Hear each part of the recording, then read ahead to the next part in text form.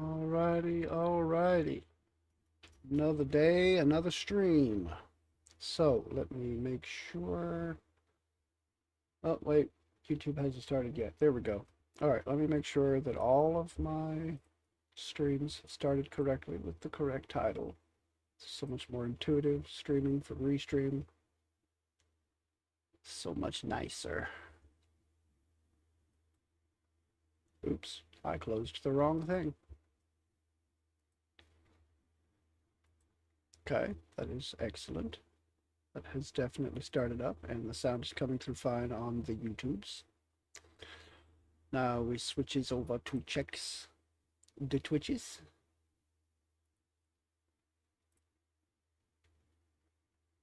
And the Twitches is lovely. Okay, so then we go back. I'm going to pause it here. Oh, I should probably not have gone back before I got the link. Probably a good thing if I didn't do that. All right, that link goes there. Then we go back to the YouTubes and grab this link. Because I don't want to neglect to put up my advertisements this evening. So there's advertisement number 1. Advertisement number 2. Advertisement number 3. Scroll down here to put up advertisement number 4. Lovely, lovely. It is quite lovely.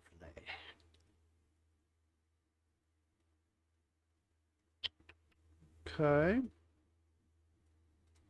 That's good, that's good. So all that's done, I should be able to close, well, maybe, yeah, I'll close it. Doesn't completely close it, but I'll close it down that way. Save a little bit of resources, I think. Then we go to the medias of social. Post it there. And we post it there. Okay, those are good. Good, and done. Layer up. Well, I'm not going to need to layer up chats. I need to grab my phone. Yeah.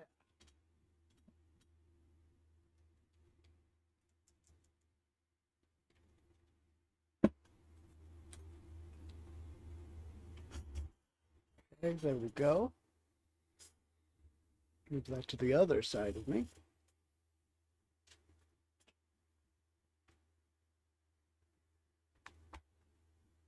So that I can put this down right there.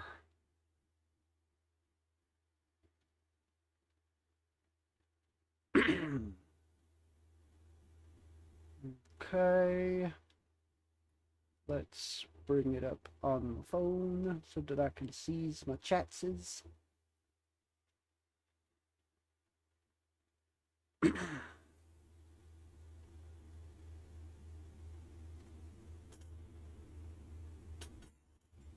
kind of weird. Apparently the current Google theme makes Google look like Giggle.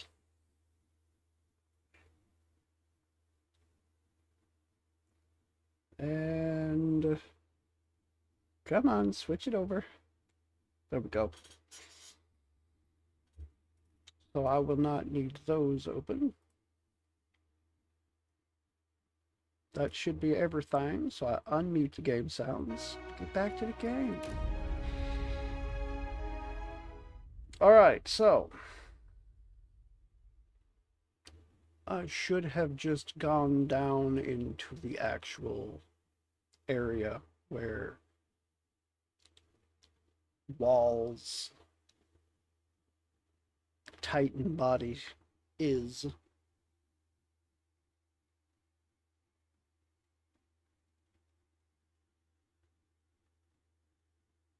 See exactly what this DLC is all about, shall we? Hey, Jack.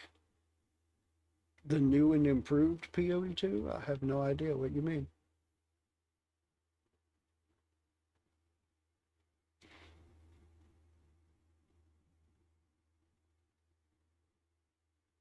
What's new and improved about it?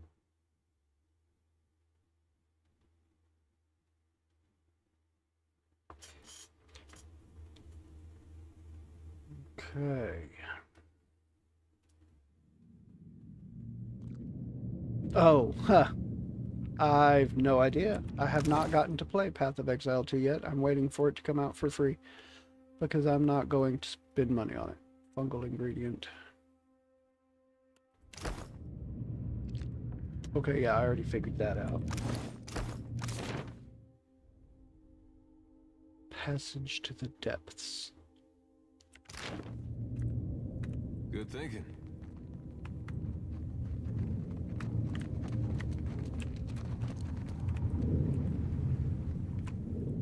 I can be quiet if you can. How is Jack tonight? Game. Do not. How may I help? Do not fight Indeed. with me. Game. Do not Why? fight with me. I will win, game. I will out-stubborn you every time. Every time. I sympathize. We're not alone. Shimmering dreams. Something I can do? Trouble. Well, I'll work on taking these out. Directly. The Bowels Alchemist. Oof. Sleep, rinse, and repeat. Right. The never-ending cycle of work, work, work. Alright, let's see what happens. What do? Oh, crap. They didn't give two shits that I wasn't prepared yet. Or did they? I'll teach you a lesson.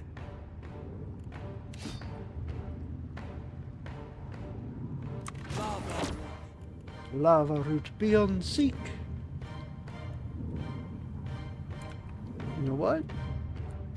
That will do, I say. Did you kill that? 'Cause there were 3 of them, but I know only see 2. Oh, nope, there it is. It went up top above. I mean, okay.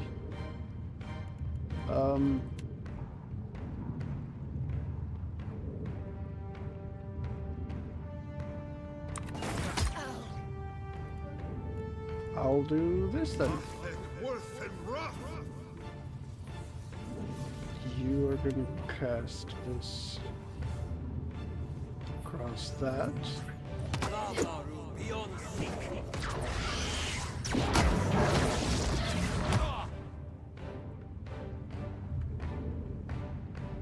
I'll teach you a lesson. I'll teach you arson.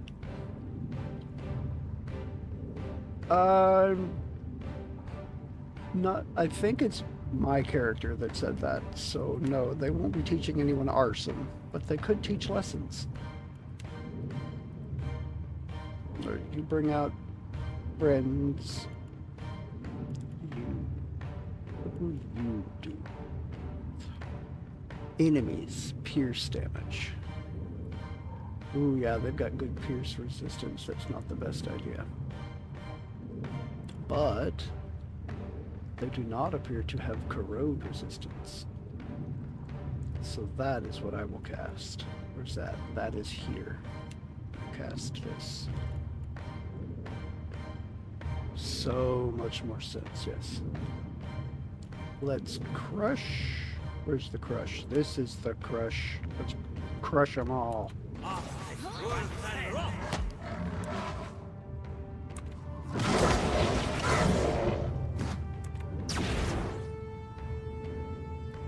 Okay, all of you. AI. Attack as you will, whatever you please. Follow your nose, wherever it goes.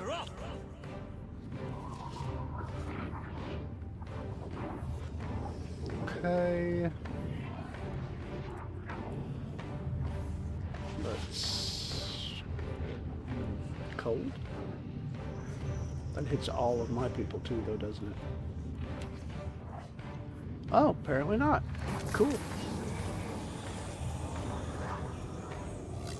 Bop, bop, bop, bop, bop, bop, bop, bop, bop, Show 'em bop. how it's done.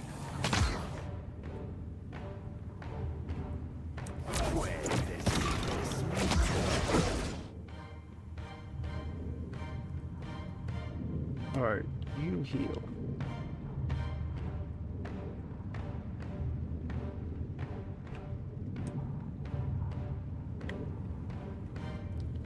You.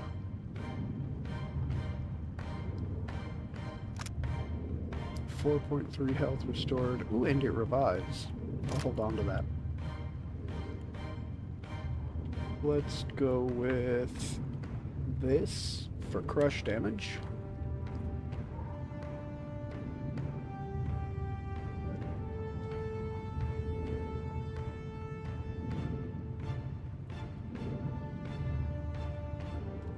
Shoti. I'll have you put down some healing.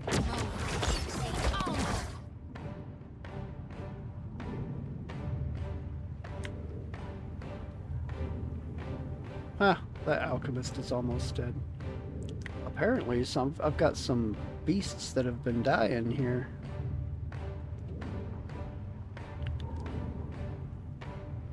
Oh, nope, that was a skeleton.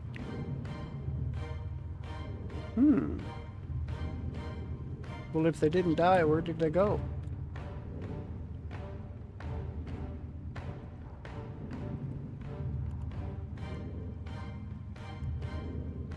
I do not know.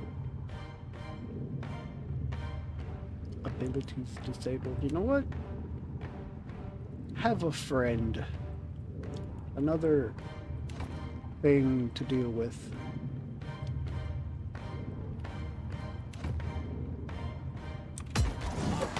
I'll shoot something. Ah, there they are. That's where they went.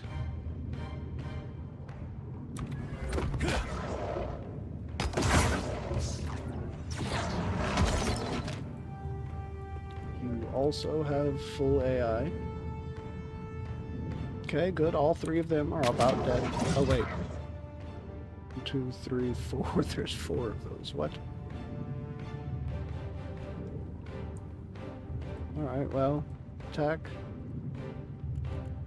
You. Let's put down big tentacles. Big tentacles. Let's have you start taking these things apart.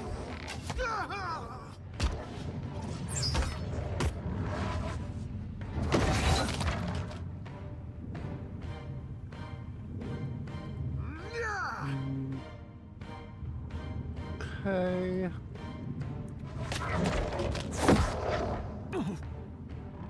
I'm on it.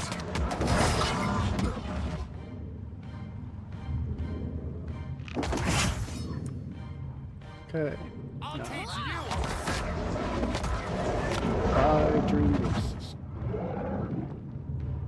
Wherever it goes. Okay then. Easy does it. Don't see why not. I don't see why not either. I got this. I got this. I don't see any obvious things that are traps through here. How may I help? You have the highest perception, so you come in here. Is there anything hidden? Does not appear to be. Antiseptic cream? Salve for what ails whale. Should not be applied to eyes. Do not ingest. Do not mix with other medicinal products. Fungal growth concerns. The fungus has intruded into the upper bowels of the 100 Vision's most glorious god form. It proves most resistant to elimination. The smaller fungal beings protect the mucus like molds on the wall, and the mold possesses its own form of defense. Further application of the antiseptic cream to the mold has proven ineffective, instead causing the cream to harden into an acid-resistant solid. Were such an admixture to somehow get introduced to the godform's bile ducts, the results would hardly be ideal.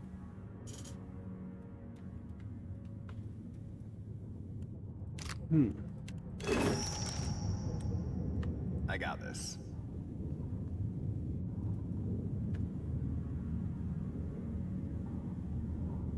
CEO of IKEA has been selected as the Prime Minister of Sweden. Well, at least he knows how to assemble his cabinet. Hey, Drew. If I could be invisible for a day, I'd go to Paris and beat up a mime. The round of applause the guy would get would be legendary.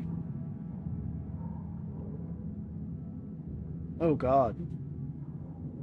That took a second to sink in. Yeah, that's... Wow. Boss told me we're going to be making the world's largest suction cup.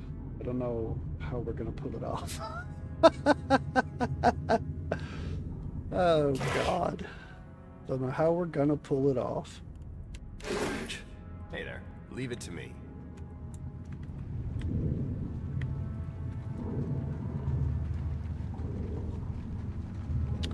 I am doing as well as can be expected. Nothing particularly gone wrong. So I count that as a win.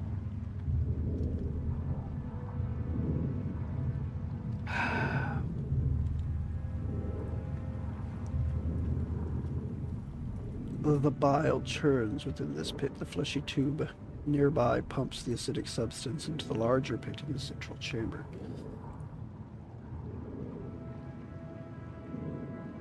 Examine the reservoir. It reeks, and the fumes burn your eyes.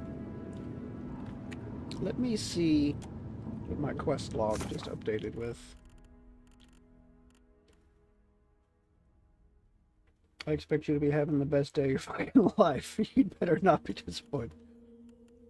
If I do, who's going to be able to do anything about it?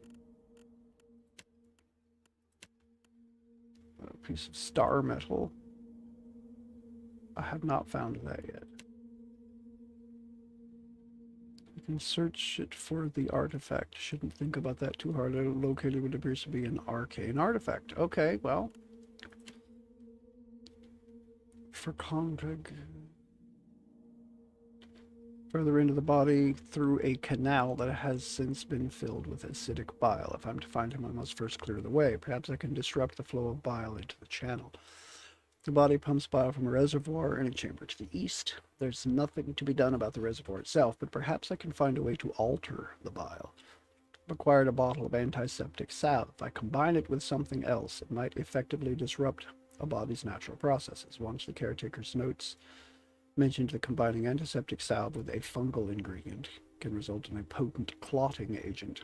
I possess both the antiseptic salve and the fungal ingredient if I add them to the reservoir. Okay. I suppose that means that that's what I'm supposed to do, so let's do it. Carefully mix the materials and dump them into the reservoir. The bile foams and bubbles before curdling into thick goo. The tube shudders and then chokes, utterly clogged.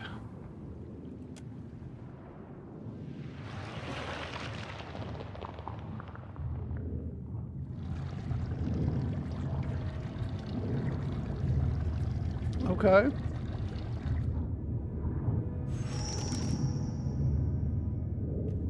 Interesting. I'm gonna call up Potato Shack and be like, take the garlic chicken potato off your menu stat. Oh God, no, I'll beat you. I'll beat you with the nearest pool noodle.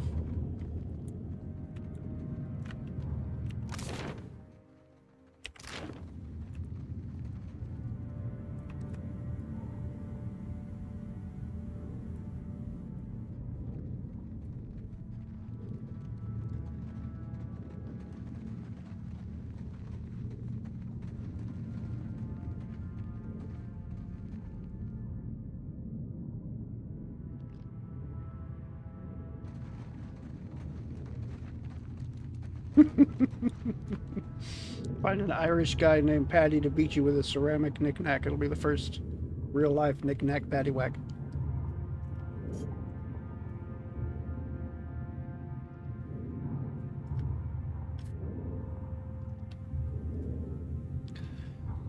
Seriously? It's always difficult to tell with you. I'm not sure if that's true or not now.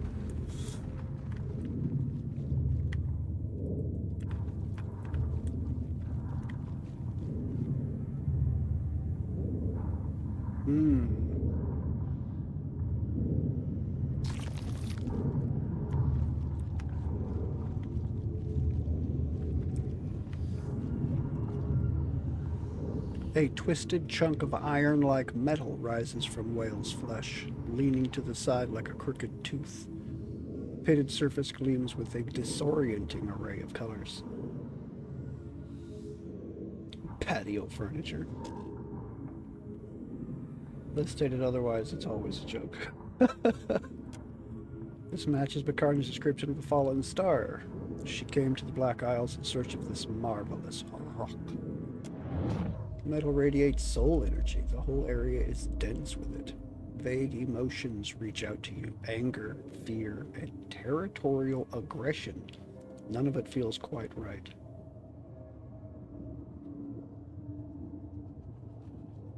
Step closer. The metal shimmers faintly, responding to your presence. A set of moist black eyes peer out of the depths of your pack. It's gift wrapper. She's trembling.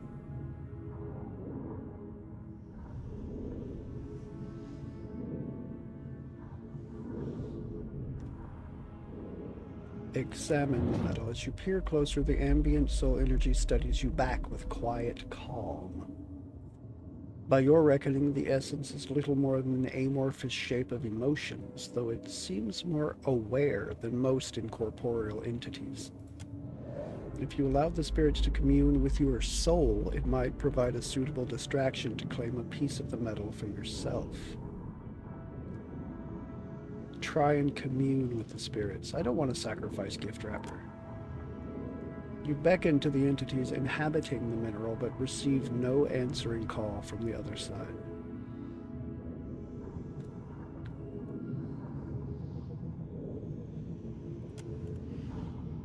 All right. I'm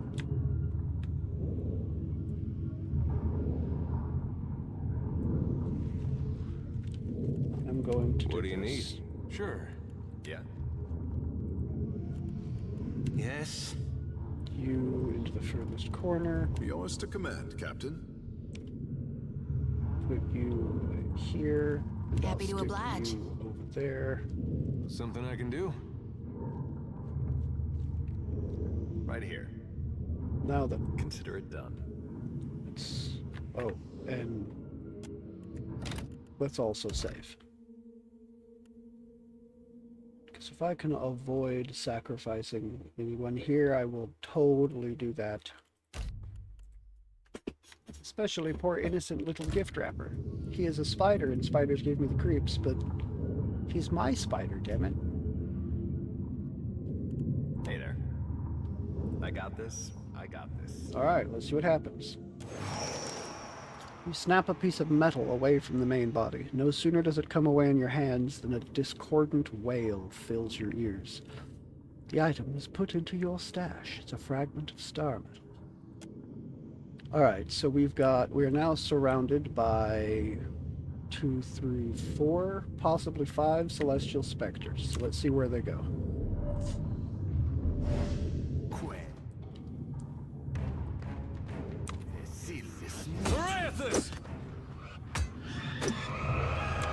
Good, good, good, good, good.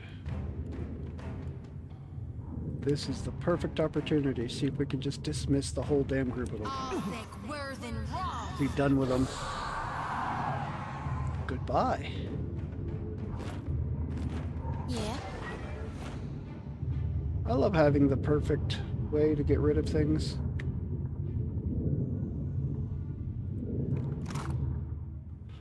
Black pearl, sapphire, 2 Adrabon, and a ruby. Okay. What now? So that's the celestial rock that Vikarna wanted. Slippery as an eel.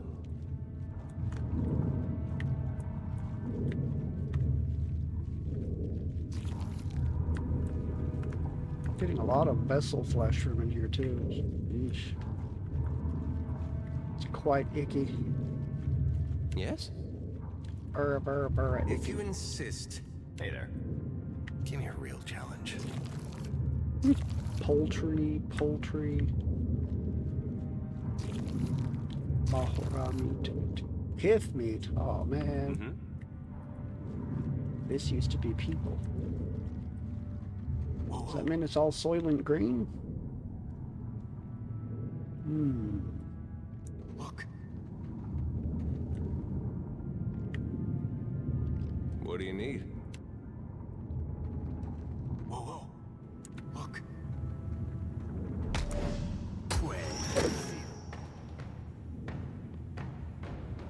Okay, so there's 4 observers here.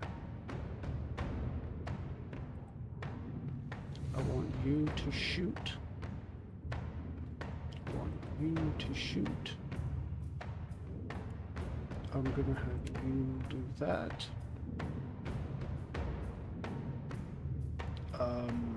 Move forward.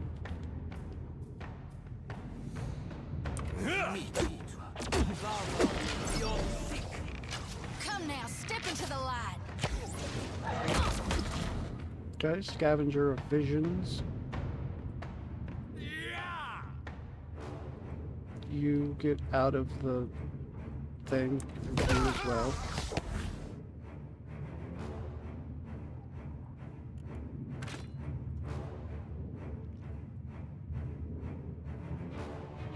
Scavenger of visions. I'm going to put this right there. Hit me again and I'll hit you back. Okay, you are going to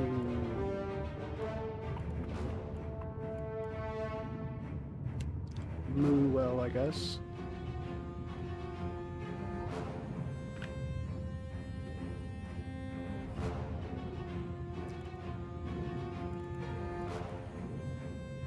Actually, Glory be to God. holy crap. Alright, let's get some people the hell out of here, huh?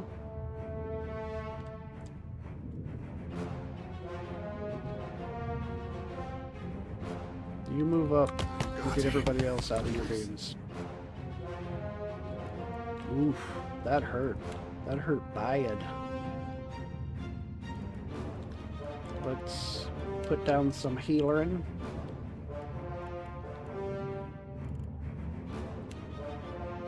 You're perfectly capable of doing that.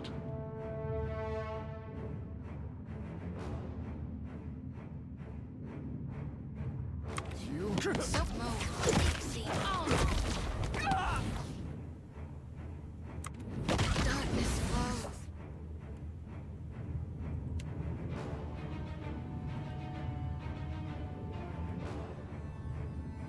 A brief setback. Shoot. I want you to do this, and you are going to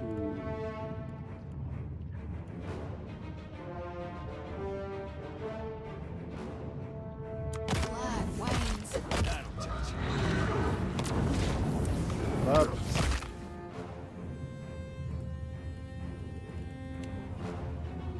See if I can knock him out of that.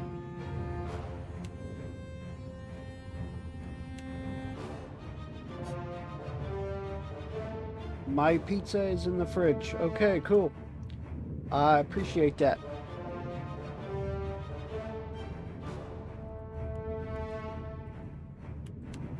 Let's do that. I moved you up so that you could do this. I want you attacking Show 'em how him. it's done. And you are going to move up to there.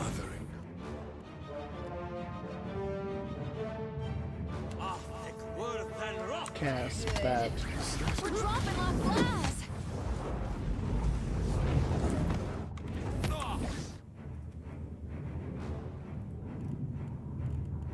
You probably not going to get to do that in time, are you? You are at 8. Oh, you didn't do your summon. I really do want you to do that. You.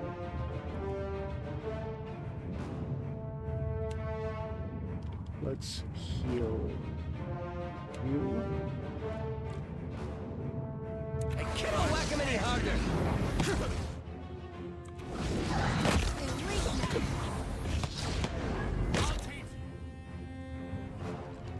All of you, please get in there and attack somebody.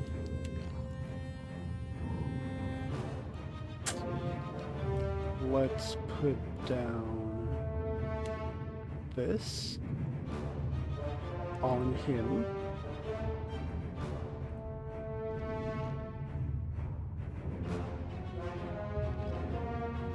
You are going to attack that.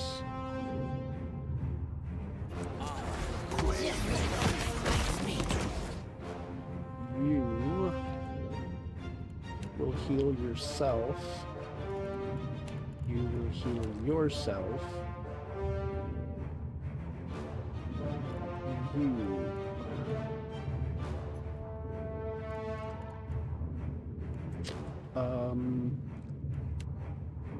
Put one of these in the middle there. Stuck in the middle with you.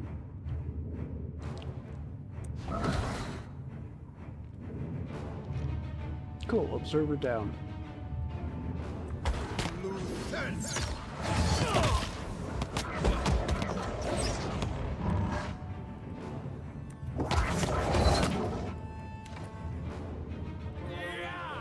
Shoot. You are gonna go to that. Don't see every day.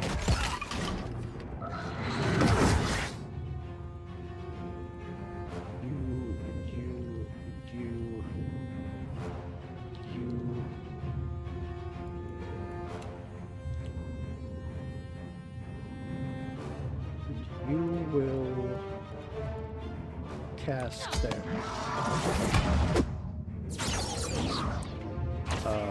Hello? Hit it, please. Yay! Things died and they weren't all me.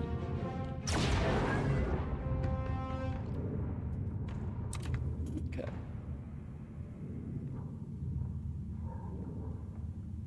And you got me a prize. Making my way through Arkham Asylum for the first time since launch. Ooh, I haven't played that in a while. Forgotten much of the game, but also Batman is like super nerfed compared to future games. Oh, completely. But it's still impressive how fluidly, like I love the way he fluidly flows from one enemy to the next in his attack combos. The way they did that in that game is absolutely gorgeous. And it feels so satisfying. How much longer till you pillar yourself through eternity, or whatever the plot is? Eternities. Damn right. Through eternities. I thought I was the only one that did that.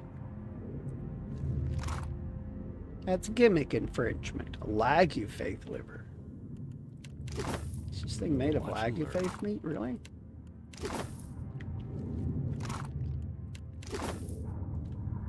Polyp, that one's nearly destroyed.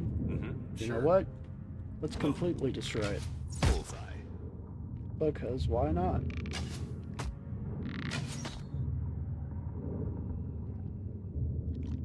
Are you gonna keep shooting? There you go.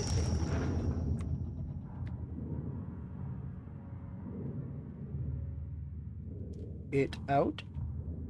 Did I miss a message in there somewhere?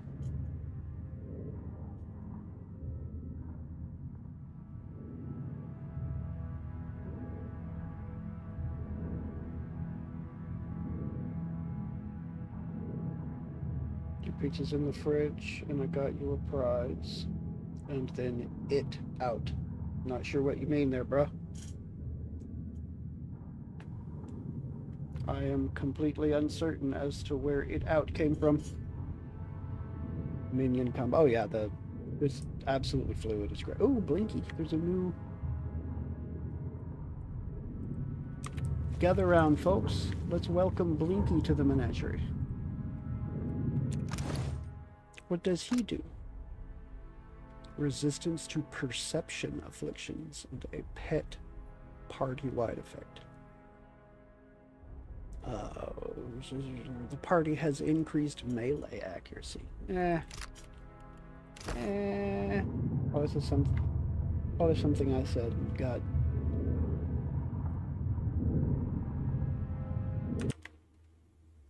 Well, let me see.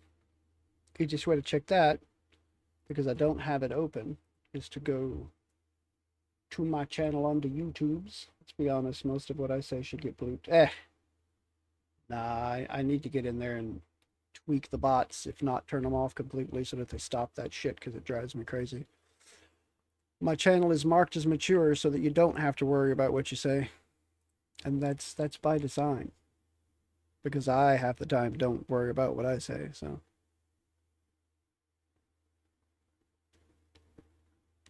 Worry about what I say, so. And now worry about what I say is probably echoing through my stream, but it'll stop in a second, hopefully. Wife accused me Let's be honest, most of his wife accused me of stealing her thesaurus. Not only was I shocked, I was appalled, aghast, and dismayed. So pissed. I bought a salad from a mama and papa store, and all the leaves are brown. And the sky is gray. Were you out for a walk on a winter's day?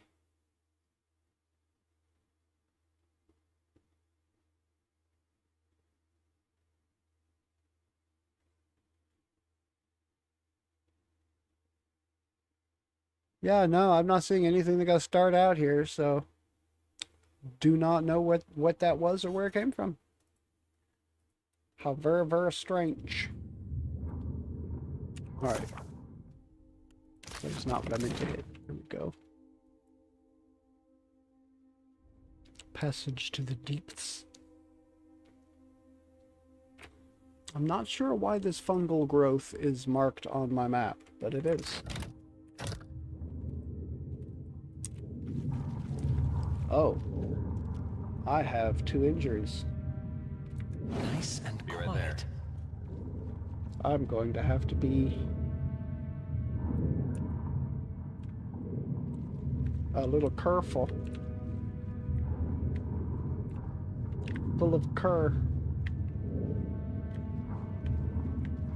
The fool of cur.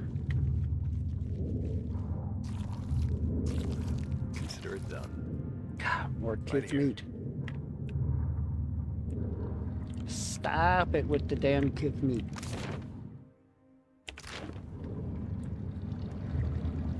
Okay, I have turned off 2 of them. Leave it to me. Let's see what we've got hiding out over here.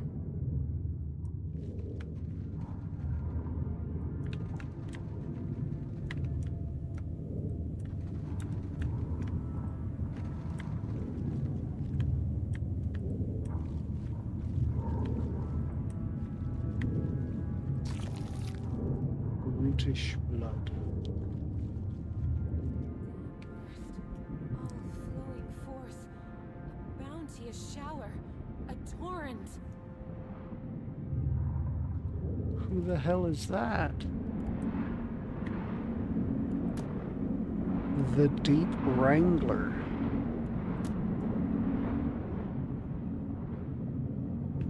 I'm gonna save here, just in case I die.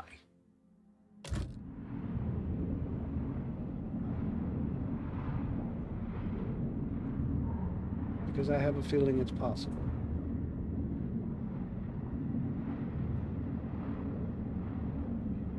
Hold on, I got something. I think it's the very edge of a fingernail that's starting to peel away and it's driving me insane.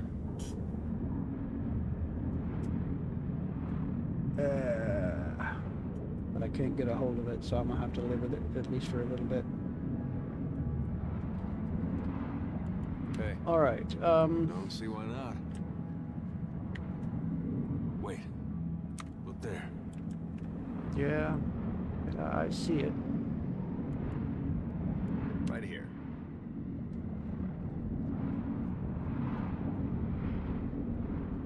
Hey.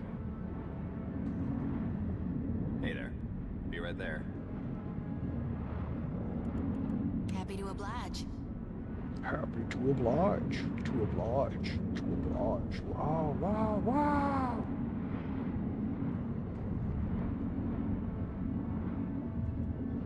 Something I can do. All right, I'm going to dive in on this person. Trouble.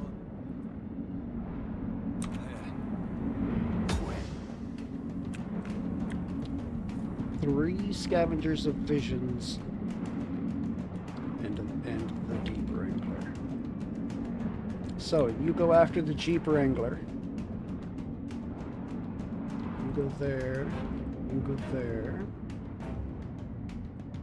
You go Slavia.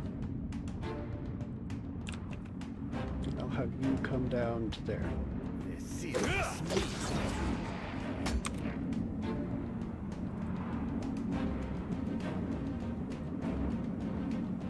Okay. Now then. Symbol of Aothus. Any spirit or vessel creatures.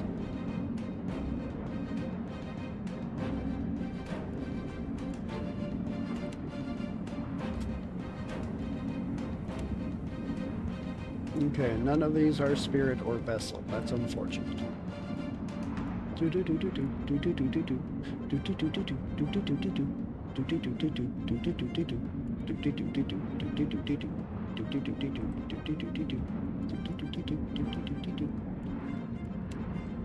I'm gonna bring in a bunch of weapons to fight.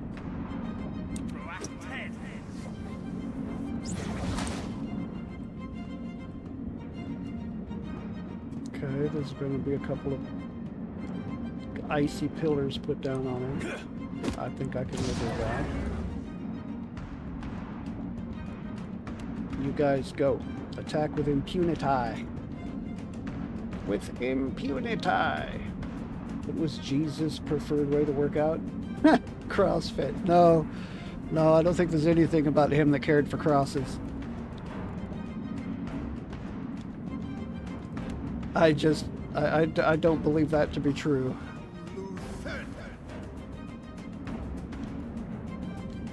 Shield of the Faithful. Let's put down this.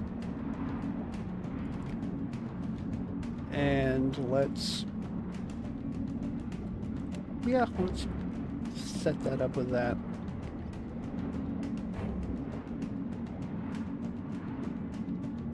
Show them how it's done. And I'm gonna shoot this guy. That was a good way to die. Cool. 4 Scavengers of Visions already down.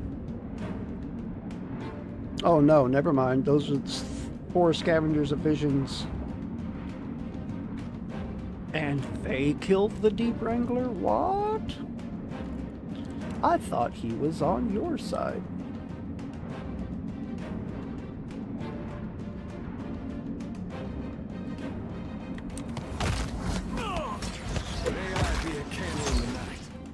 You get full AI. I'll teach You're you a shooting. lesson. You get full AI. you shoot that. I'm gonna cast this across the group here. And Takehu, let's have you move in. Don't whack him any harder.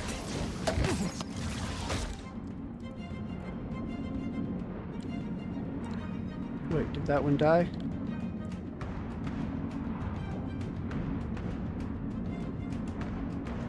No, it didn't. Oh, no, it moved up. That's exactly what happened to it. It's up there now. But that's cool. That order's too tall. You and you continue to whack that guy. You will help them.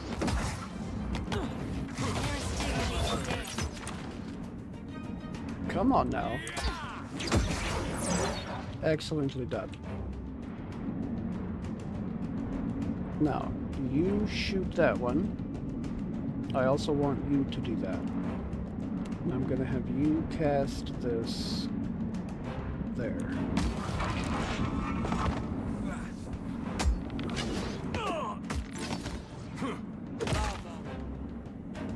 This is Takehu, so we'll move him up to there. And have him do that. Because they are not... Oh wait, no, they are lightning resistant, aren't they? I need either cold or corrosive. Crushing should... No. Cold, corrosive, or piercing.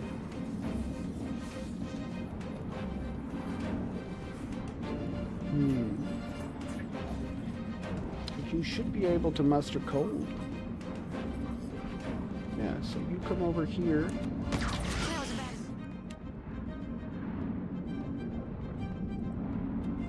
You're going to do that.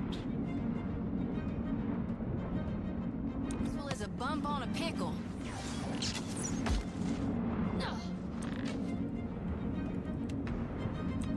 What do you think you're doing? You're not getting away from that. Alof. Bring out another friend. Yes, Captain.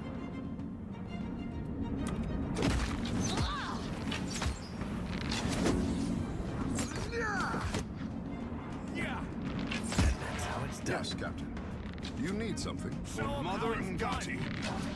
For Mother Ngati. Okay. Touche. Least preferred way, right? Gotta say though, after 100% Arkham City and Night multiple times, Arkham Asylum is easy mode. I mean, I think one of, if not the hardest part about 100%ing those games is just finding all the damn Riddler stuff. Some of those things are almost too well hidden.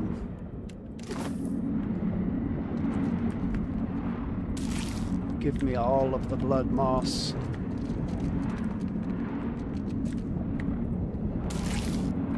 Let's take a look. Yes? For I shall take them.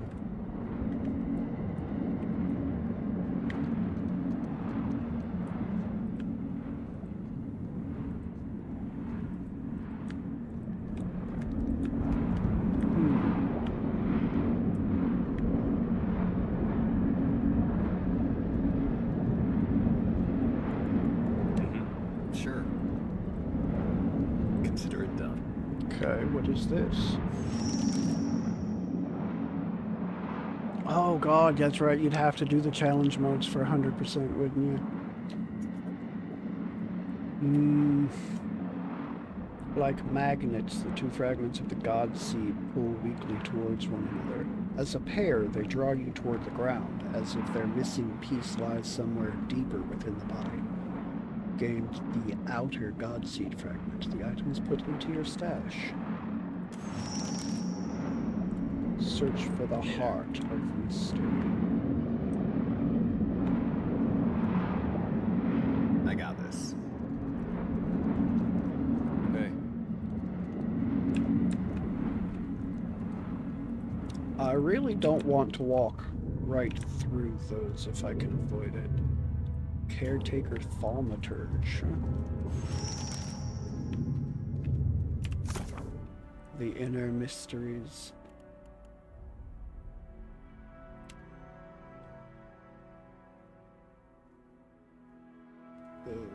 Says balloons are nothing to be done. Perhaps I can find a way to alter the bio. Neutralized the giant eyeball.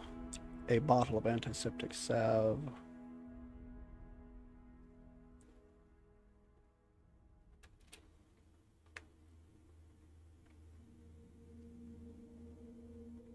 Found a large and very resilient conduit pumping bile into the central channel. Perhaps we can find a way to destroy it.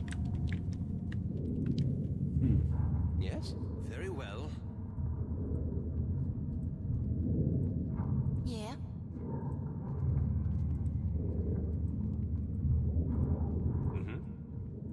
Wonder if I can get through here. Woo! I can barely. What say?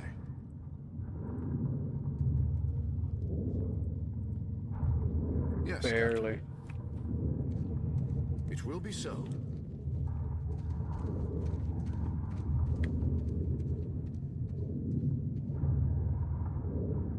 One of the challenge mode score ones are fucked.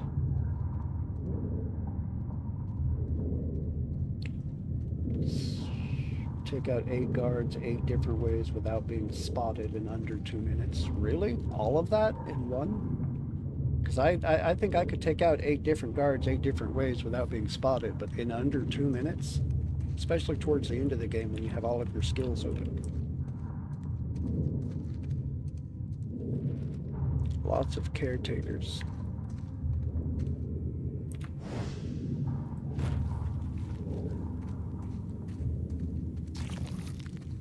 Reptilian blood. Thaumaturge, Spellblade, Spellblade, Spellblade.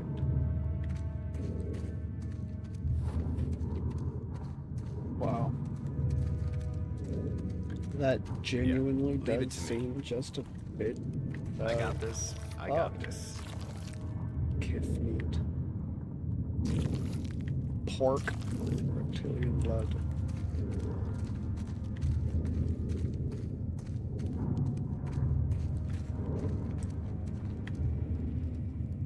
How may I help? All right.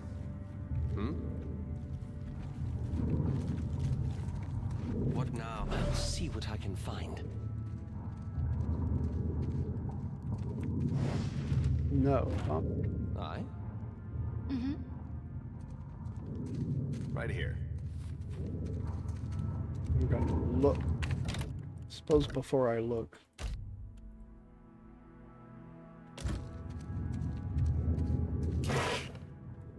Alchemical charge, clearing the southeast tunnels.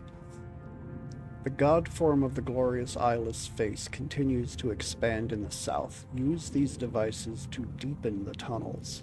Do so before the god form fills them, lest you harm their magnificent creation.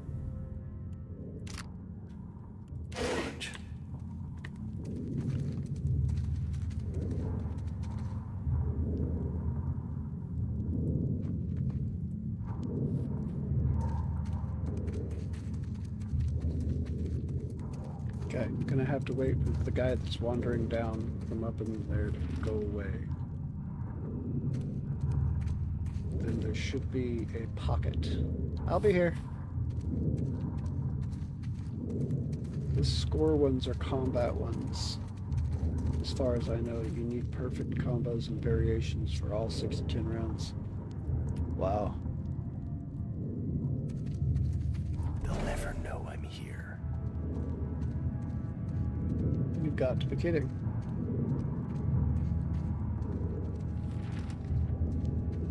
People scatter.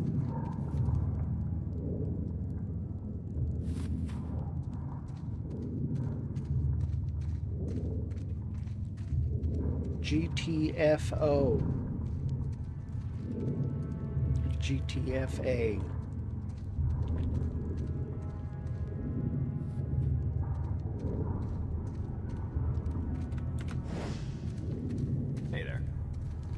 what?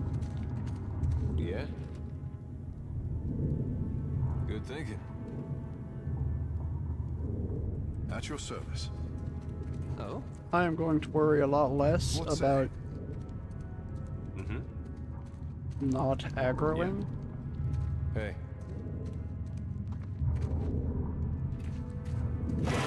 And a lot more about just taking people out. I don't mind being caught stealing.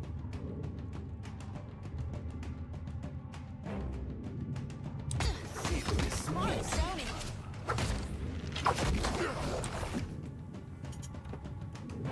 Alright. Out there.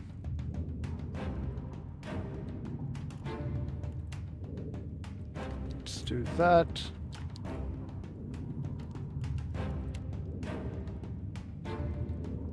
Let's do that. That hardly seems fair. Leave the scar. Whoever withers on. Oh! I didn't even realize that I was taking that much damage, but apparently I was.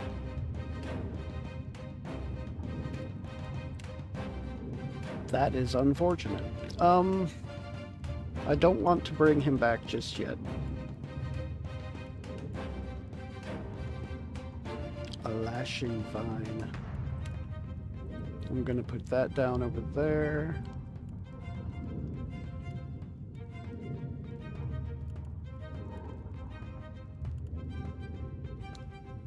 You do not have any particular resistances, so I'm going to do this across you.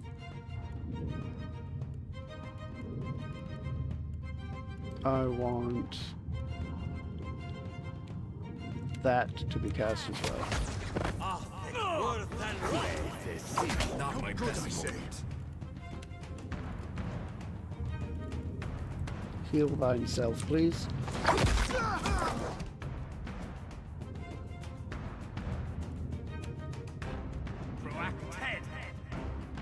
You are perfectly free to just do that. I'm going to cast a heal across the group.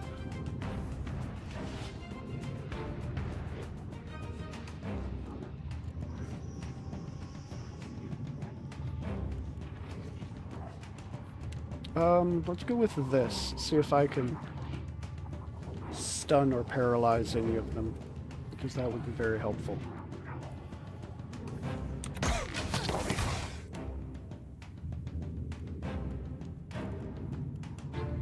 Let's drink.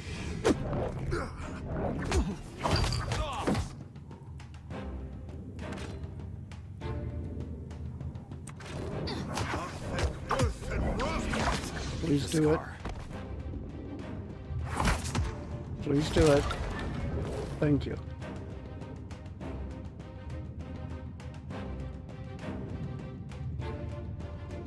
Everybody back here, attack this guy.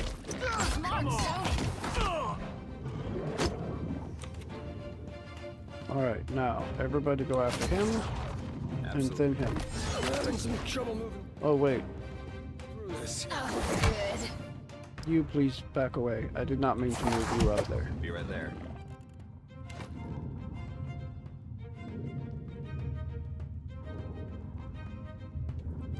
Let's have you do this. Need something stronger. I'll be fine, really.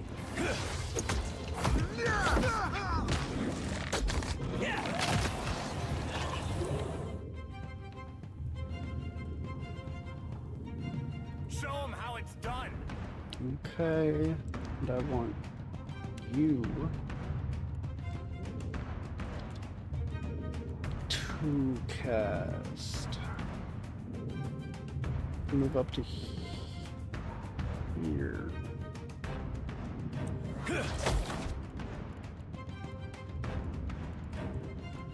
And put down this.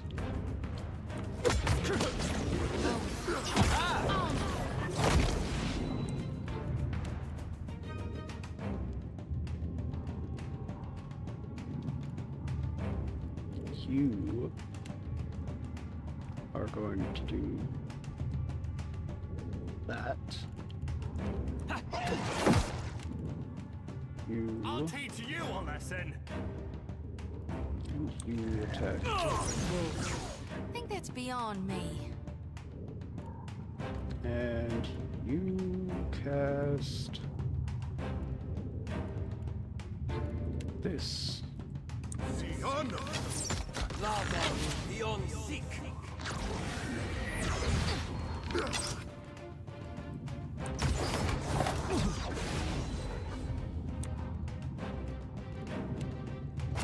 Hey, stay behind me. Hey, Bye.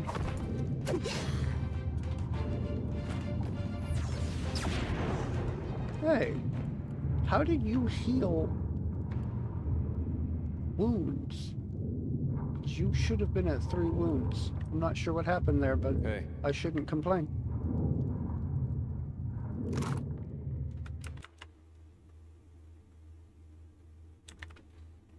Boa Viciana.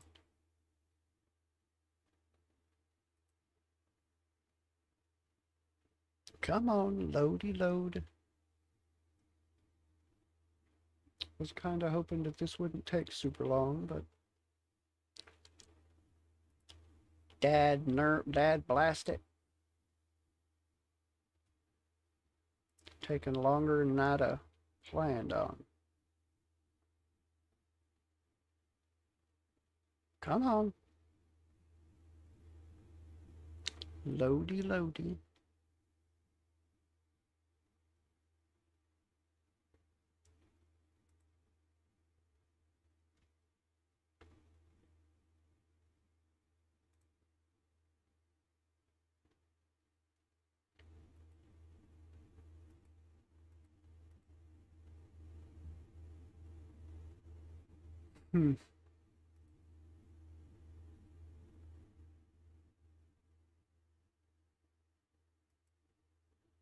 Okay, that's a little odd that it's not loading in.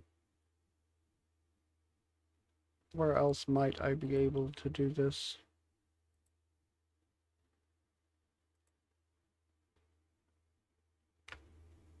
That did not purge the message. Oh, it is no longer on the list. Good. Maybe it did purge the message. That's good.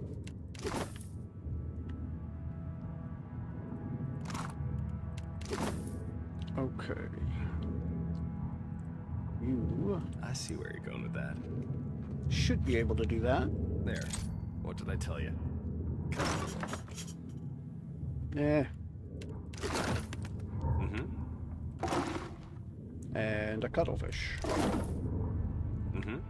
I got this. A fish of cuddles.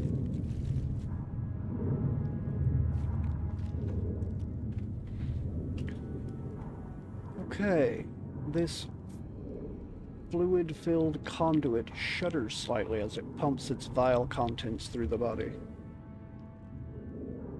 Examine the conduit. Thick muscles tremor and contract. The canal seems to flow toward the pit of bile to the northeast. Let's see. Strike it. Conduit spasms beneath your blow before bouncing back into shape. Place the alchemical charge and run for cover.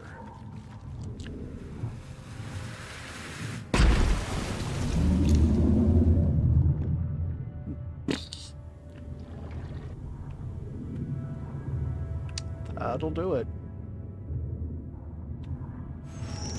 Yeah. Sure.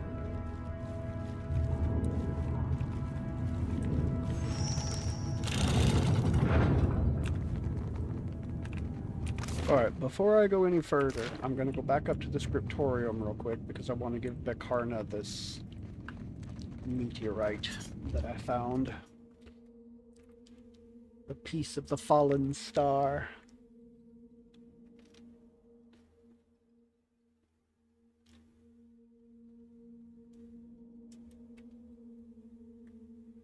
Just in case I get something interesting out of it.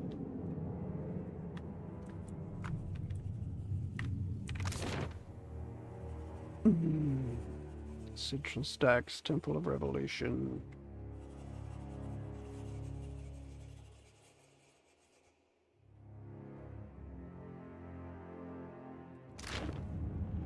I think it's this way.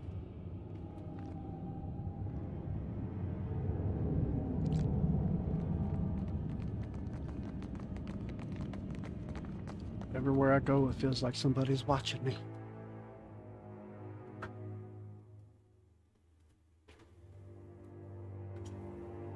The Illers of P-ternity.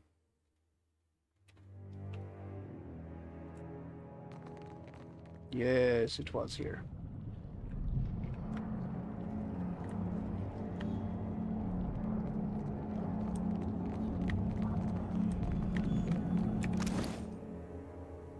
Wait a minute. Why do I feel like there's something I'm forgetting about? Why do you have no quick items? That doesn't seem right. Well, that ain't right.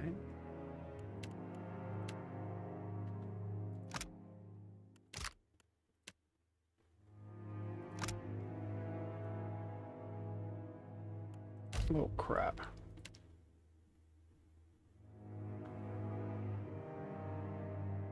Empower 5 abilities.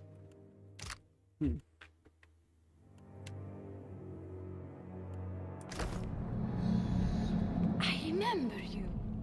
Give her star metal. Will this work as a celestial catalyst? Bakarna gingerly accepts the rock, turning it over to study its pitted surface. Her eyes are wide. She doesn't tremble in the slightest. This is the one. Stand back, Watcher. I have waited so long for this moment. Not even gratitude will slow me down. Steeling herself, Bakarna spreads her feet apart and raises her wand to the sky.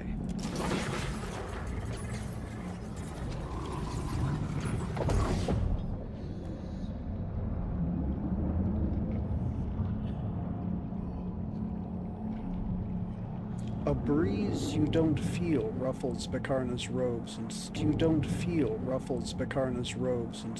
her hair. She opens her eyes and a smile slowly forms on her lips. A moment, Watcher. I doubt I could forget the words if I lived to be 1,000, but let me write them down where they belong. She flips open her grimoire and begins to pen some runes in a sweeping, elegant script. There. Bakarna's Midnight Daydream. Not a bad ring to it, huh? She folds the book shut and sighs. Keep this as a memento, my friend. They belong. A nice statement piece for the dinner table. That hum of power is relaxing in the palm of your hand, no? She flips open her grimoire and begins to pen.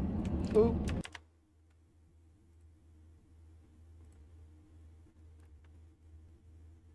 Stop that. That's why I don't have that open in the background, because it randomly unpauses and it irritates the crap out of me.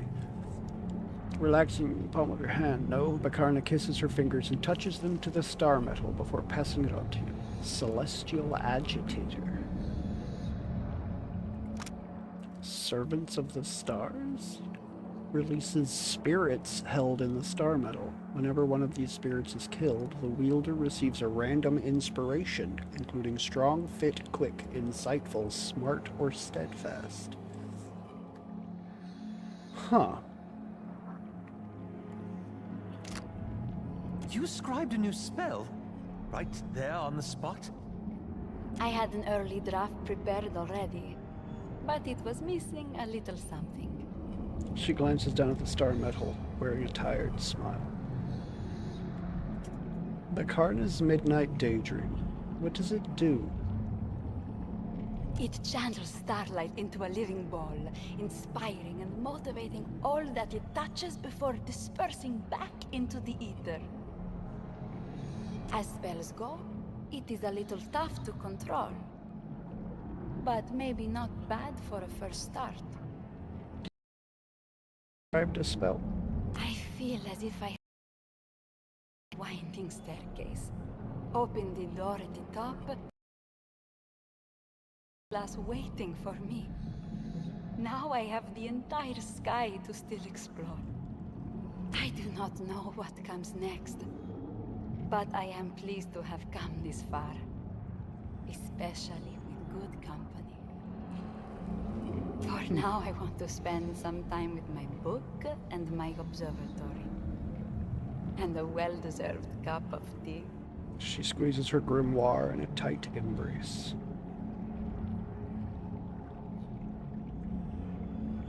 Well, I didn't help you for souvenirs. I want a copy of that spell. As you say. The Karna holds your gaze and nods. I happened upon this friendly-looking book while you were out looking for the star metal. And here there is a blank page, like it was waiting for us. She winks up at you. May you do great things with it. Ooh, she passes you the grimoire and blushes. You've gained Celestial Grimoire. Okay. Thanks to you, I have remembered much, and learned more than I could ever forget. A Grasimer Watcher. This would have been extremely unlikely without good friends. Okay. The Karna spares you a brief smile before flipping open her grimoire to study the word she wrote. Okay. Celestial Grimoire. Fleet food. Lingrath's displaced image. Arkamir's brilliant departure. The Karna's midnight daydream. Allied target and 3 jump targets. Random effect. A bolt of celestial energies bounces between allies, granting them random inspirations. For 12 seconds. I mean, I have it, but I probably won't be using it. Yeah, But I have it. I got this.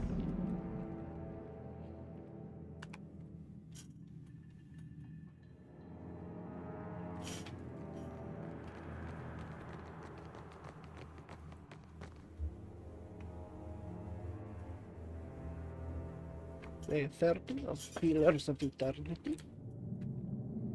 Of Pillars of Eternity. Eternity.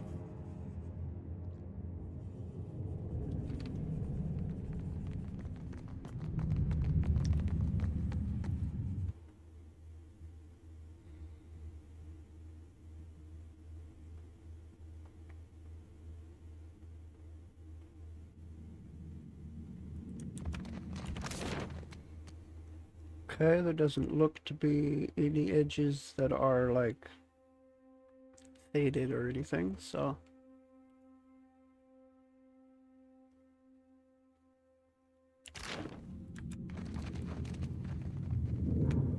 come up here, toss down a cheeky little save.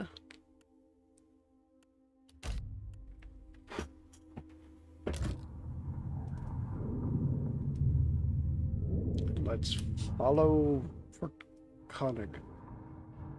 The shaft descends into the depths of Whale's misshapen body. Though the acidic scent of bile plagues the chamber, the canal seems safe enough to descend. For the moment. Descend into the duct. The smooth sides of the shaft remain slick with bile as it descends for as far as you can see. You doubt there's any climbing back up this hole. It's a one-way trip into the very core of Wile's body. Let's do it. Despite every attempt to lower yourself carefully down the drainage duct, your hand slips out from under you and you lose your footing. You plummet through the vile darkness. A pale red light expands before you.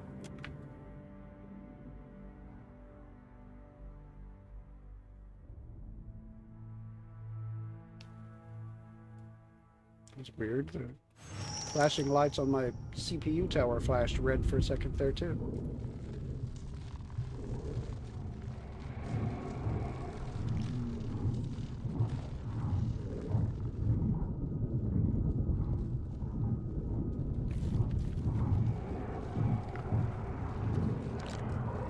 You recognize the familiar robes of Farkonlik as he watched his back to you, arms outstretched to either side as he channels the incredible reserves of ambient essence at the heart of Wile's Titan.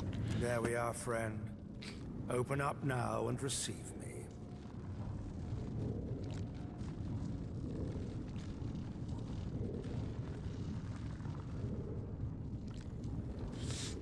Are you trying to get us all killed? The Archmage spins on you, unmasked. The elf's features seem only half smeared away, as if by the hand of a sculptor.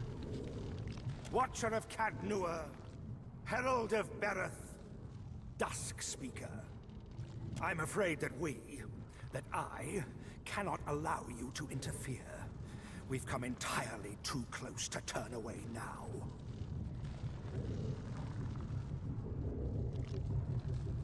You're close to what exactly? What are you trying to accomplish? Communion. Like a leaf held to a flame, his smile curls at both ends. Communion. All of the knowledge in these halls, all of the memories, it all descends, flowing into this titanic form. The me, too, that we were before. I feel it there, pulsing like a heart. We can help you, Farconleg, but not if you lose yourself. It's your story that ends here, I'm afraid. And none shall remember it.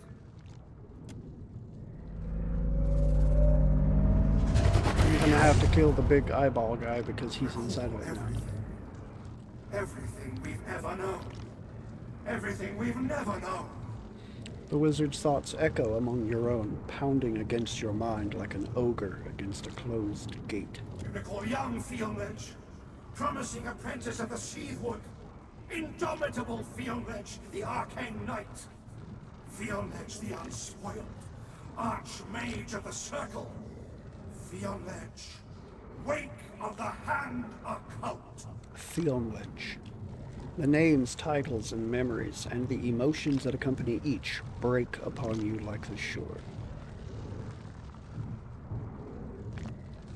Oh, you're that Fionledge. Why didn't you say so before? The entity's huge central eye swivels in its socket to focus on you. The pupil dilates, drinking you in. You know our work. Strange. This is a forgotten place. A sanctum for lost things. Tell us, interloper, what do you recall?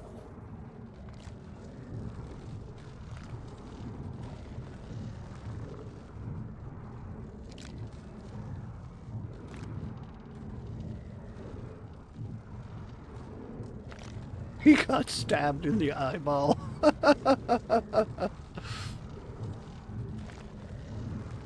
He wore a mask. The oracle's eye stalks quiver as concentrated frustration washes over you. All knew us for the spells that bore our name, if nothing else. Fionledge's wall of flames. Fionledge's wall of many colors. Fionledge's pristine barrier. His transformation has done little for his stability of mind.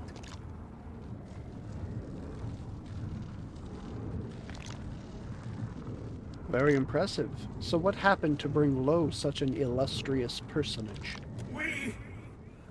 I joined the Hand Occult, served well faithfully, and became initiated into ever deeper circles of revelation.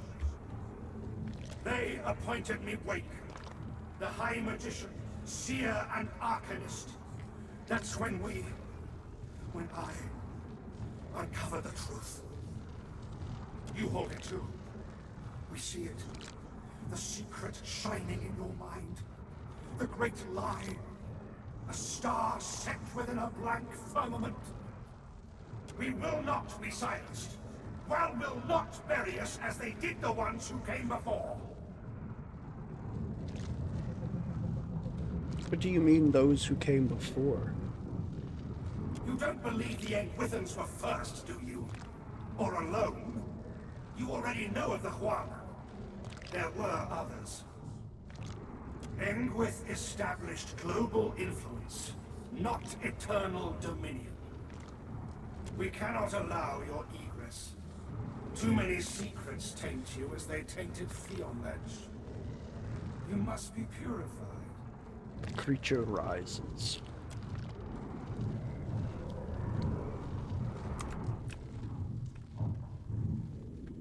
Well, The Oracle of Whale.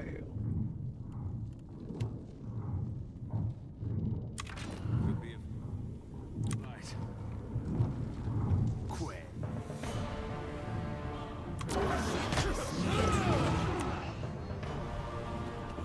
Scavenger of Visions.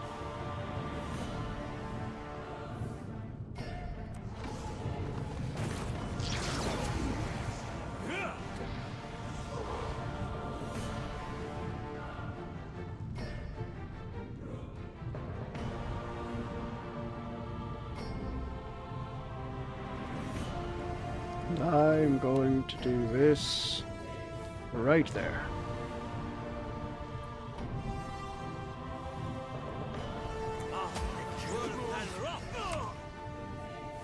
Oh no, get out of there. You also should probably move. Show them how it's done.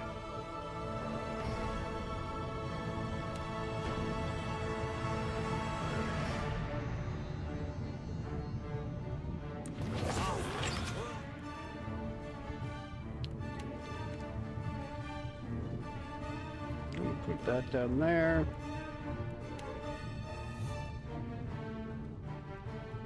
And then I'm going to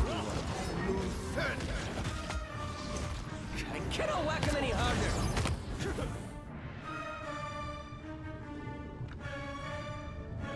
Whoa, what?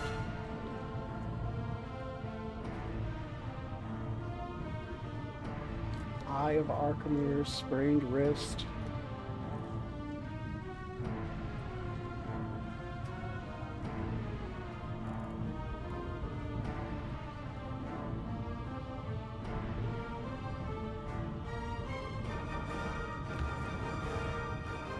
Are you... Ah, okay. You will have full AI. You have paralyzed him. That's not great.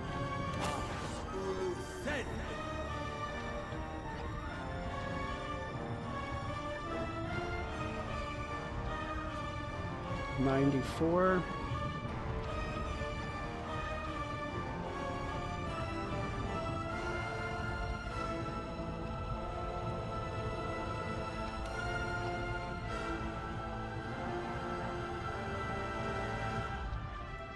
Door of Faith withdrawal. Yeah, that's probably the best use of this spell.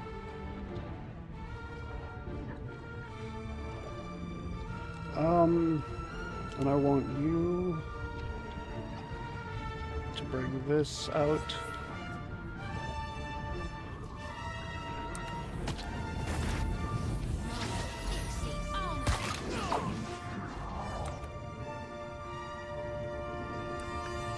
Arcane Channel?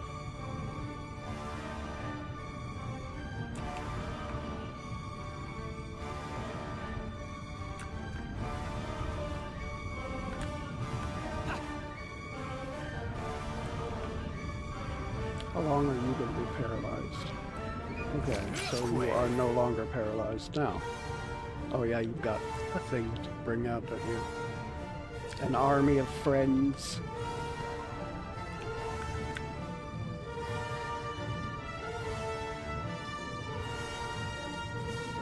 Artery polyps.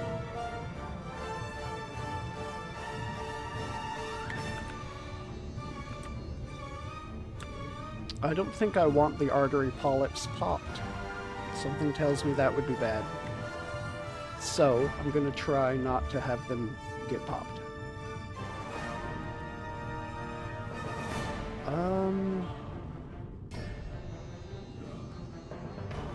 No slashing, but you have resistance to all elements. So I need slashing damage or raw damage.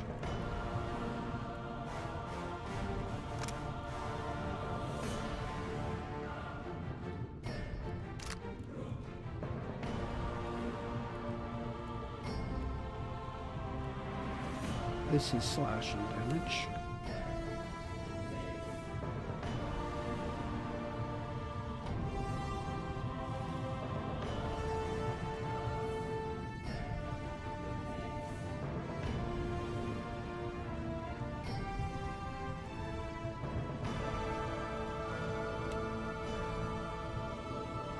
bring out one of those as well.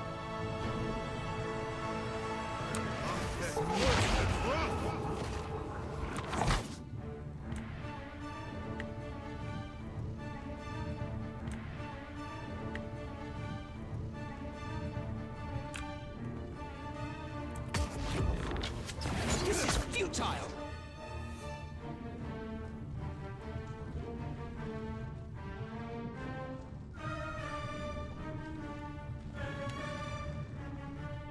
Okay.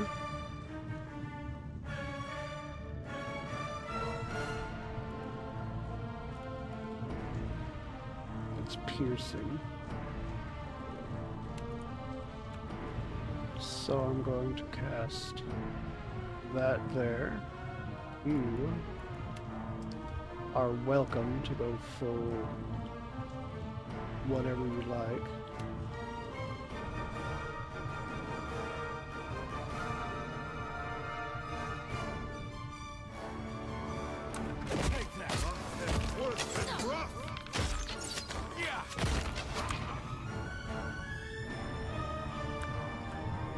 I want all of you to attack those.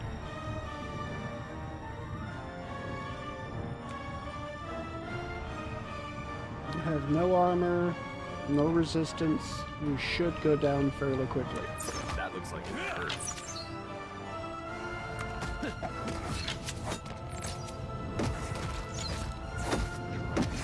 That's not very helpful. Okay, good.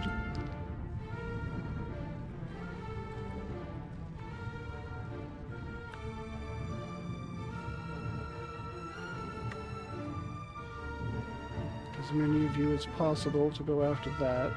I'll have you two go after this one. Smart, Stony! This is futile!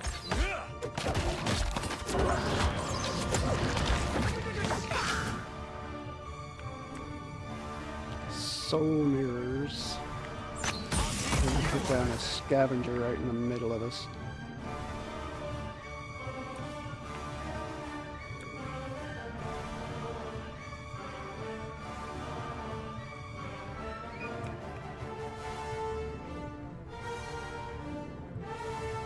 You two go after that.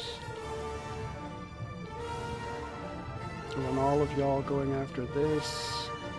You two going after that one.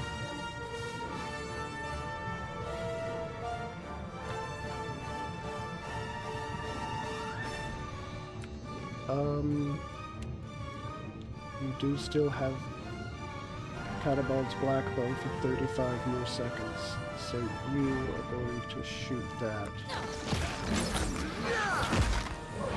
Let's hire it out! That's not very helpful.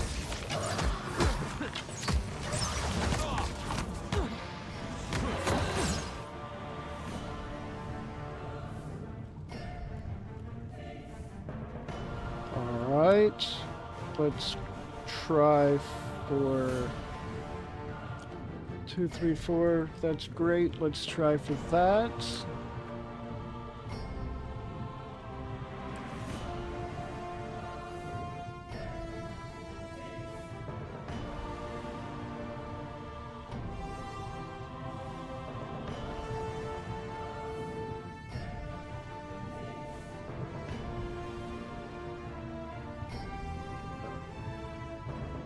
Yes, you continue to shoot that. Let's have you move out of the way there.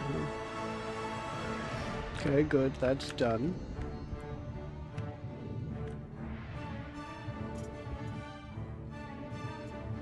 Crap, I've got our writhing tentacles going after those. The soul mirrors are also.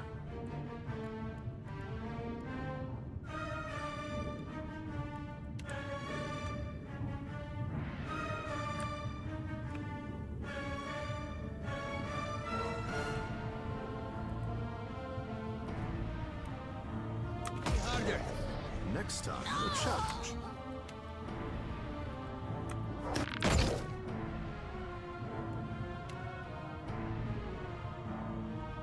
I am huge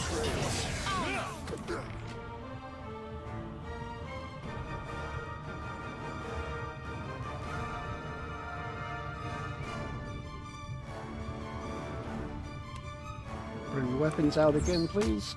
Smells about as useful as a bump on a pickle. Oh, crap. Got it. Misclicked. I did not mean to do that.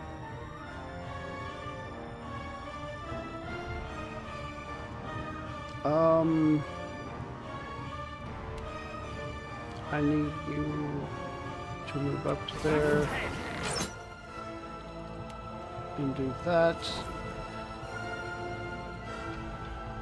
Let's have you move into the middle of this group. And do this. You all full AI, but I would like you to attack that.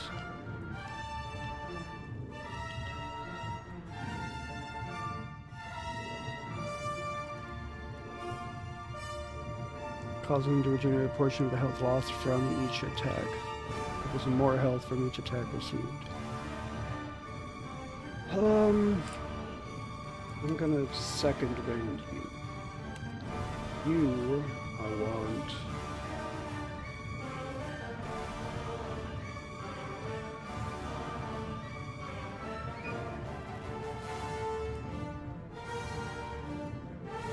To cast this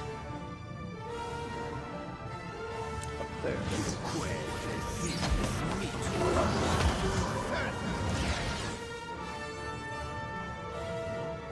Would like you to have that back. You two, please finish that guy off. Lovely. You can go after that. Nuh-uh, didn't work. You. Full AI.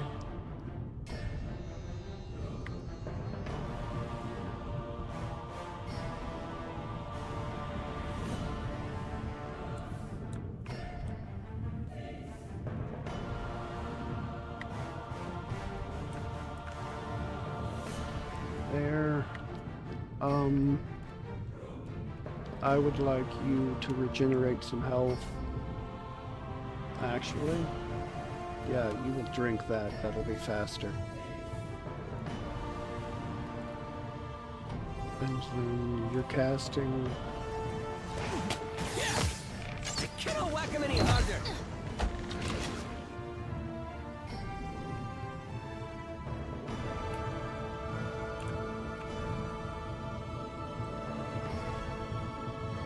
To Kehu, I want you to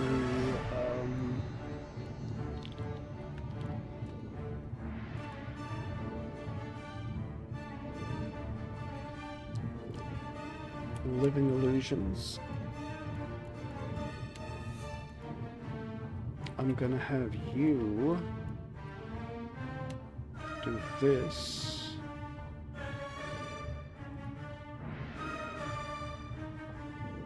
I'll teach you a lesson. Mad dog won't hunt.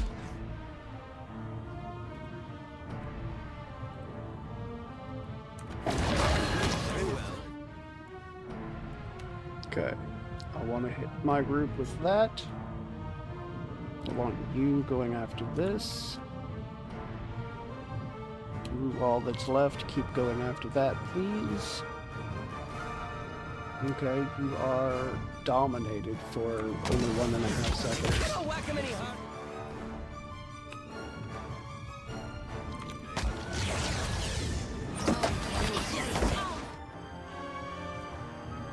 Okay, good. Living Illusion killed the Scavenger of Illusions. That's good, that's good. Not sure. Oh, the Living Illusions. Okay, yeah, that's great. Takehu, I want you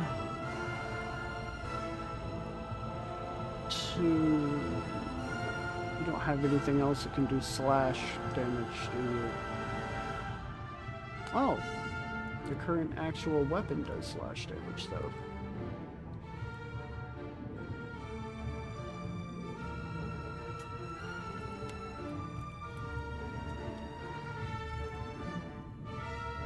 I'm going to empower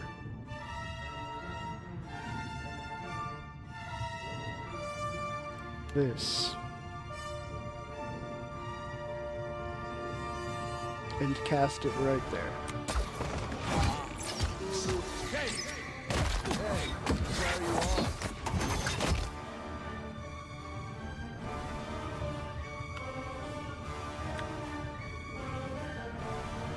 Okay, so 2 soul mirrors and another one of these damn things just popped up.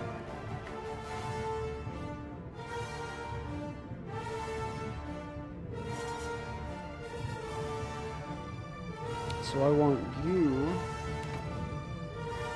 to shoot a soul mirror. I want you to shoot a soul mirror. And I want you shooting a scavenger of illusions.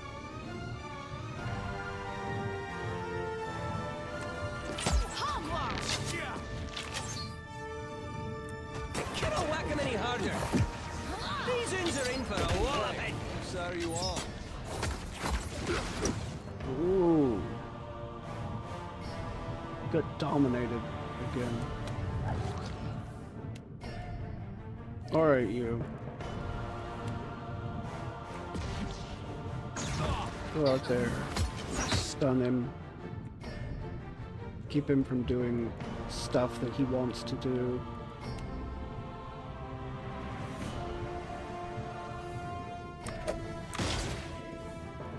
You heal. You heal.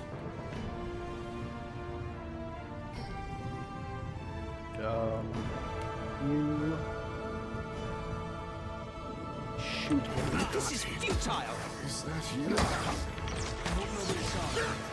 Damn it, Takehu's down. You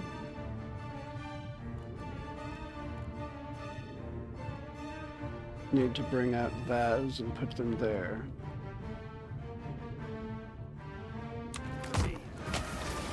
Not my best hope.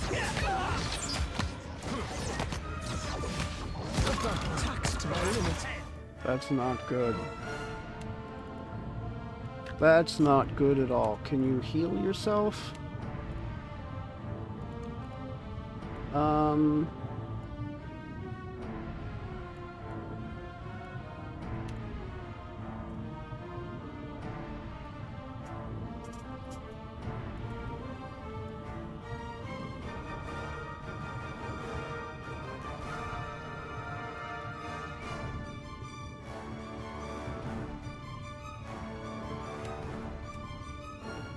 Try drinking.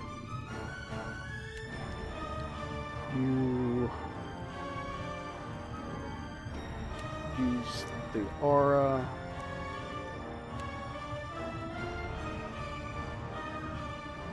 You're probably gonna die.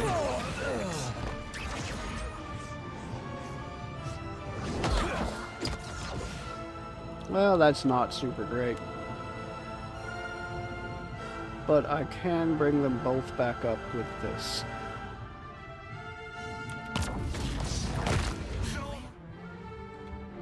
You are all full AI.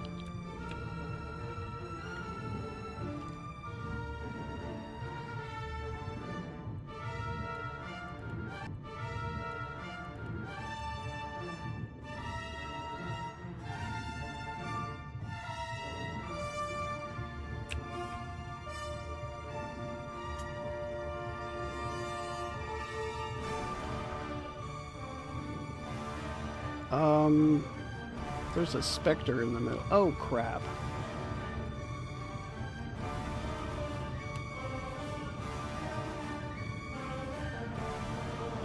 Do that.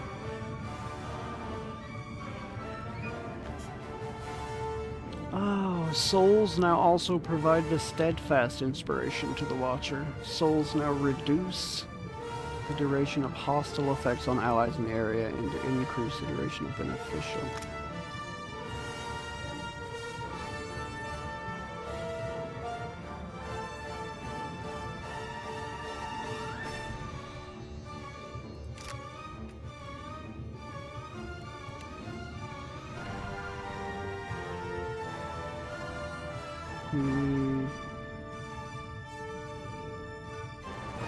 Use your watcher powers to gaze through your target's eyes deep into their soul, temporarily frightening them.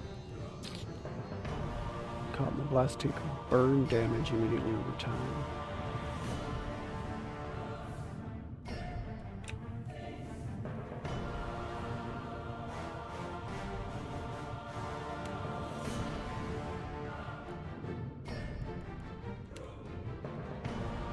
Can I do that before they get that spell off?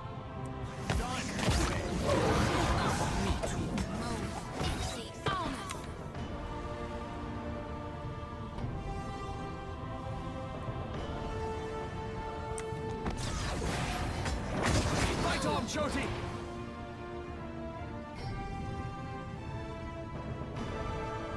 Shoji's down.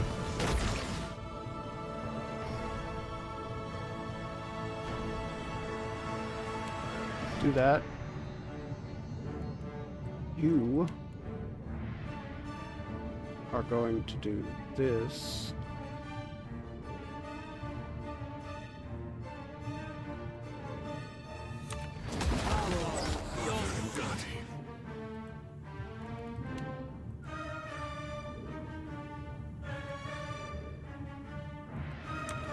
Is that you? Yes. Pylon, up there. Go, go, go. I cannot whack him any harder.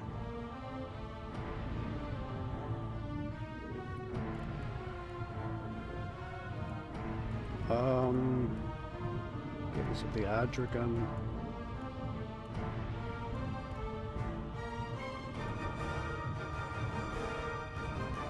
Let's go with...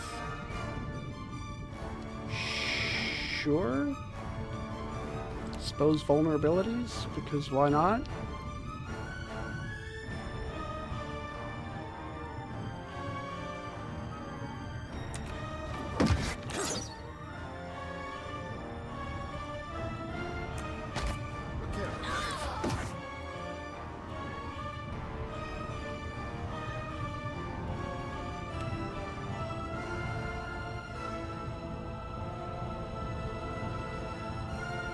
Let's do that. You...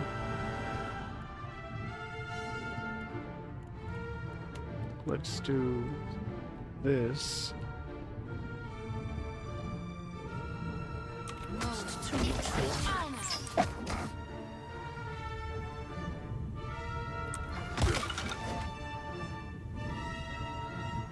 Did that miss?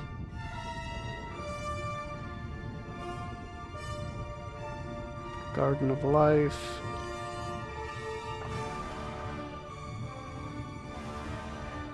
Yes, it did. It friggin' missed. That is unfortunate. Alright then, let's put down this where it will attack the big eyeball. Let's reach in. Shoot. Attack.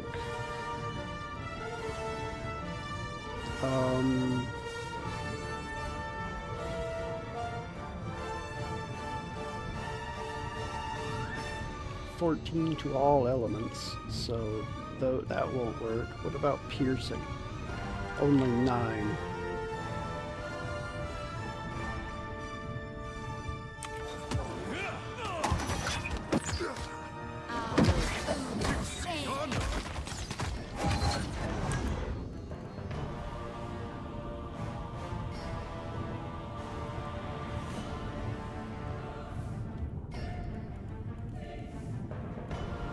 You...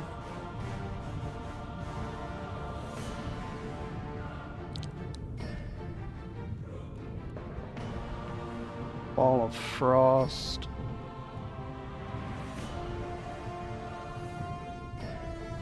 That revives, grants robust.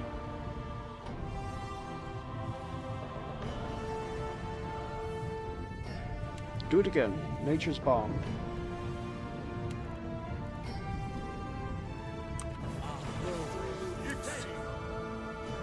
Damn it.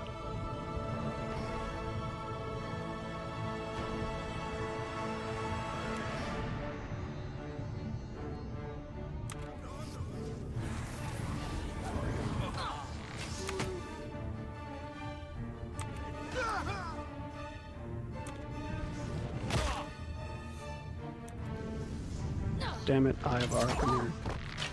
Don't shoot him.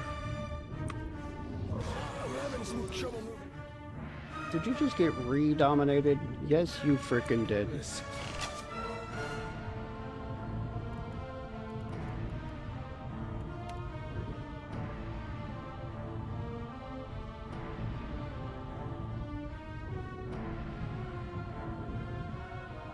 Alright, damn it. You full AI. You bring out weapons to assist, please.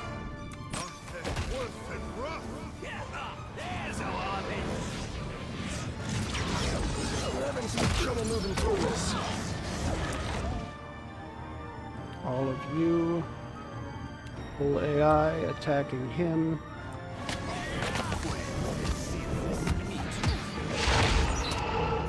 Yes! I did not have to do this fight more than once. That is very nice. As the last of Forconlij's essence dissipates, the Oracle's massive eye, clouded with blood, swivels to focus on you. Its pupil seems an inky abyss. Pain radiates from it, almost knocking you from your feet.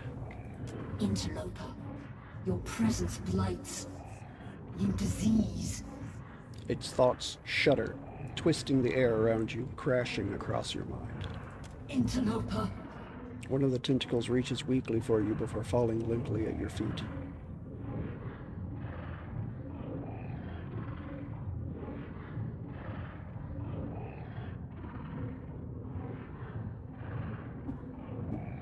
I freed you from Forconlij.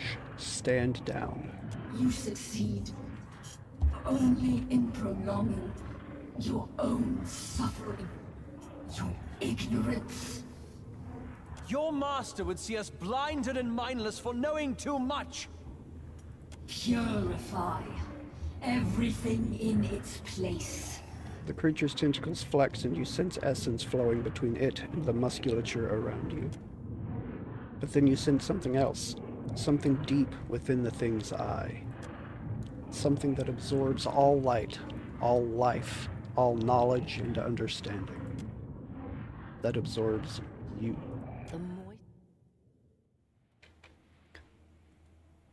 The moist, fetid air within the heart washes away, sucked from the room as if pumped out. With it goes all light and sound, and you find yourself floating alone in the darkening void. Oh, hello. We didn't see you there. Ironic. Like stars across the night sky, the darkness splits into 100 eyes of different shapes, sizes, and colors. Wow. We recognize you. Barrett's Herald, if we're not mistaken. Their voice echoes around you, blanketing you.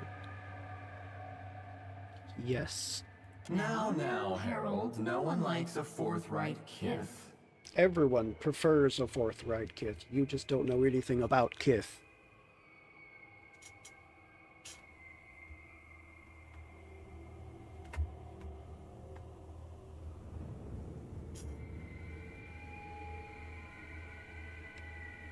It's strange, though. We find that we were just not thinking about you for the first time in, well, in some time. The eyes pry at you, their gazes clinging to your skin. Where exactly might you be?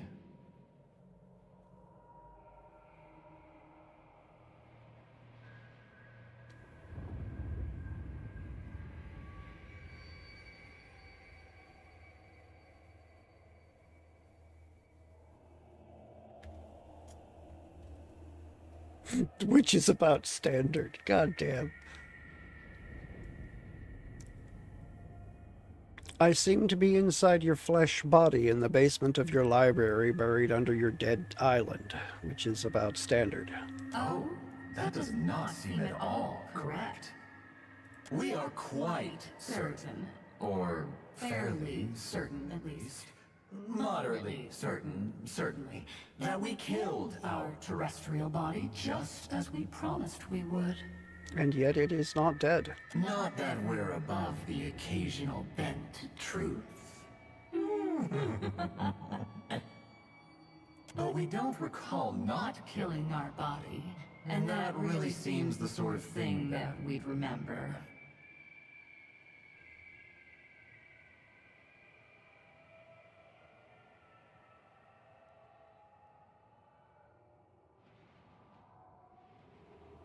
Do you remember that time you asked me to hide that scroll from your followers so that they'd have to look for it harder? Oh God, that's terrible. Do you remember burying a facility full of lies and Kith experiments on an abandoned island in the Deadfire? What you've done here, the changes you've made to these people, the information you've hidden or perverted, it's all so horrible. There are eyes on everything down here, except the people you took eyes from. Not in the slightest, though it does sound like something we would do. We wonder if the Lady of Lament may be having a spot of fun with us. The eyes spin together, orbiting one another in a languid cyclone. We didn't think the old fish had it in her.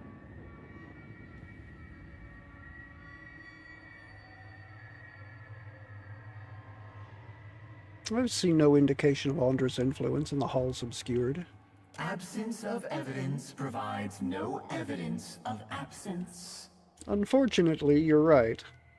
No, this hardly seems her style.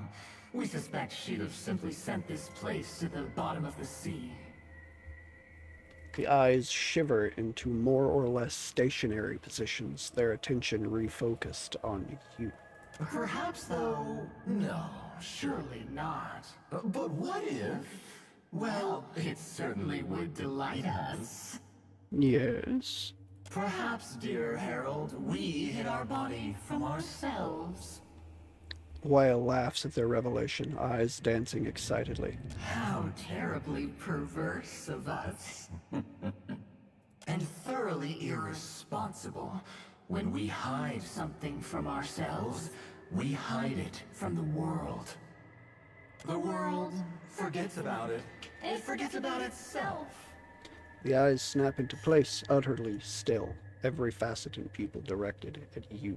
And how are you feeling, dear Harold of Berith?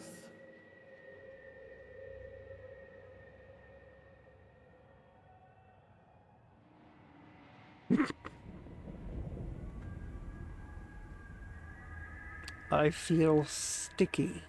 How unsanitary. But now we're left with a conundrum. What to do? What to do with this overgrown sack of me?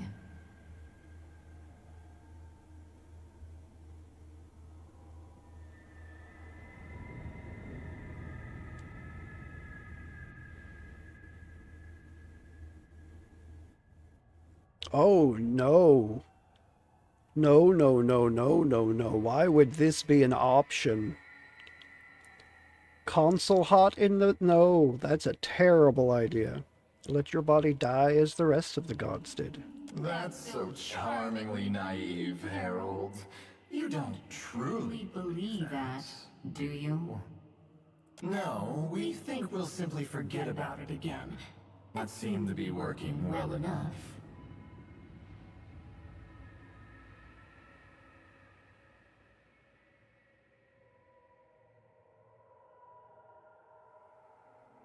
When the Titans were last active, they almost destroyed Aora.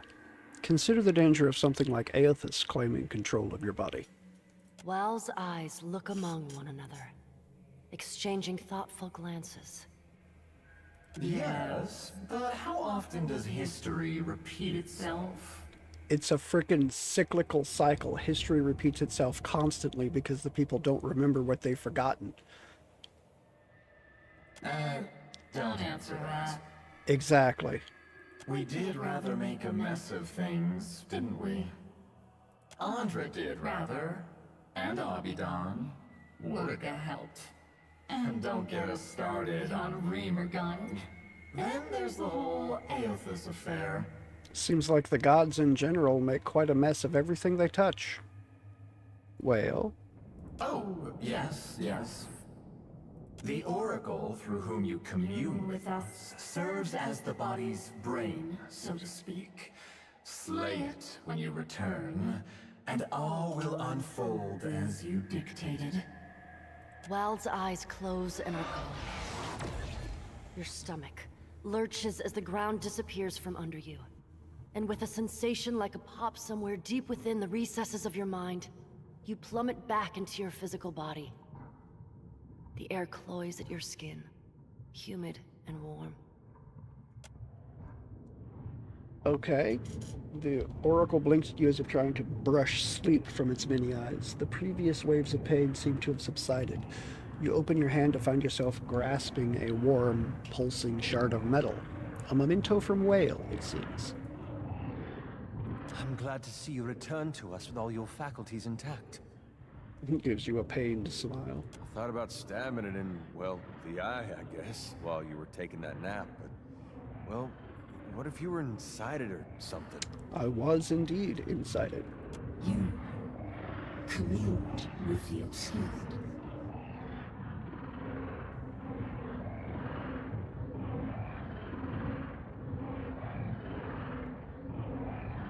I'm sorry, but you have to die.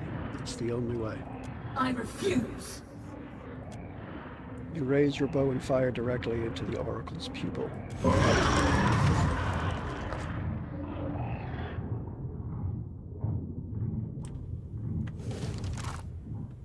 A ring of clenched muscle.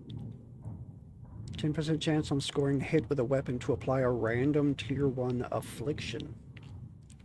10% chance when hit with a weapon to receive a random tier 1 inspiration. Unbroken loop of puckered meat lightly squeezes the wearer's finger at irregular intervals, as if pulsing with the beat of some unhealthy heart.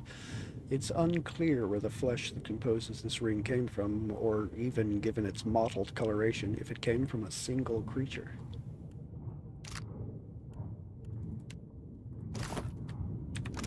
Interesting. What rings are you wearing? Ibis. Burn armor rating. 10 defenses against fire attacks. Being critically hit with a fire attack will cause interrupt. Give a -10 will penalty. Greater regeneration. +3 health restored per 6 seconds. I think I'm going to put this on over that. I will grant afflictions. Complete. Complete. Complete.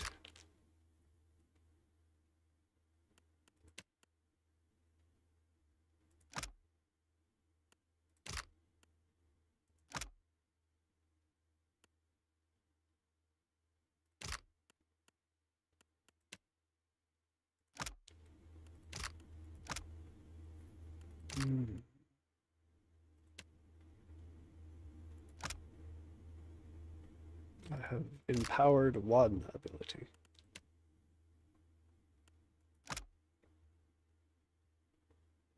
Apply terrified.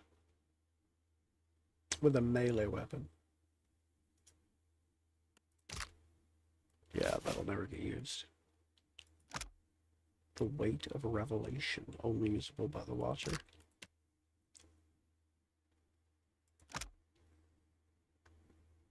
Feast of Dreams, yeah, no.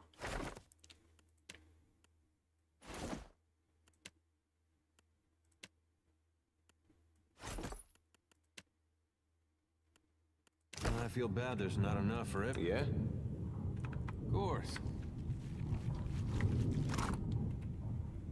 Elementalist's Bracer? Grants jolting touch, 1 per rest. Shock armor rating.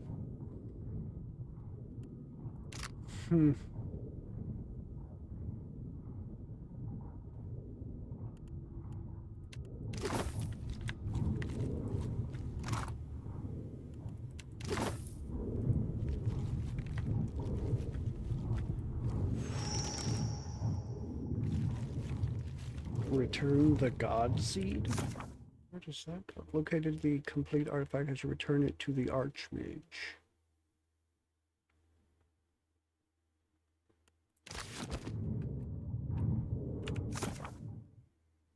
Lingrath.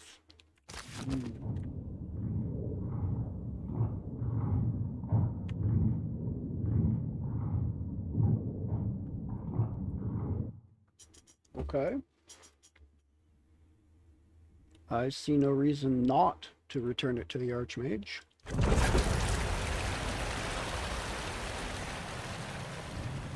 The burned book grows warm in your pack.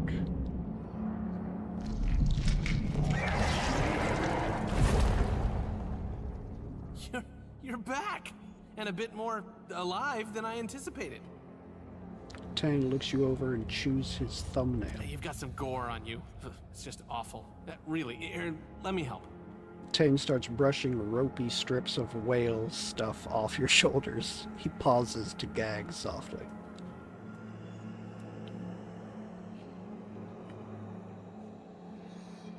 Next time a god asks you to unclog a bowel obstruction, tell them I'm busy.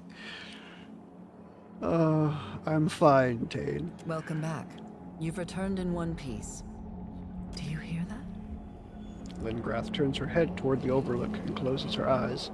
A small smile spreads across her face. Silence. Beautiful silence. Wal's Titan form is dead, and it's your doing. We no longer need fear whatever destruction it may have rained upon Aora. Well done. I'll miss it. The shadow of Wal's horrible body has been like a second home. We could have learned so much. Now we're leaving it to rot.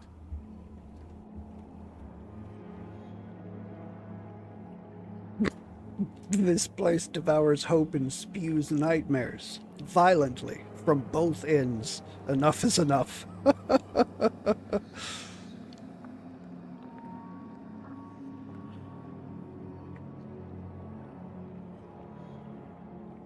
I'm sure you're right. As always. Just need some time with my grief. Tane hugs himself and nudges a pebble with his toe. What do you plan to do next? Lingrath raises herself to her full height, taking on a slightly more officious air.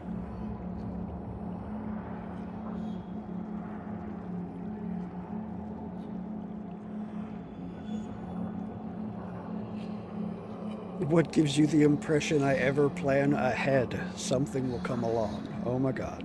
I found the devices you sent me to look for in Whale's body. What?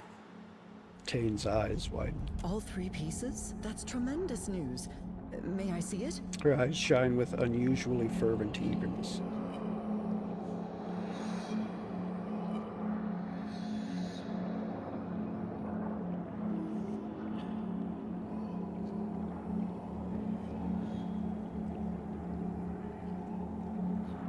Wait, what are you going to do with it?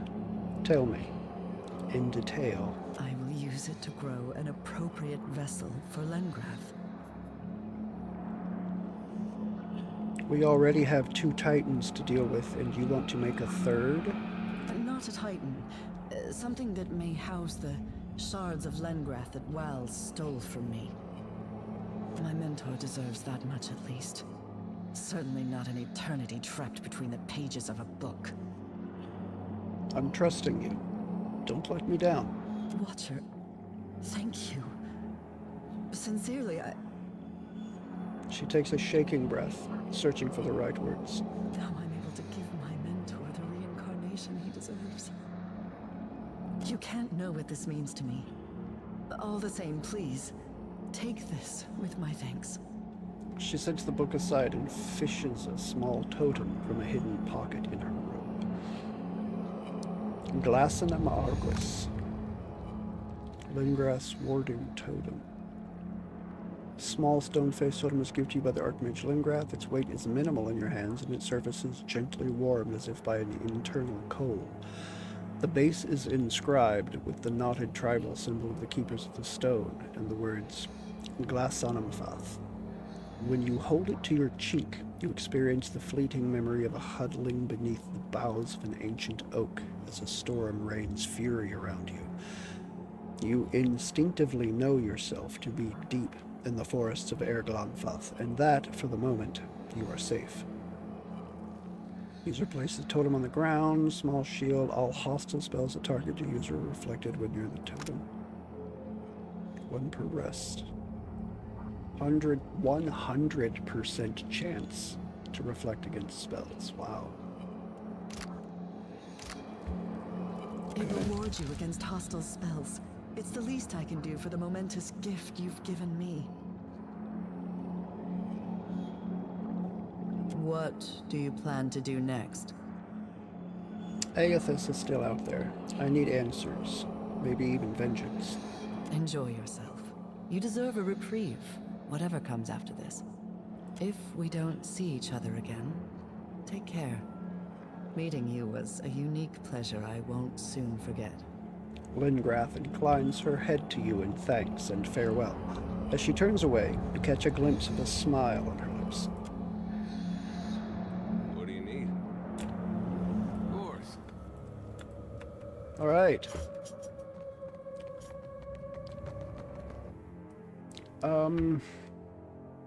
Let me double check and make sure that all the stuff in my quest log was completed with that.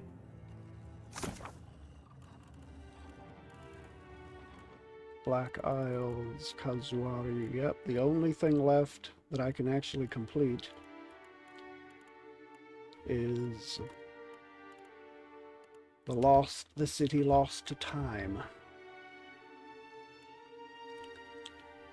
Far to the northeast of Nekataka, the Ophictia Channel. So let's... What do you need? I got it. What is that? Not sure where that came from, but...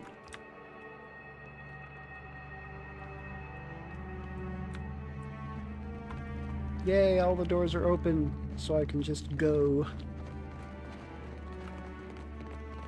Oh, no they're not. I still have to go all the way around the friggin' circle.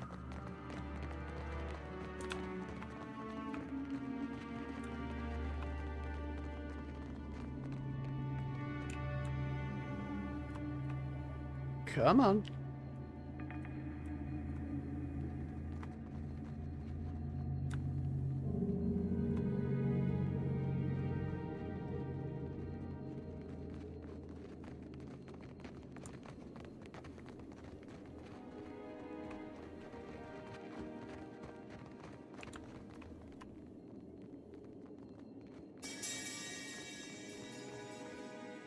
Don't stop. Just go.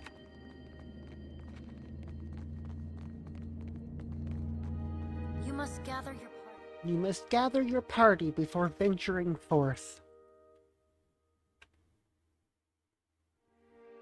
You must gather your party before venturing forth.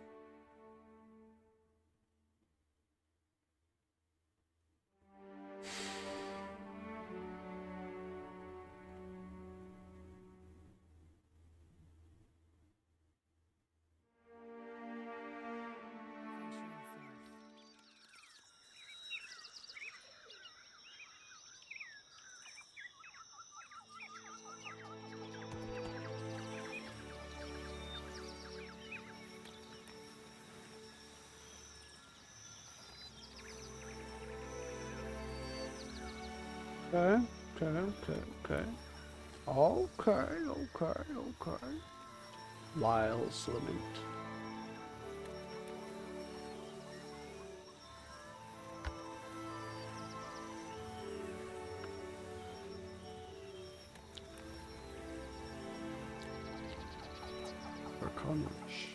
Diaconage. Okay, I'm going to go ahead and rest.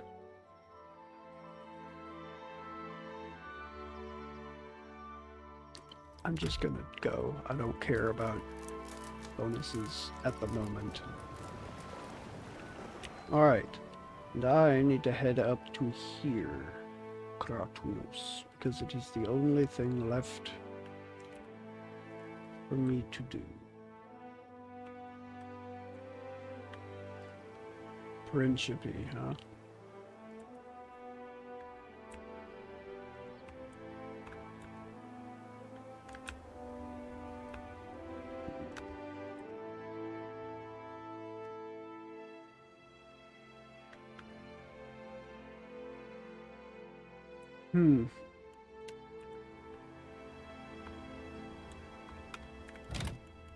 Let's go ahead and save here. Pre-endgame.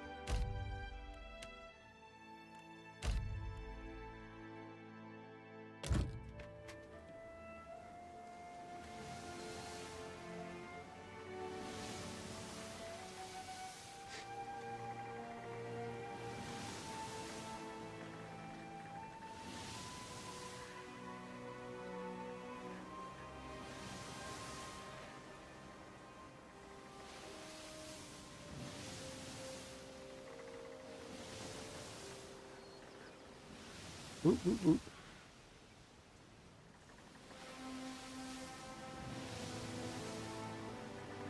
oop. The deck of many things.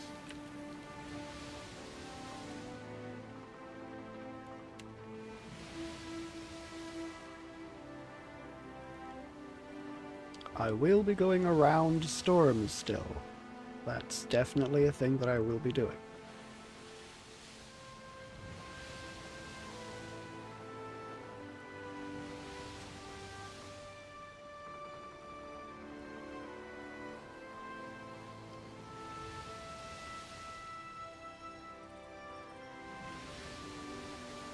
Mortario cozy.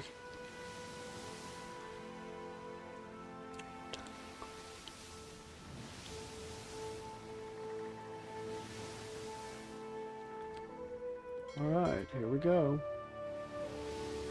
There is plenty of ocean to sail and many lands to explore, but what lies ahead of you dwarfs them all.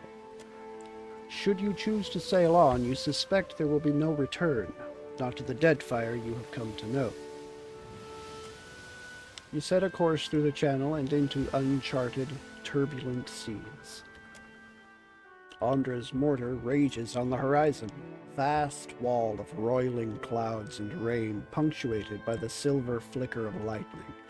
The wind pushes against you as if to ward whatever lies beyond from Junk's approach. Junk leads the fleet, crashing through the turbulent waters like an axe through armor. Gods alive, Beadol mutters, staring up at the storm. Baltia blinks at the blackening sky. Knew an old salt once who claimed the mortar were the edge of the world. I called him a fool. Now, though? The navigator's head shakes sadly. Now I ain't so certain. Head bowed slightly, old Ingram smiles. Today's as good a day as any to learn what the gods have in store for us. Shit, Captain, one of the hands cries. Hostile vessels inbound to forward port. With a shake of the head, Beadol emits a grim chuckle. Suppose it'd be too much to ask to be let alone out here. The inverted crown flies atop the masts of the motley Principe fleet, along with a dozen other pennants and colors representing a dozen different pirate lords and ladies. Their shanties are audible, even against the storm. The approaching fleet numbers at least as many ships as your own, and maybe more. Beadol frowns against the wind. The fleet's turning, Captain, setting their gun ports against the enemy. Waving her hat overhead, Imeni whoops eagerly. Finally, some God's damned excitement. The hands look to you from their stations. Beadol's eyes hold yours. The crew stands ready. What are the orders? What are the captain's orders? Inspect the fleet. Prince Aurihi's personal ship leads the vanguard of the Juana fleet, flanked by a dozen voyagers and backed by another half-dozen ships of varied make. Tribal banners dance above the vessels, and each pontoon bears the painted designs unique to its crew. Archers and sharpshooters stand at the rails, and robed water shapers crown each ship's bow, their ritualized movements smoothing the sea before the fleet. Bahaki war canoes churn the water along the voyagers, each craft crowded with face-painted warriors singing against the storm. Study the enemy. The patchwork pirate fleet charges aggressively towards you. Its ships a ragtag menagerie of flashy galleons and sleek dhows, stolen junks and mercenary sloops. You count 30 vessels, give or take.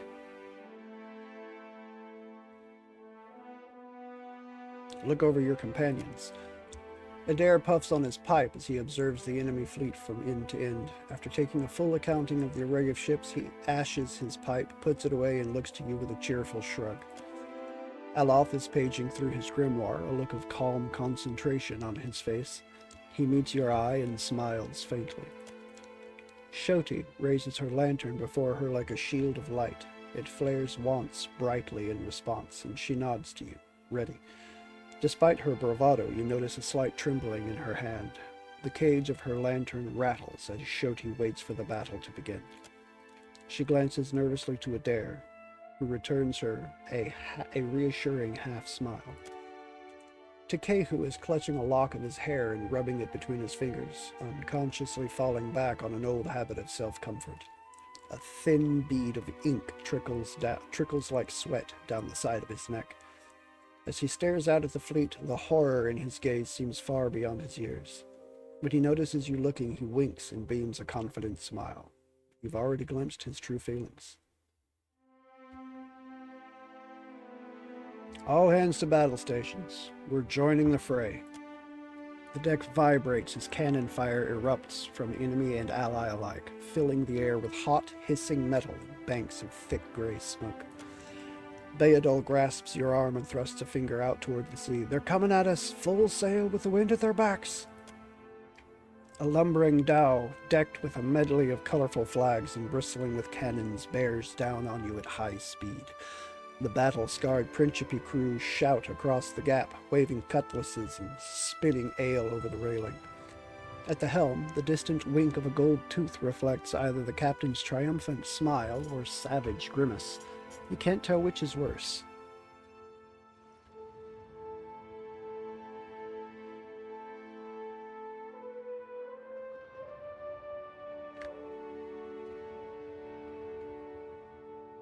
Bring us about. All hands prepare for combat.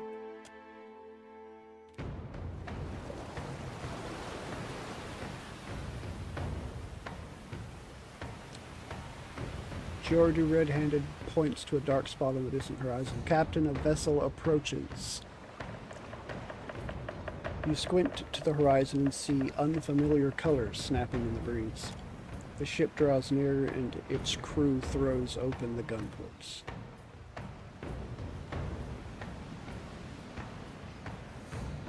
Give no quarter. Charge. The crew mutters nervously as you give the order to charge. Junk will be exposed to raking fire and the risk of casualties. 15 to 26 hull. 15 sails. Do it. Your ship chews through the water, barreling down the back of waves and surging up the face. The sea spray drenches the main deck. With a deafening crunch, Junk and Reckless Prophet collide, sending shards of wood and enemy sailors flying. 13 hull and 2 sails damage. Accepted. With a rousing cry, your crew throw grappling hooks and boarding planks across the gap between the two ships. They stream onto the ship's deck, weapons at the ready. The stunned enemy crew rally and meet your sailors with the resounding boom of gunfire and clang of steel on steel. This is where I excel. You're not going to beat me atop decks. I've yet to lose a deck-to-deck ship fight, and I've fought some doozies.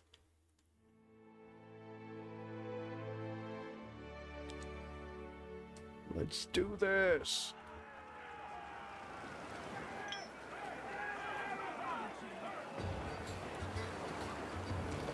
Alright, let us survey what we've got here.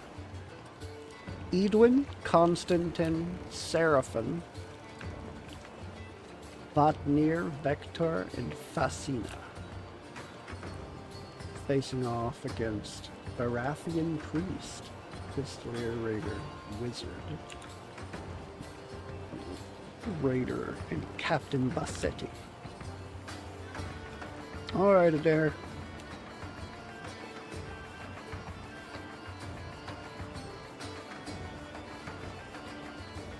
I'm gonna have you go straight to the Pistolier.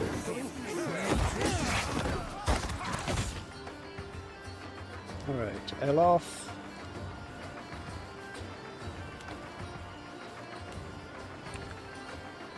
Do it. You are gonna shoot that one. I'll have you shoot that. And you are gonna move up to there.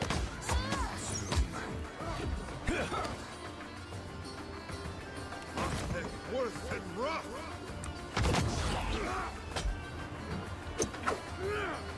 That's it.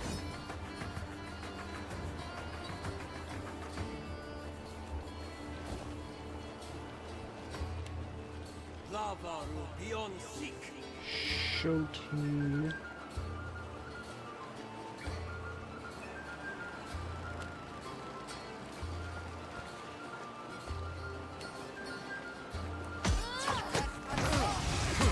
Call for the pack of weapons.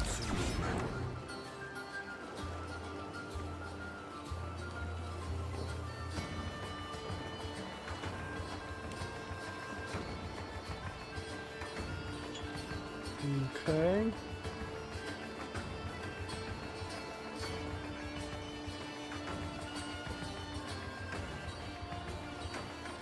The enemy captain's already dead, isn't he?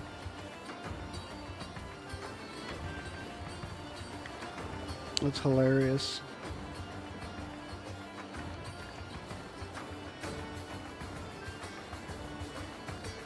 Yep, Edwin got him.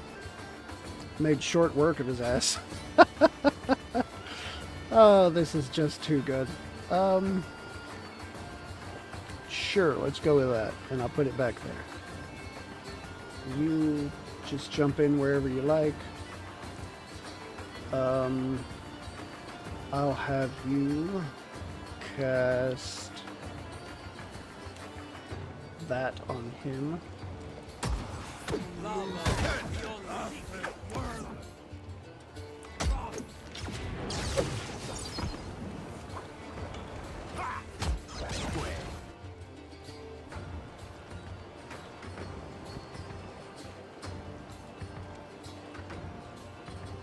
All of you. And that's the end of the enemy ship. And the enemy crew. There you go. Ooh, lots of levels gained. I like it. Okay, anything worth talking about? Pretty damn decent bit of cash from this fight.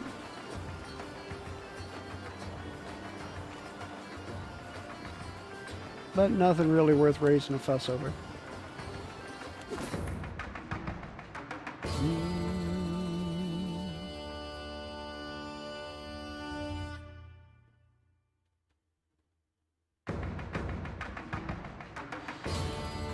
The rumble of cannons provides a steady percussive accompaniment to the choral screams of the dying. The deck pitches and rolls with the twisting of the sea, and smoke drifts lazily across the choppy waves. Andra's mortar churns to the east, the shifting clouds and shimmering curtains of rain hypnotic. Fixes on you with a frown. Ain't over yet, Captain. The mate gestures out across the water. A pair of colossal galleons flank Prince Alarihi's Voyager. As the mercenary ships close on your ally, they pound the smaller vessel with repeated rounds of cannon fire. Ogre corsairs wave heavy clubs from the galleon's decks, impatient to board the Juana craft. Alarihi's ship is about to be overwhelmed. Your orders, Captain.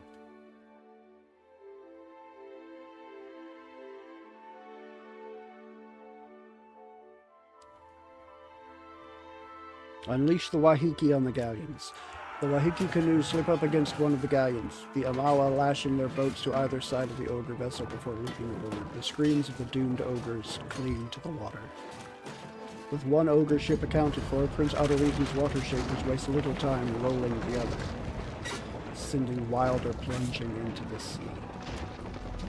The rising winds do nothing to clear the obscuring haze of choking smoke. Popping gunfire punctuates the timpani rolls of cannons, and the shouts of disparate soldiers vie with the screams of the dying. Enemy and ally alike disappear into the morass, which glows from within, illuminated by burning wrecks. A ship looms out of the darkness to port, and its crew call warnings in their desperate attempt to avoid a collision. They fail, and junk heaves as the enemy vessel slides along its broadside. Another craft appears directly ahead. With no room to maneuver, junk grinds up against it, sandwiched between the two enemy ships. You're trapped. Dino Thunderlung, we're being boarded, Aloth calls. Pouring out of the haze, pirates swing from the rigging and leap from the decks, screaming their loathing for you. Bring it, bitches!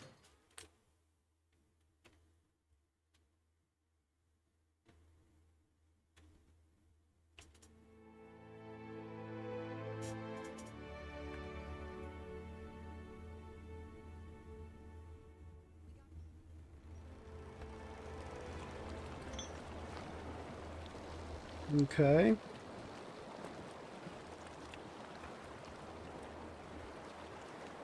Quana sailors. Principe, sailor. Captain Katla, Principe wizard, raider, pistolier. The hell? Where did this Audra come from? Alright, well, let's start in on them.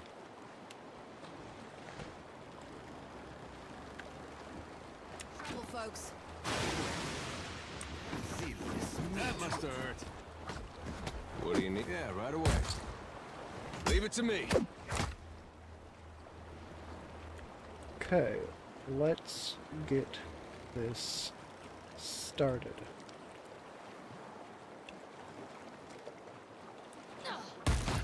Ain't you got the decency to die?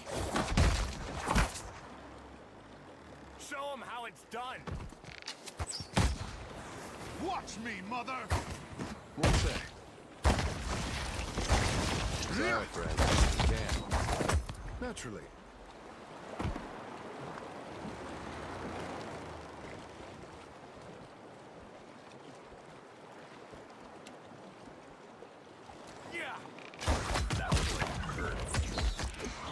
This.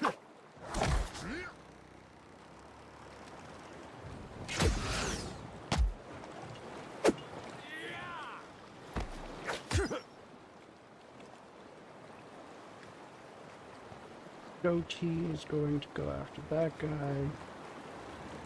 I'll have Aloth cast this at the captain. Complicated. And Takehu just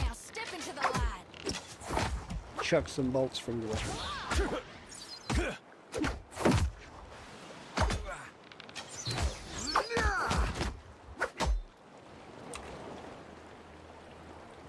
Are you gonna move up so that you can actually do that?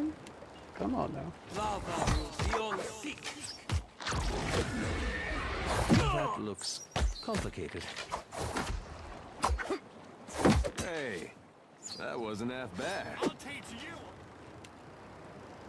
Okay, you shoot the captain, you go after this guy. At your service.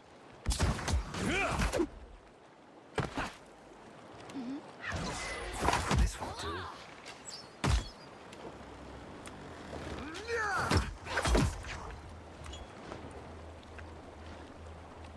Everybody go! Charge! Goodbye, Katla.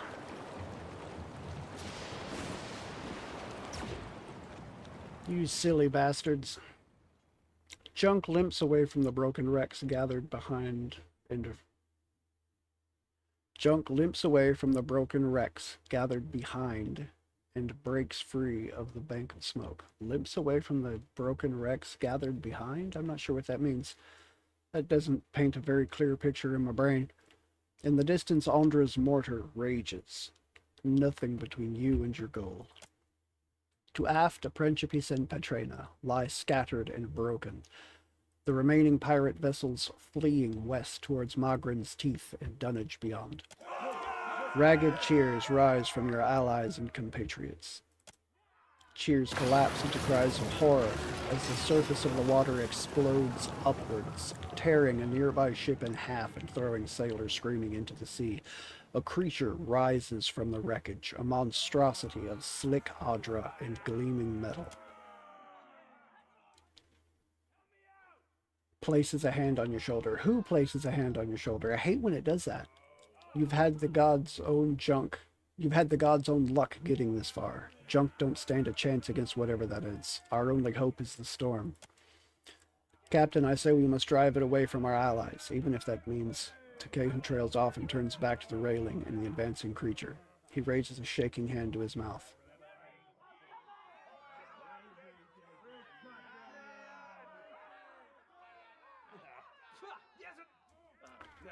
Fire everything we've got left at that thing. Maybe we can give them a chance. The surface of the water bulges, then bursts, and with a roar like the crash of the surf, a dragon explodes from the water. The familiar scaled form of Cyrielephus sweeps low, wings outstretched just above the white-tipped waves before spraying his briny breath over the metallic monster. I'll be damned. The monstrosity turns on the sea dragon and they slam into one another, tearing at each other with tooth and fang. Essence pours off of the pair as they pound one another with their abilities at point blank.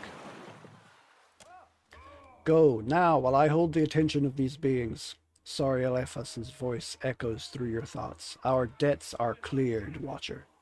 Damn right they are. Good luck. Turns from the carnage. Captain, we might not get another chance.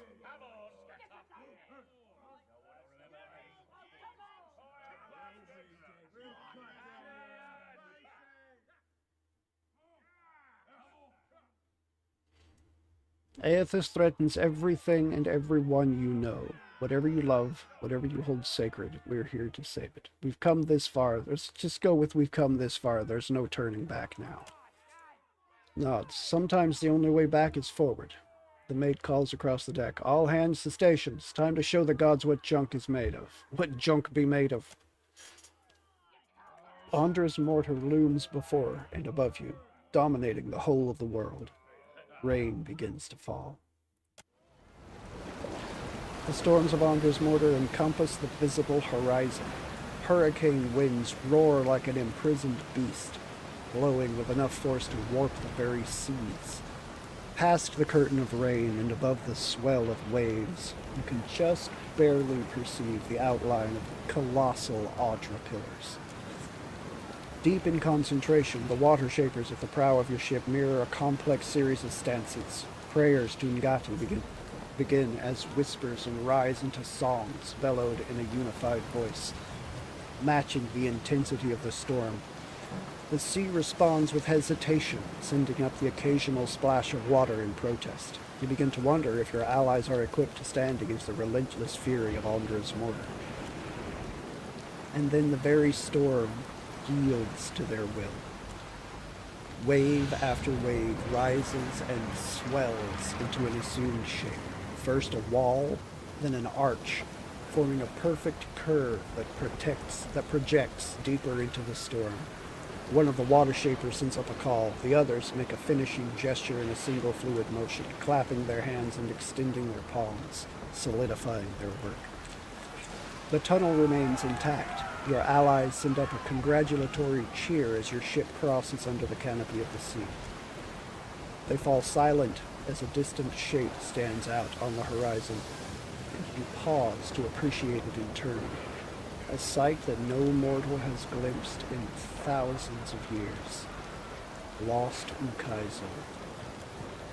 Ornate spires reach up from the island, hinting at the city within. Not all of Ukaizo has weathered the millennia with equal grace.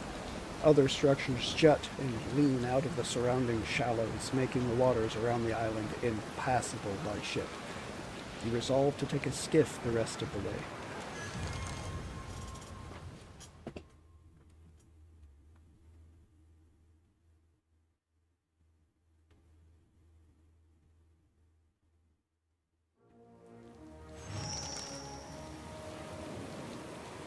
City lost to time. Ukaizo.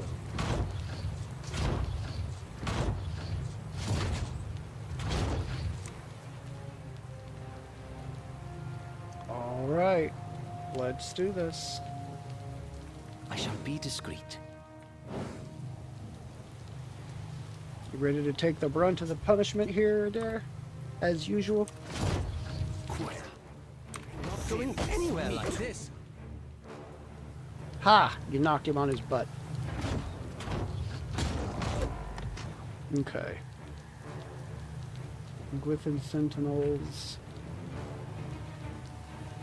Okay, they don't have much in the way of deflection. Their fortitude's off the charts, but everything else is fairly weak, actually, so it shouldn't be too bad of a fight. Let's bring out some help. Let's bring in some help there. Let's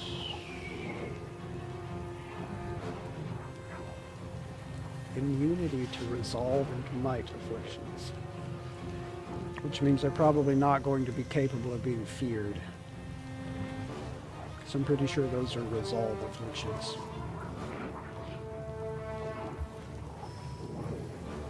But they're not weakness to constitution afflictions. Does that mean that they're extra susceptible to stuns and paralysis? Because if that's the case, just cast that. Shoti, let's go ahead and bring out another reinforcement.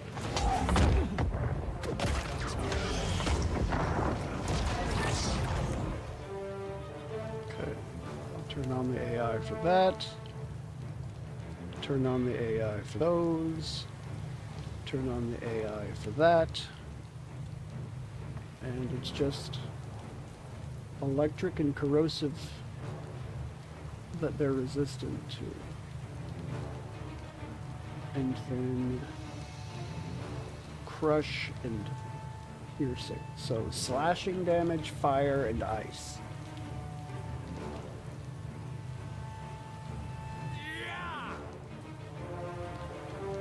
Slashing, fire, and ice.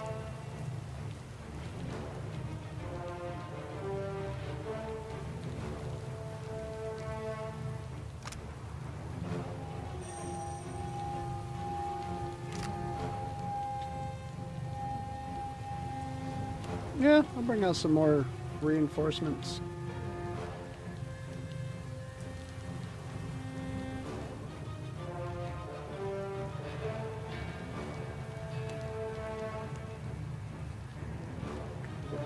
I'll go after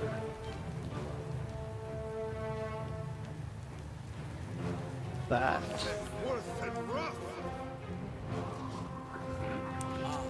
Oh, and you also will shoot. That dog won't hunt. Smart, don't it?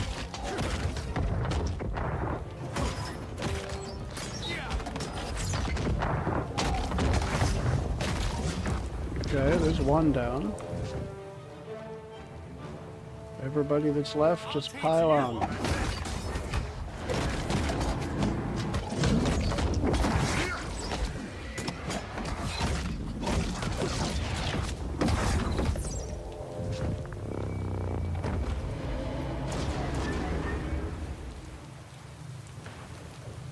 Yeah, uh-huh. Okay. Oof. Emeralds, Audra living iron and living steel, and binding copper. I can be quiet if you can.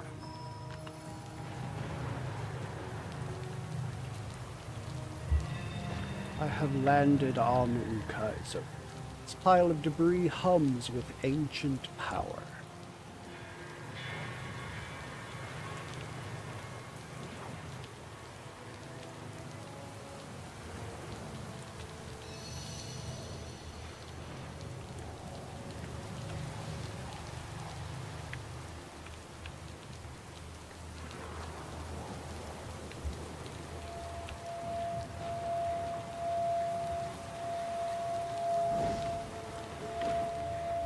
Faint echo of soul energy blinks up at you from the depths of the wreckage.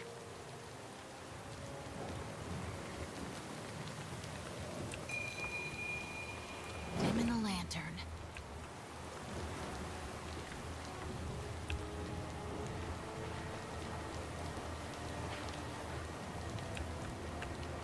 Alright, I guess that's all there is to landing on this place. Just those two Inguithan sentinels. Ukaizo Harbor. There's the Grand Promenade, Moiguea, and Aldra's Spire. The only option for now is the Grand Promenade. Yeah, it's the only option for now. 31 minutes to make our way to the Grand Promenade.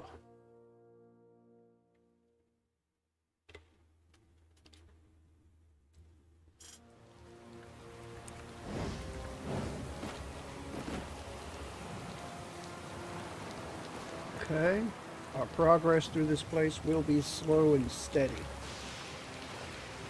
It's even scarier than in my dreams. Erosion has softened the bronze features, giving the proud statue a brooding air.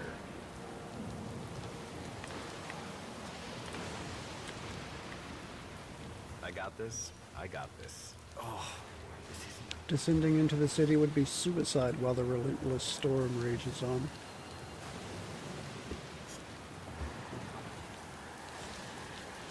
Well, we didn't come all this way just to commit suicide.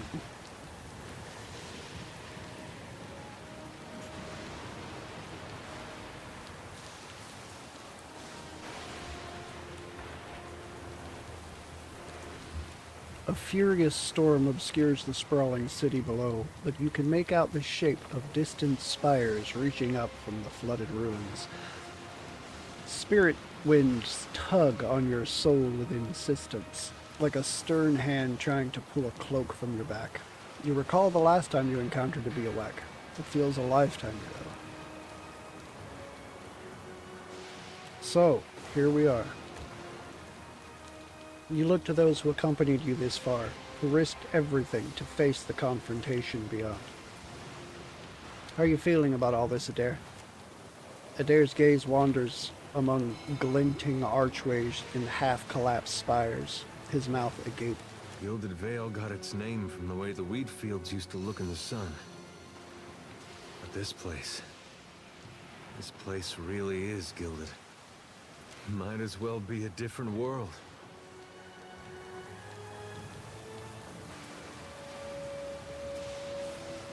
In a way it was, before it ended. Ended. Yet here we are, all the same. These great people got a funny way of passing on. They disappear from the world, but leave their problems behind for the rest of us to deal with.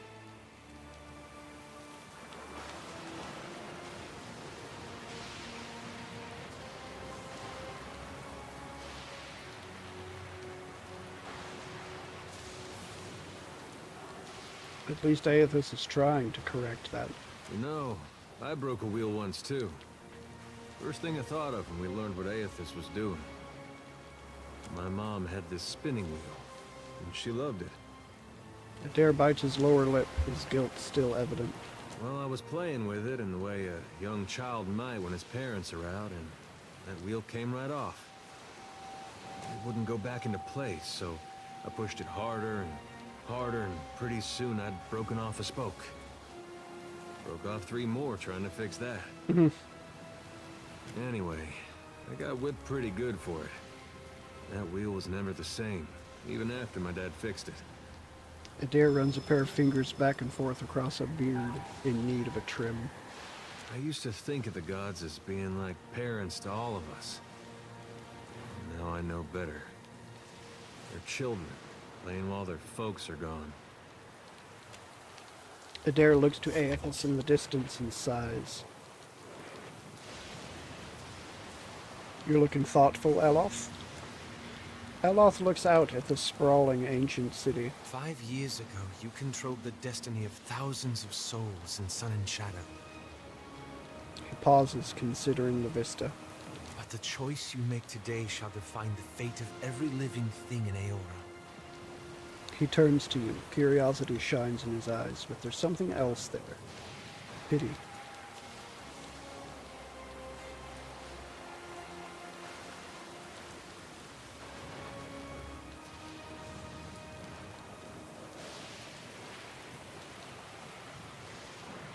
I have a responsibility to do right by the world. I'll make the best decision I can. I hope so. He smiles hesitantly. We haven't always seen eye to eye, but I hope you'll consider the matter well and choose wisely. For all our sakes. He turns back to regard the great city before you. Something on your mind, Shoti? We gonna do this or what? Shoti licks her chapped lips, dark gaze narrowing as she takes in the sight of the ancient city's ruins. Raised high, her lantern casts hard shadows over the planes of her face. We've made it this far, yet we're still alive. Might as well square off with my god before our luck runs dry. Takehu's lips curve in an approving smirk. Eloth rolls his eyes.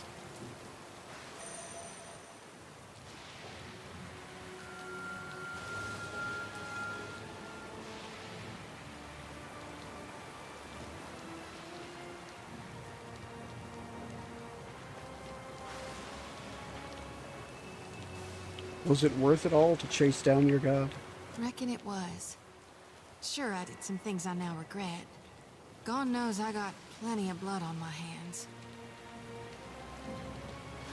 Tell me, Watcher, can there be a god of light and birth if souls themselves can no longer be reborn? She points her lantern toward the shadowed ruins in the distance, Ukaizo's broken bones. Think we can reason with him? It didn't work so good at Mogren's teeth, now. But sure, we can try to sway my god's will again. Well, if anyone could do it, I reckon it'd be you. I thought it'd be different how it turned out. But I couldn't dream of any other way. Shoti sets her jaw, grim. Now then, shall we go face my god for one last time? Find out what it is we can or can't do in these end times. Whether we're meant to wither or thrive. Yup, let's go. Consider me your second shadow. Shoti thumbs the copper cage of her lantern, a subconscious attempt to reassure herself. Here we are, Takehu. How does it feel? I am thinking that Aethys has come this far, and he will not wait on you before he finishes what he started. Takehu regards you with a raised brow and a cautious smile. If he shatters what is sat in the heart of Ukaizo, this action will ripple beyond the Deadfire, beyond life as we know it. The Hawana could use a change, an upset, something that gets them working together. History has shown that we thrive in adversity. He turns to face his surroundings, struggling to take in everything at once. The land of my mothers, as real as anything that rises up from the bed of the sea. Also, smaller than I expected. He lets out an exhausted laugh. This should be as interesting as the last time I confronted a god-possessed Adra Colossus. Shrugging Takehu gestures ahead. You get around, but I know you haven't done this before. Captain, I am my mother's son. I have seen things you would not believe. He folds his arms and winks. What say? Shall we find him, Captain? Takehu nods, his brow furrowed. Takehu gestures to the path ahead, his lips twitching in a hesitant smile. I think we're as ready as we can be. Let's go. Alright, what kind of enemies, if any, am I going to fight here, aside from maybe some Audra Colossi? A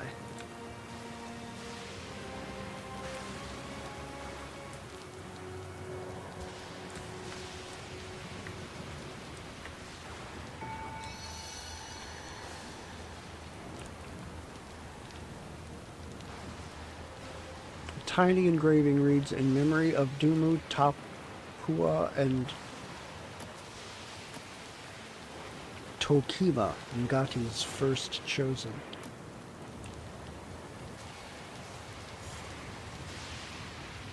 Were they frogs? Because that looks like 3 frogs in a pond. I'm just saying.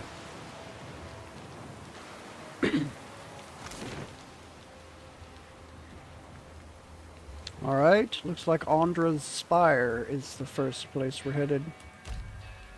1 hour and 25 minutes.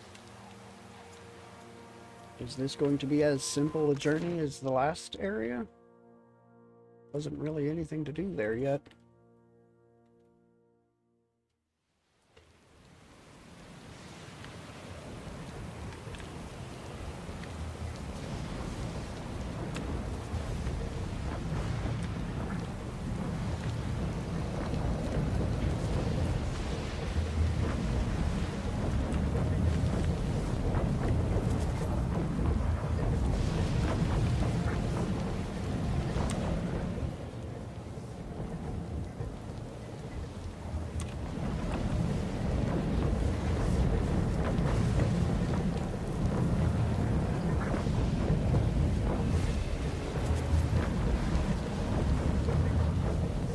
Though the device atop the tower spins in wild, blurring revolutions, the air around it is still and calm.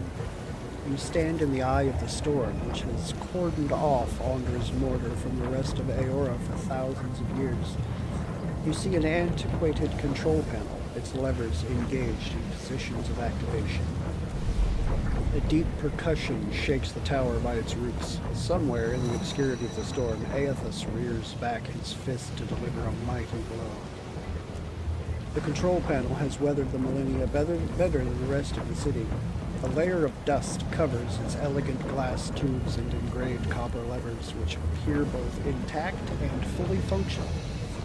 Why do I get the feeling that as soon as I turn off the machine, going back the way I came is going to be swarming with some kind of enemies? You grip the largest of the levers and bring it up to its starting position. The vibration of machinery gradually slows and turbulent winds grow calm.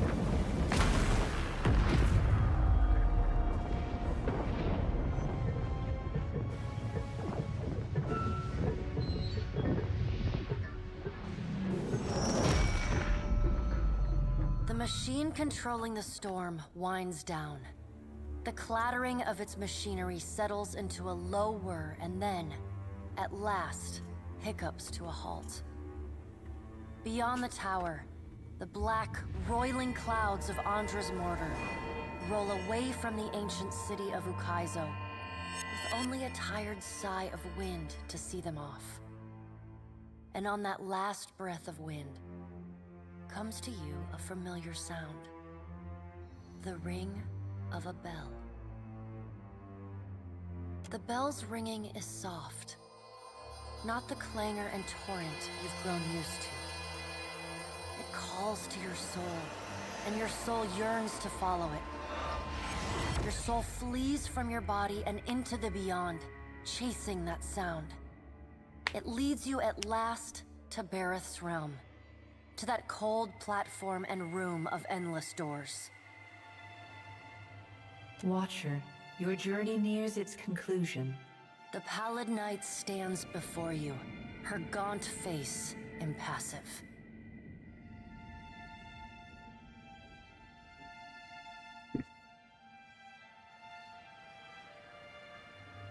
What will come after this? That will depend on the will of Kith, whose desires are ever in flux.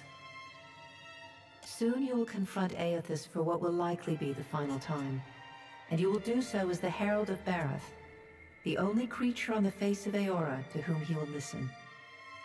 Remember that. The pallid knight inclines her head to you, black hair hanging lank in her face.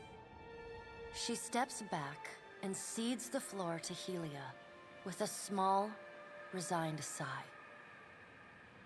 If Aethys truly intends to go through with his mad plan to destroy the wheel, a generation's worth of souls will be trapped in the in-between. So many would suffer. How can Aethys be so cruel? He cannot just abandon them. Aethys must help the Kith find a quick solution. Abaddon strides forward. Aethys thrust this crisis on the Kith. They did not bring it upon themselves. Their only mistake was entrusting us to watch over them. Who will help them rebuild their world now?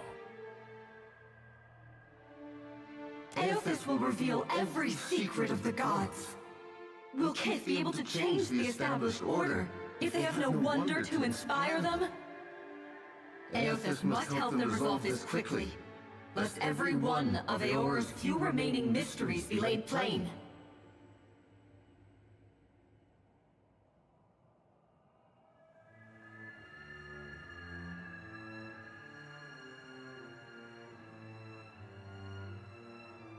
It's Aethys' obligation to help us fix what he's about to break.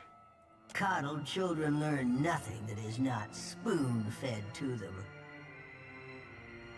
With the wheel destroyed, Kith will tear themselves apart. It is the gods' duty to prevent that happening, lest they doom us all. And as Kith must be ruled, so too must the gods. I say that if Aethys is so eager to throw down the mantle of power and step aside, I shall take my rightful place as Queen of the Gods again. Kith are strongest when they follow our lead, and we are strongest when we lead in turn. United in purpose with the gods, Kith can accomplish things that without us, they could never have even begun. They must be shown their boundaries to surpass them. Kith will not solve Aethys' puzzle on their own. And without an established order to fight against, the bonds that bind them dissolve, and they fight amongst themselves.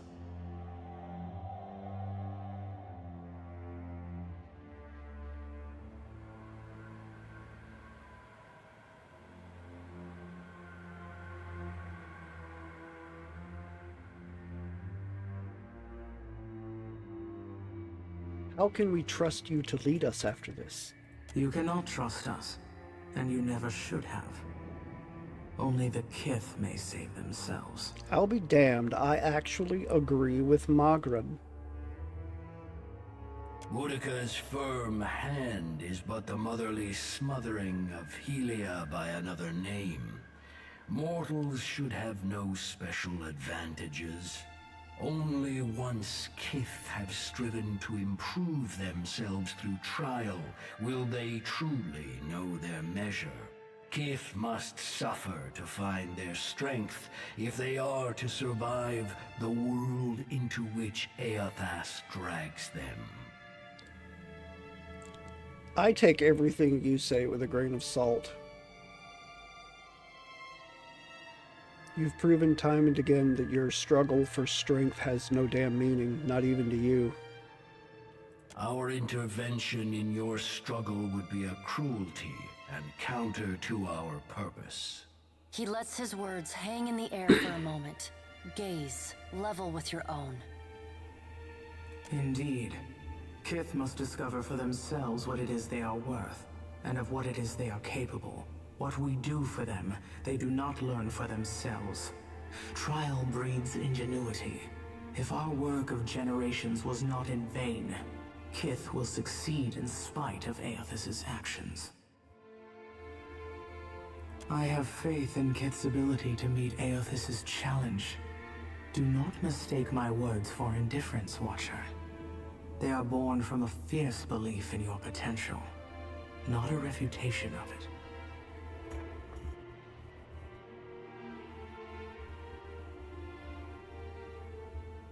Boudica's been dripping pessimism in my ear like poison.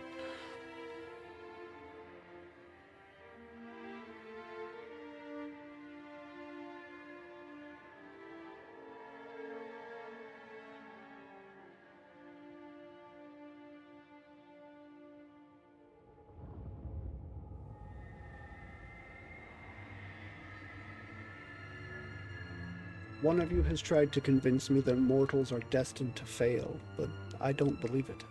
And yet you come to Ukaizo with only the Huana at your back. All that Kith stand to lose. And even then, your leaders could not join hands, squabbling instead over prestige and resources. You believe that will change when my final death comes calling. You are a greater fool than I thought. You've missed the point entirely. Margaret is blinded by her affection for mortals. She does not see that entropy is the destiny of all things. If Eothas were wise, he would destroy everything. End life, end reincarnation, end death. Kith have had their chance. It is time to let silence reign. I would argue that Kith have not had their chance. You have always led Kith. You've never let us make our own choices. You've always had beasts or minions or freaking fanatical cults that shaped everything that we did. No. Let us try for ourselves before you just throw in the towel. As Rimmergon's words fade, the Pallid Knight returns. She no longer towers over you, a giant even among the gods, but meets you at your height. She lets the arms crossed over her chest fall to her sides. She speaks to you openly, plainly, an expression almost like tenderness, turning up the corners of her lips. Well, Watcher, you know where we stand.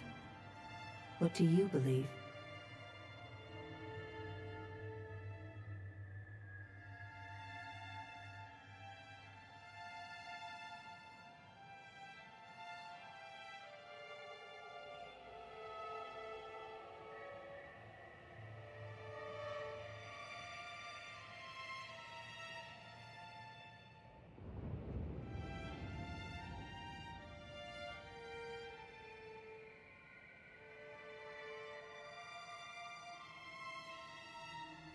True change, lasting change, demands sacrifice.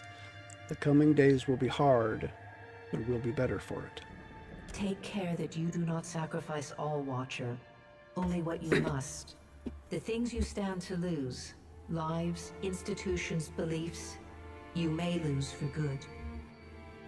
Now the time has come for us to part, Watcher.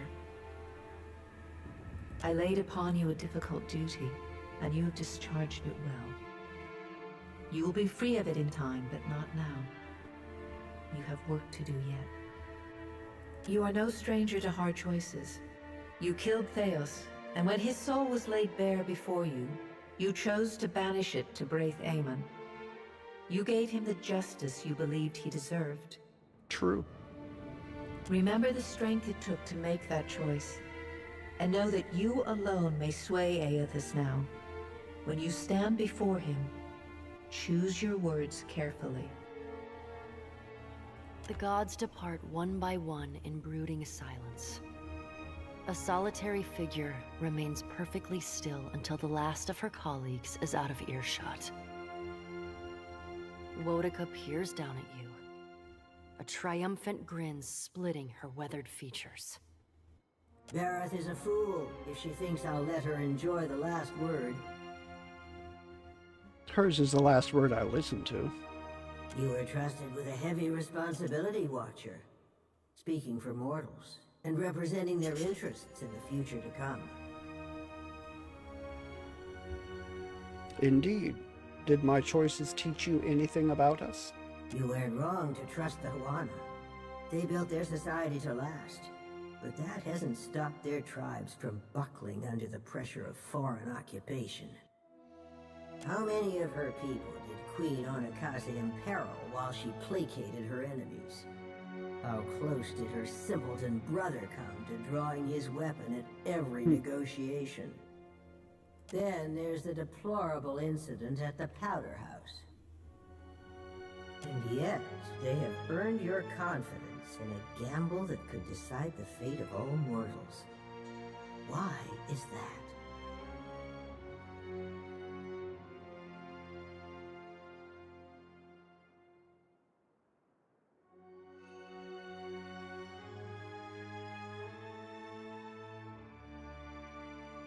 I just wanted some more canoes flanking junk on the high seas. Oh god.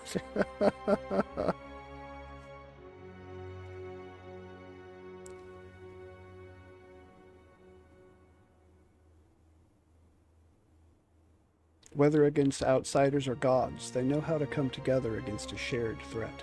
Uh-huh. Consider my curiosity appeased.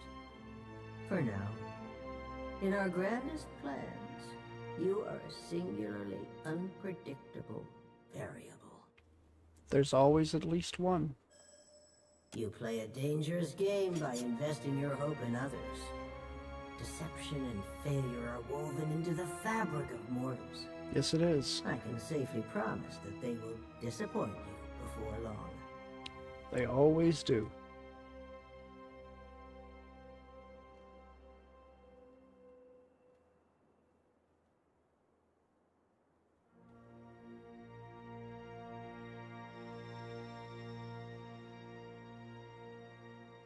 I intend to see that promise broken. Whatever happens, we can face it together. Without you, if necessary. I look forward to watching the bright cheer fade from your eyes under cold, unforgiving reality. Whether you heeded my wisdom or not, everything you've done to get this far has informed our view of mortal kind. I hope you're satisfied with your performance. We've learned much from each other. Farewell, Monica. Nothing could convince me that mortals are equipped to steward their future. Your efforts to prove me wrong were admirable, and my detractors will likely use your example to oppose my rule. The Huana may reign over this archipelago for now. The aura is vaster than they know. A difficult road lies ahead of me. Your alliances have made proving my argument an uphill battle. Well done, I suppose. Aethys will no doubt have a sunnier outlook on mortals and their chances of success.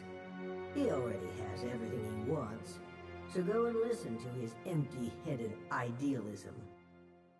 The rest of us will be sharpening our blades, preparing for the future he lays out for us.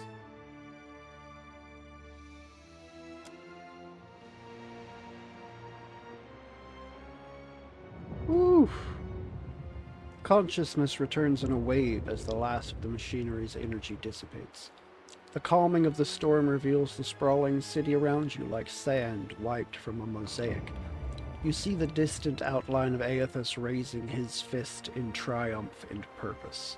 You keep falling asleep on me, I'm gonna have to start walking behind you with a pillow. Oh, by the way, the storm's gone. Also, I think Aethys is ending the world. Adair takes a long draw from his pipe and nods as he stares at the Colossus in the distance.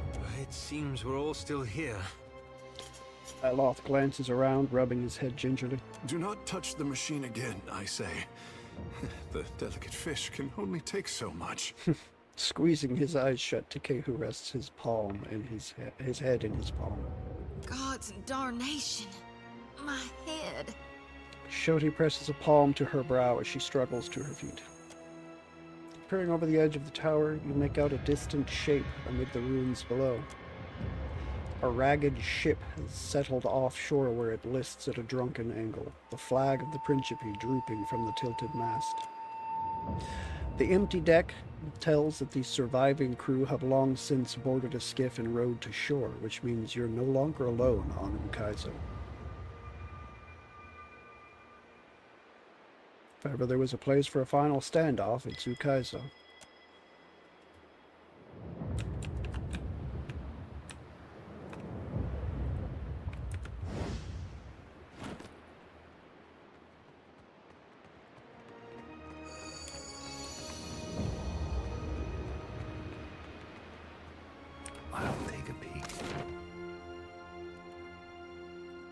back to the Grand Promenade. Back to Joaquin's Promenade.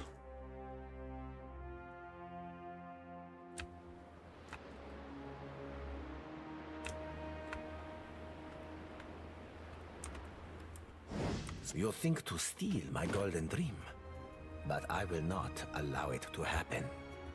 He embellishes an aristocratic bow as he draws arms against you. My gratitude is yours for disabling the storms. It seems I did not require Rivan's ship to reach Ukaizo in the end.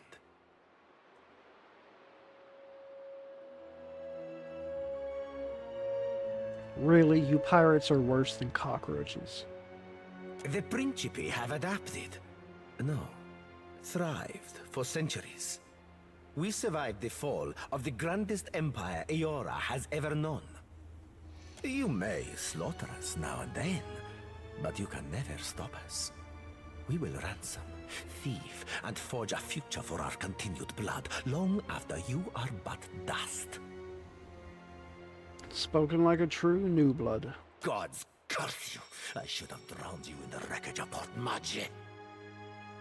The muscles in his jaw flex as fury tightens his expression. Corres, Casita.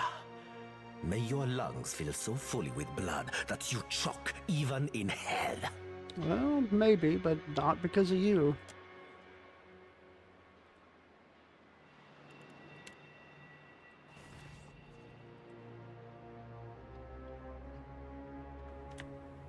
Pistolier, okay, so there's one priest among you.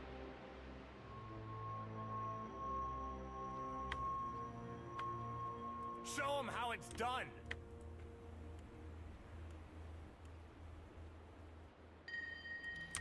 Quit. Ulu Sen.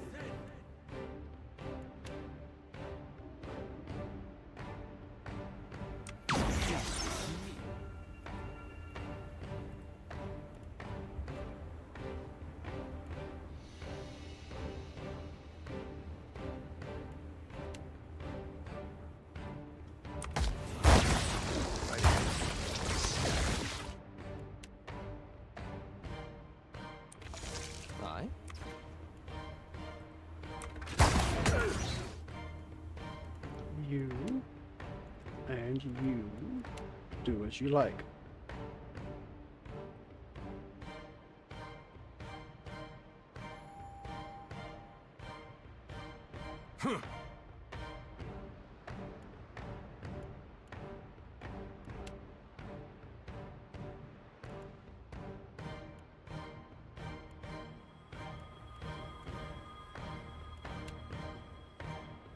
Sure, have one of those.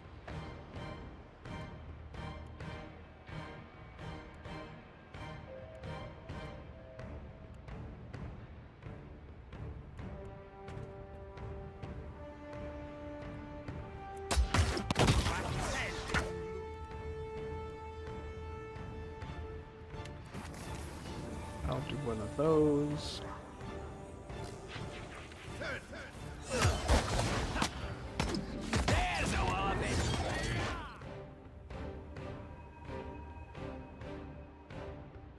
Okay, all of you can just do as you like.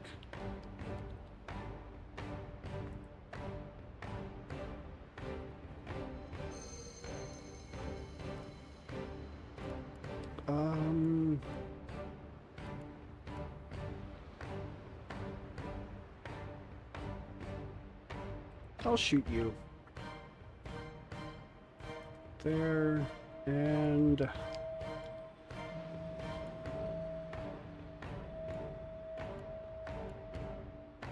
Meh.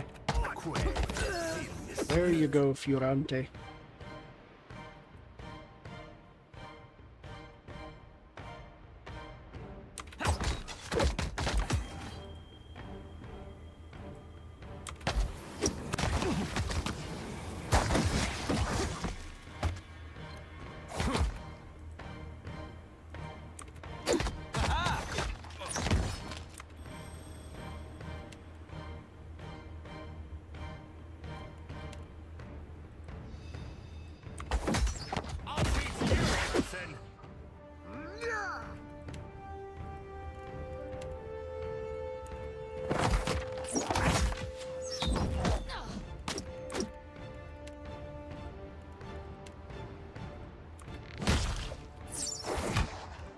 That was easy.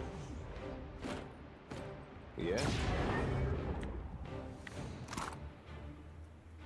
Fiorante's breastplate, superb quality, medium armor. Bodyguard grants nearby allies damage reduction. Vigilance, concentration when combat starts. Meh. Superb rapier.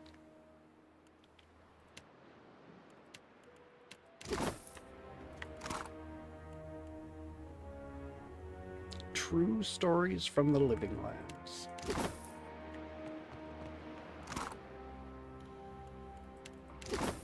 Good thinking.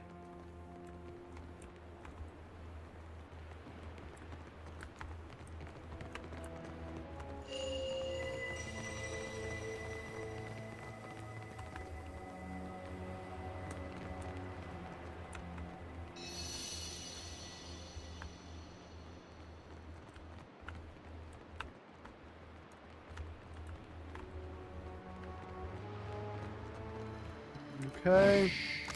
Let's see what we have down at Moiguas. Where? It'll take you 58 minutes. I don't mind it. You descend into the ancient winding streets of Ukaizo. Battered by storms for thousands of years, the ruins bear the marks of their role as the lone witnesses of the gods' great secret at the center of the city. The houses and boulevards are pierced by great spears of luminous Audra. There are no ashen bodies, no birds, no sign or sound of any life. But with every step, the rhythmic pounding in the distance draws nearer. Soon, you can feel the vibration traveling up your spine. As you approach the center of the city, the weathered architecture gives way to more luminous Audra, piercing the ruins, eventually overtaking them entirely. Cresting the top of a fallen tower, you finally get a clear view of Aethys. He stands, legs astride, next to a great stone monument ringed with 11 cavernous alcoves. All but 3 hold a gargantuan skeleton, bones scrubbed clean by the city's storms. An immense Anguithan machine floats above the monument, suspended by invisible energy emanating from a well of light beneath it. Great brass rings spin around a core of metal and Audra at the machine's center.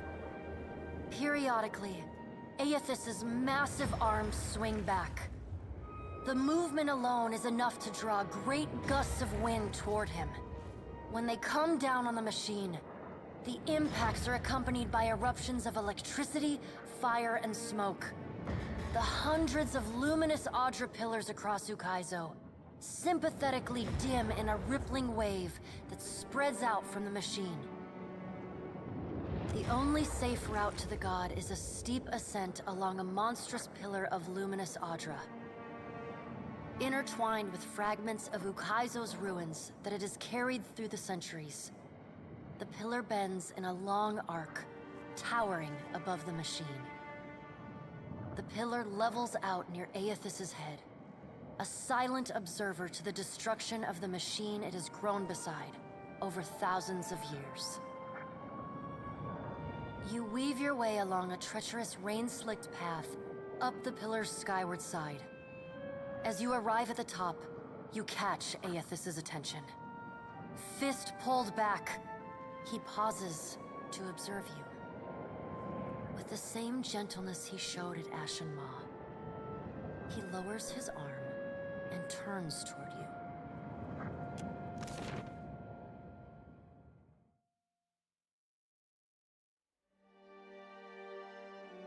Strange to see Ukaizo in this way. It may be hard to picture, but this city was once full of life. The Huana, yes, but also kith from many other cultures. Great hanging trees shadowed these boulevards. Gardens sprawled across the open rooftops.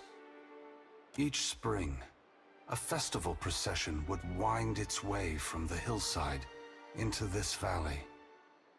The celebrants would pass through a steep walk among the stalls of foreign merchants, flowers falling upon them from all sides. All people of all nations, together in a celebration of new life.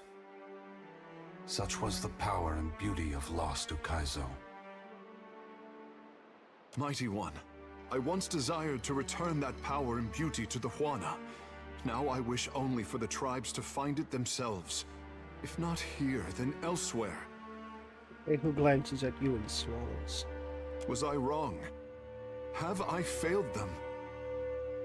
Takehu, the gods have already decided so much of your life. I would not shape what remains of it. You know how your people could benefit from your help. You have also come to see that this life is yours to live as you choose. Deciding what course to take is not easy. But if you do not choose, your life may pass you by as you stand at the crossroads. If we don't fix this mess you're about to cause, the whole world is gonna look this bad. I mean, it's a mighty heavy load you're putting on our shoulders. I just hope we can carry it. As long as there are people like you in this world, Adair, I truly do. This power has always been in the grasp of mortals. Now you will finally be aware of it. Now you will be able to decide what to do with it. Gone, please, I'm begging you. What do I do following this? How am I to best serve those still living? To improve our future chances of survival? The Deadfire and the Eastern Reach are full of animancers, women and men with brilliant minds who can solve this great problem. They will also need people with brilliant souls, like you, Shodi. People who can tend to the spiritual needs of the world in a time of fear and desperation. Remember, the flame you bear is not only light, but warmth. Provide comfort to all who need it. Aloth shakes his head, looking up at Aothas. What right do you have to do this? Destroy the wheel and leave us with nothing? Without even knowing what will come next?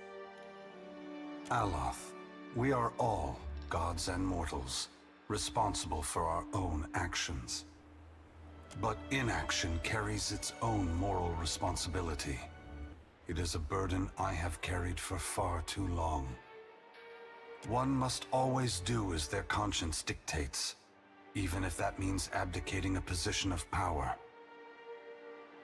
But what of you, Watcher? Why have you followed me? Have you come to bear witness to the breaking of the wheel?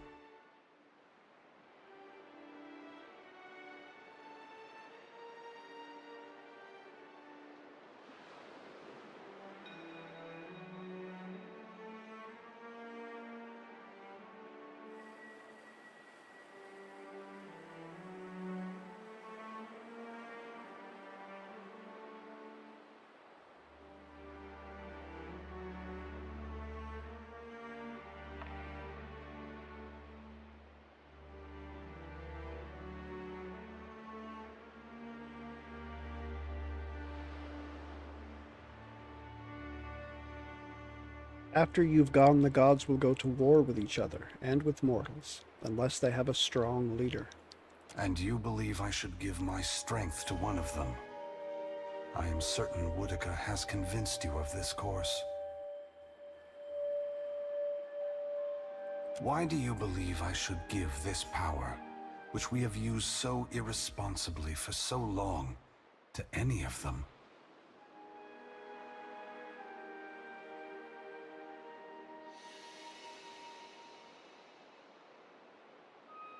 That doesn't even make sense. They're irresponsible because there is not one of you with the authority and power to bring the others in line? No, not any no one of those irresponsible gods deserves that power.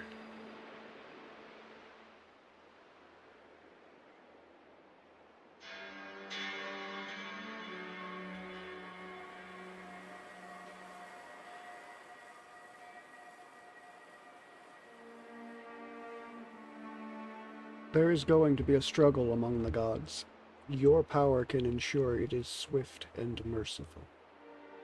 Though I hope my brothers and sisters would not do so, history has shown that this chaos may very well move them to war. You have convinced me, Watcher. The gods do need a strong leader. I will ensure they have one after I am gone. Indulge me in a moment's curiosity. There is something I wish to know about Eora, about Kith, that I can only learn through your eyes.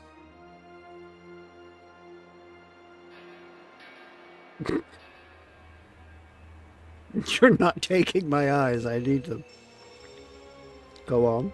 You followed me all this way, dodging an armada, navigating an impenetrable wall of storms, voyaging across uncharted seas, with the machinations of gods echoing in your ears. All the while trusting in the institutions of Kith to get you this far, and earning their trust in turn. Whatever else happens this day, that much is remarkable. I believe that mortals possess the strength to collaborate and shape a future of their own design. Not all of my brothers and sisters agree. By relying on others and coming together in a time of crisis, you illustrate my point. The gods will witness you and question their assumptions about how responsible, empathetic, and sophisticated mortals can be. What inspired your decision, Watcher? Did the choice echo your foundational beliefs? Or were you influenced by observation?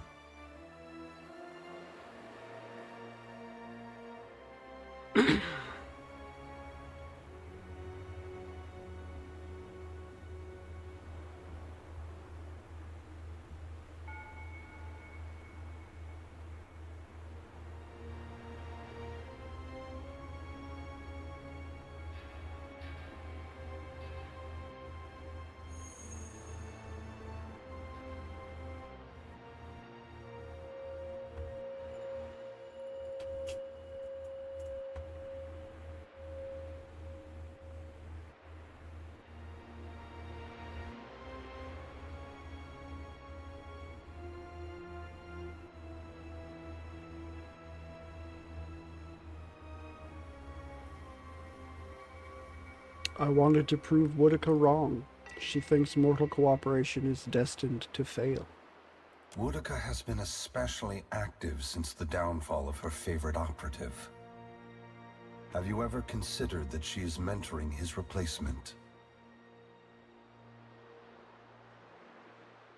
That's a troubling thought.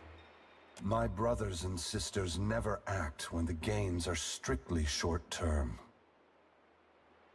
If Woodica's shadow has fallen upon you, that can only mean she recognizes your potential to further her ambition.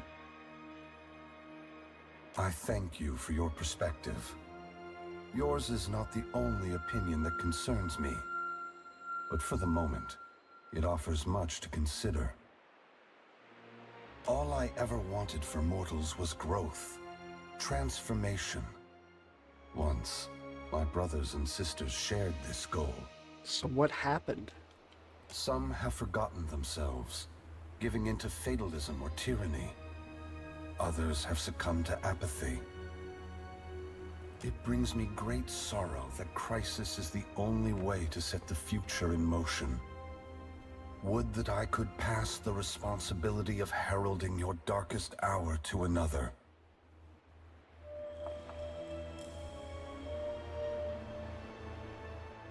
Never forget that trust and coordination between mortals brought you to this place. Your future is built on a foundation of hope, and you have laid the first stone. Before this is over, it's my turn to ask the questions. Ask. You are entitled to any answer that is mine to give.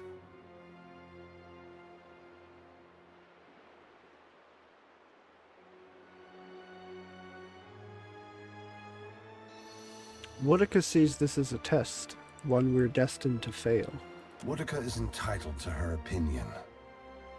If the intent of this test is to justify an uprising to come, that is more worrisome. The other gods must decide for themselves if mortals are ready to dictate their future. Should Woodica's tyranny prove the only alternative, mortals must prepare for a terrible conflict. Your perspective bridges eternity, Watcher. Many will look to you to mediate differences that could shake the very foundations of Aora. How can anyone trust the gods after what you've done? No one is worthy of unconditional trust. If you feel the gods are beyond forgiveness, then they don't deserve your obedience. Make your future one that doesn't require them.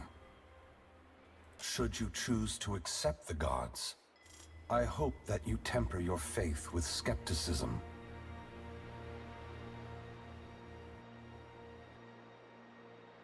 What happens after the wheel breaks? The great work of the Ingwithans falls to ruin. Reincarnation as we know it will end. Souls which currently await new life in the beyond will be born into the world as normal, but their numbers will not replenish. Anything that dies will tarry in the void of the in-between, awaiting the motion of a wheel that no longer turns. Once the beyond has emptied, every birth will be hollow-born. Other maladies of the soul may follow and plague those who linger in life. Unless mortals work together to carve a new path, the essence of life will be trapped in the netherworld. Gods will starve. Aora will grow silent and cold.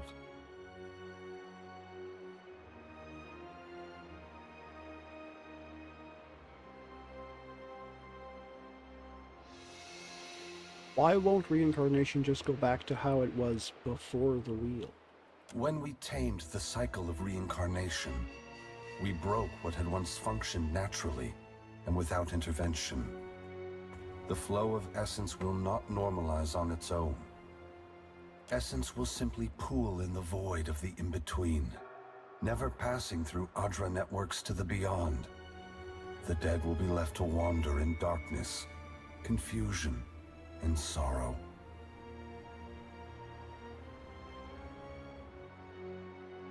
Mortals aren't the only ones in jeopardy. What you're doing threatens the gods. Yes. They must work toward a solution or perish. If that task is beyond their skill, then they no longer deserve their position.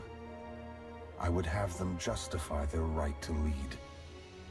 That could mean swallowing their pride and hearkening to the wisdom of mortals. Some, I expect, will perform better than others. How long until Aora is devoid of all life? A generation or more. That much essence is already poised to flow into Aora. But unlike an hourglass, no amount of turning will compel the sand to reverse its course. Should you choose, you could lay down your burden and trust in your children's children to set matters right. That depends entirely on you. By your reckoning, there are still good years to come. By ours, time is short. You've had millennia to do this. Why now? For several reasons. My strength was diminished after the Godhammer bomb, and assuming this form took incredible effort. With so many vying for control of the Deadfire, I also saw a ripe opportunity for mortals to cast aside their differences and stand together as one. They have never been more powerful, more capable.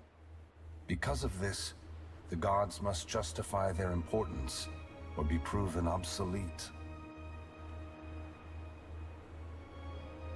I haven't forgiven you for Cadnua. I apologize, Watcher. There is nothing I can do to restore the glory of your hard-won and poorly situated estate. What happened to Cadnua was not personal in nature.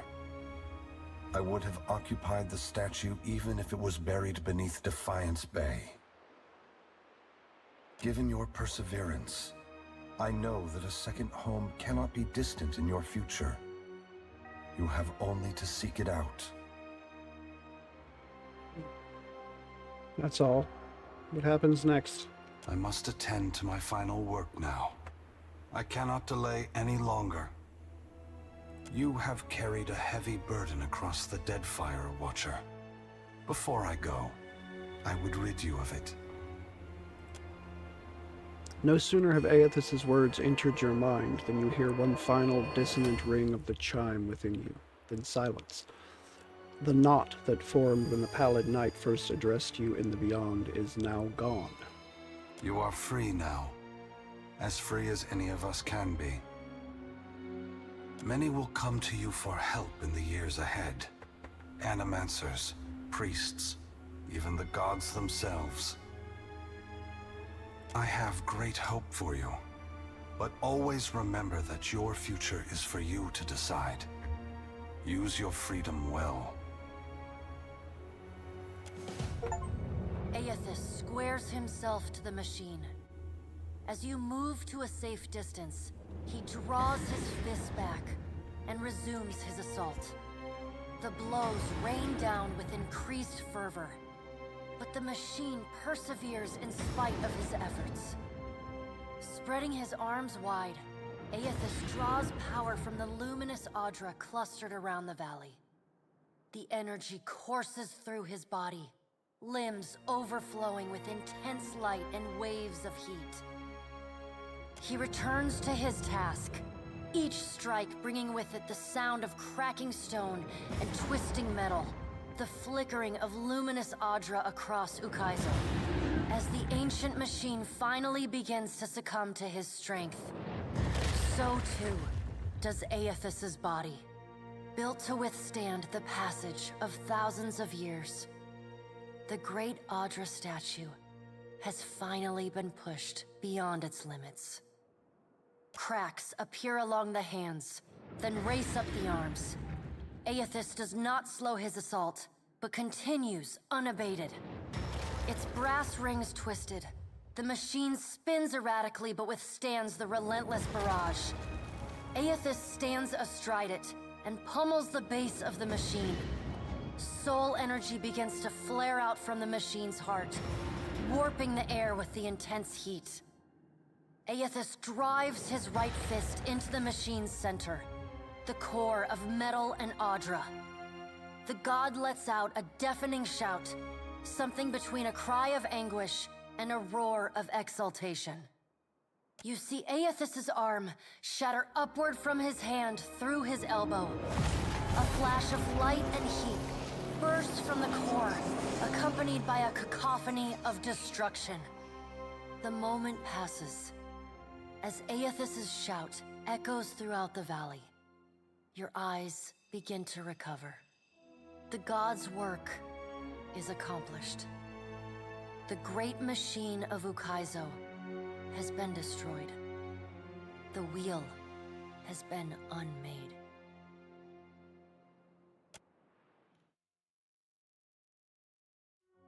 As Aethys's voice fades, the enormity of what you've accomplished sinks in. You have confronted a god. You have rediscovered the ancient city where the wheel was forged, and you have seen the wheel shattered. What comes next is uncertain, but already the legend spreads of the Watcher, who survived Andra's mortar and stood toe-to-toe with Aethys. Aethys channels his essence into Bareth, empowering the god of doors, cycles, and life and death beyond all other gods. Bareth vows to maintain peace and order in the here and the beyond, while Kith labor toward a solution. The other gods, for the time being, submit. Okay, so he chose Bareth. That was probably a wise choice. Under Bareth's guidance, the world becomes a more predictable, stable place. Seasons fall into a disturbingly regular rhythm, and wars, famines, and natural disasters dwindle. But so too do surges of prosperity and innovation. Great minds around the world work methodically towards salvation, both unhindered and uninspired by changes, upheavals, and the unexpected. Reclaiming Ukaizo is both a symbolic and a practical victory for the Huana. The ancient city is a potent reminder of their people's ancient glory, and it promises to be a much more easily defensible capital, especially with the storm controls of Andra's Spire close at hand. The other tribes unite under the Kahanga and dedicate themselves to rebuilding Ukaizo and relearning its secrets. The Valian Trading Company continues its operations in Deadfire, though it is forced to renegotiate many of its contracts with the newly empowered Huana Crown. Company leadership finds that the new terms are much more favorable to the tribes than to their own interests in the region. Good. Valian Trading Company can go suck a big floppy one. Due to these changes, the Valian Trading Company eventually withdraws most of its people from Deadfire. Good. Good riddance. The Royal Deadfire Company is allowed to continue trading in the archipelago, though they are forced to submit most of their outposts and fortifications to Huana leadership. Okay. The storms across the Rauatayan mainland subside along with those of Andra's mortar. However, Rauatai regards this respite with a wary eye, ever mindful that the machinery at Andra's Spire remains under their foes' control. And utterly destroyed. They have no idea how to fix it. It's not happening. The battle at Andra's mortar leaves the fleet of the Principe Sen Patrena in shambles. Good. Thus sundered, they fight among each other until they are little more than squabbling bands of pirates. As it should be. They continue to harass unguarded merchant vessels, but they are fit for little more. Gone are the dreams of empire and the hunger for primacy. The mysterious deaths of Governor Clario and Storm Speaker Ikawa provoke hostilities between the Valian settlers and the Huawan residents. What starts with angry words escalates to retaliatory killings as each side blames the other. This was you, Maya. I blame you for By this. the time anyone bothers to question the strange coincidences surrounding their deaths, including reports of a cloaked Omawi woman seen in both the port and the village, both sides have gone too far to turn back. The conflict eventually draws the attention of Queen Onikaza, who sends a contingent of warriors to drive the remaining Valians from the island. Port Mage becomes a cautionary tale for outsiders who would abuse the hospitality of the Huana tribes. I mean, yeah. Understandable. As the balance of power changes in Deadfire, so too does Nekataka transform. Though the Kahanga monarchy moves its new seat of government to Ukaizo, Nekataka continues to be a busy and important city. The Kahanga leadership takes responsibility for the welfare of the Raparu, and the Gullet starts to improve. I'll be damned. What was once a den of crime, poverty, and illness slowly becomes a quiet haven for the Raparu. Ukaizo reveals more about the ancient art of water shaping than the guild could have hoped to learn in another century of work. With this new knowledge, water shapers across the archipelago wield the currents and bend the waves for the pleasure and benefit of the new Huana nation. Your brief encounter with Letharn proves deeply influential for the children of the Dawnstars. Plagued with nightmares and haunted by the deaths at Hesango, Letharn begins questioning his faith in Aethys. At first, his fellow Dawnstars chide him, but that changes as word of Aethys' deeds at Ukaizo spreads. After all, what business have they worshipping a god who denied his own legitimacy?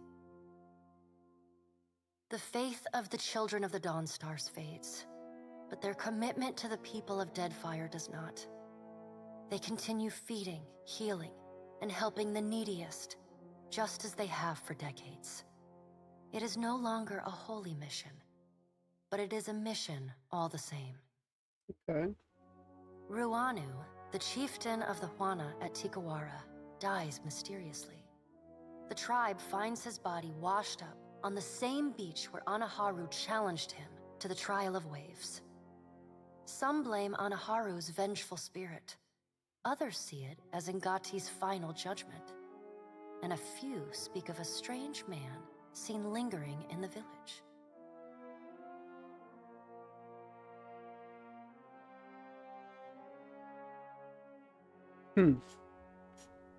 The leaderless tribe eventually scatters. Some head to Nekataka, while others seek out the Wahaki. The dragon, Neraskirlas, no longer passes between Aora and the White Void, and the dead flow slowly breaks apart, exposing the temple long frozen within. Under Halfjorn's guidance, the Harbingers of Dusk resettle within Remergon's temple, vowing to forever protect it from the defiling touch of outsiders. Over time, the group becomes increasingly reclusive and fanatical, attacking any who dare approach their holy site. Okay, well, that was not what I had hoped would happen, but... The chime of Remergond continues to pulse coldly within your breast. Though the beast of winter rarely intrudes upon you, the chill within your soul promises that you will return to his dominion in the end. It's a good thing I always liked the cold. Once repaired, the Adra at the primal island of Kazuwari again pulses with the flow of soul essence between the here and the beyond. The feral life on the island flourishes, the jungles and veld growing ever wilder and resistant to settlement and exploration alike. Okay. The faces of the hunt continue to rule the Crucible and Gallowayne's, or rather, Tawamawai's name. The trials summoned by the statue grow deadlier with each season, until only those rare few willing to brave the gravest of dangers seek out the bloody ordeals of Kazuwari. Yeah, I could see that happening. Like the other souls following in your wake, Muatu eventually yearns to move on to the beyond and the wheel. Stymied by Aethys's actions, however, he settles on returning to Kazuwari, where he joins the choir of souls that echo throughout the Crucible. Not quite as strong as he could have been, but still quite the contender in his own right. Encouraged by her arcane successes, Bakarna returns to her observatory to continue her studies of the celestial spheres. In time, her colleagues in the Circle of Archmagi come to accept her among their number. She takes on apprentices, and they trumpet her praises as both a brilliant innovator and nurturing pedagogue. Slain by your hand, the Titan of Wal poses little further threat to Aora. As the corpse decays, it putrefies into a massive nest of hungry fungal monstrosities. Vessels that anchor off the shores of the Black Isles tend to go missing, only to turn up shipwrecked months or even years later against distant shores. With time, the body collapses upon itself, and the Black Isles finally implode. Seeking a living receptacle for the essence contained within the tomes you unearthed in the halls obscured, Langgrath devotes herself to study of the Godseed. She occasionally contacts you, usually on Dragonback, to solicit your expertise and advice. Her progress with the ancient Anguithan device remains steady, if excruciatingly slow. Though your adventures alter the destiny of Aora and the balance of power in Deadfire, they also leave a lasting mark on those who travel at your side. Your companions find themselves changed, in ways both big and small. Adair returns to Hisango, where he reunites with Byrne, the son of his former lover, Alava. The boy takes heart in Adair's account that Aethys and all the other gods were false, petty, and unworthy of the love of Kith. Realizing how close he came to dying for this cause, Byrne finds renewed purpose in working alongside his uncle to repair the many scars left upon Deadfire by the gods. Under Adair's guidance, Byrne grows into the kind of irreverent, stubborn hothead that would have made his mother proud. And Adair visits her gravesite, often to tell her so. Shodi is not a priestess who understands the meaning of subtlety. As such, she makes her girlish crush on Adair painfully obvious from the moment she first sets eyes on the strapping fighter. Early in your travels, Adair appears discomforted by her persistent flirting. He often grimaces when she sidles up to him, and he takes endless pains to keep their conversations terse and to the point. But after a little smoothing on your part to nudge them in the right direction, Adair makes an effort to view Shodi with an open mind.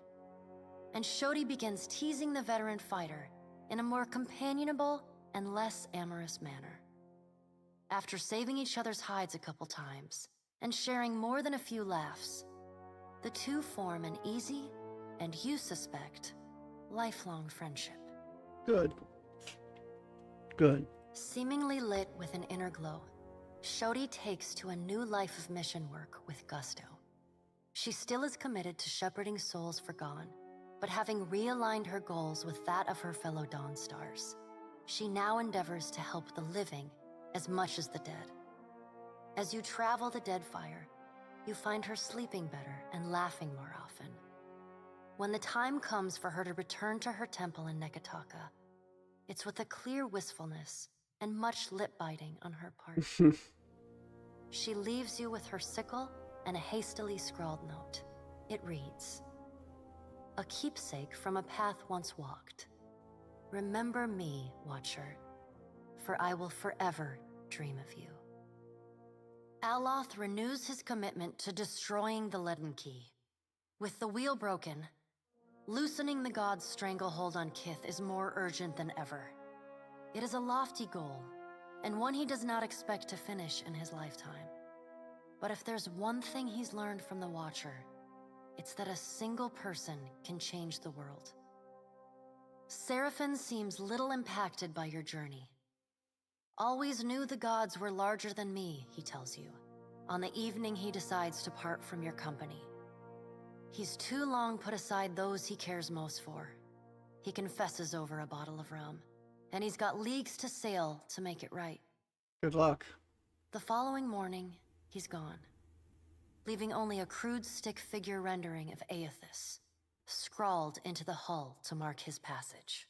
I mean, I would have loved to have completed his storyline, but the freaking game, the quest bugged out. It wouldn't let me do it, so that kind of sucked. It's my one big regret for this game. Time away from the Navy gives Maya Rua some perspective on how Rawatai conducted the Deadfire occupation. No sooner does she return to active duty than she voices her frustrations over some of the more underhanded tactics she witnessed and carried out in the name of the homeland. Her voice carries all the way to the Ranganui, who reminds his admirals that battles are won by superior tactics, but war is a battle of precedent, and winning is not always a victory. The people listen. Okay. Though Maya's covert assignment in the Deadfire is considered a success, few claim knowledge of it or openly congratulate her. She receives no praise beyond knowing glances or the occasional raised tankard from her countrymen. She never responds. Do not agree with her sheep-like adherence and dedication to the Royal Deadfire Company. It just... She's brainless, she's mindless, she's a drone. She looks forward to seeing her brother again. So does Ashiza. At least Kana had a personality of his own. She's just Royal Deadfire Company, that's all she is. Takehu distances himself from the problems of the Deadfire, giving the tribes a reprieve from godlike omens. And Gati's silence speaks volumes.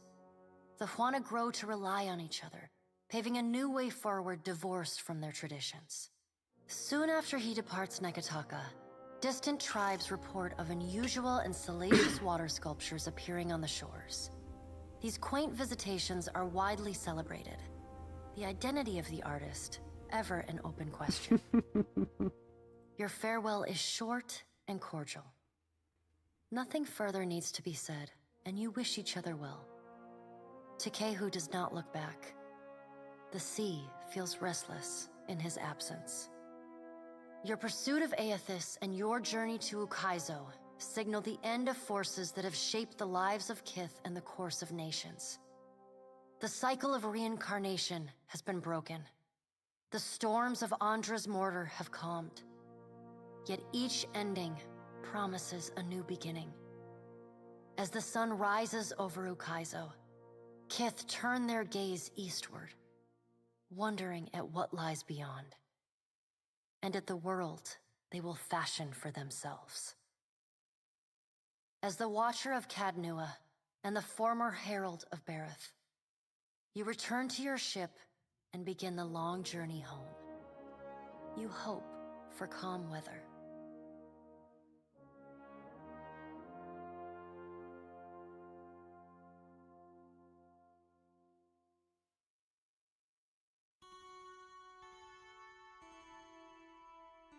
Is that it?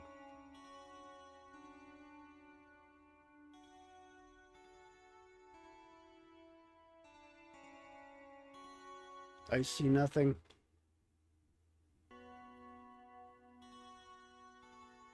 Okay, there we go.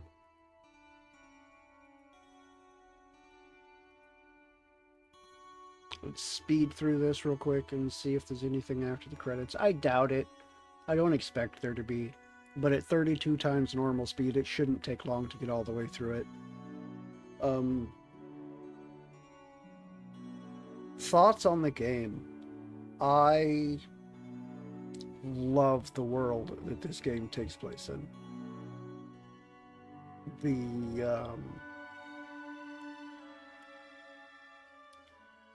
as far as I know, completely unique concept of soul energy, the chanters and ciphers, like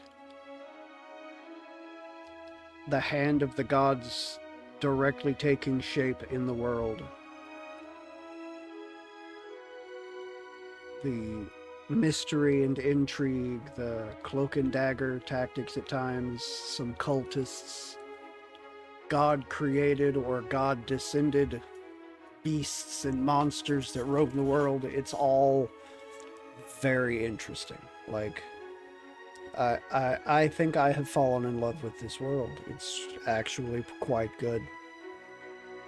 I would love to get some kind of direct adaptation of the events of both the first game and this game to a tabletop format so that I can run some of my friends who are not a fan of this style of game through them in a tabletop setting. I think that would be fantastic.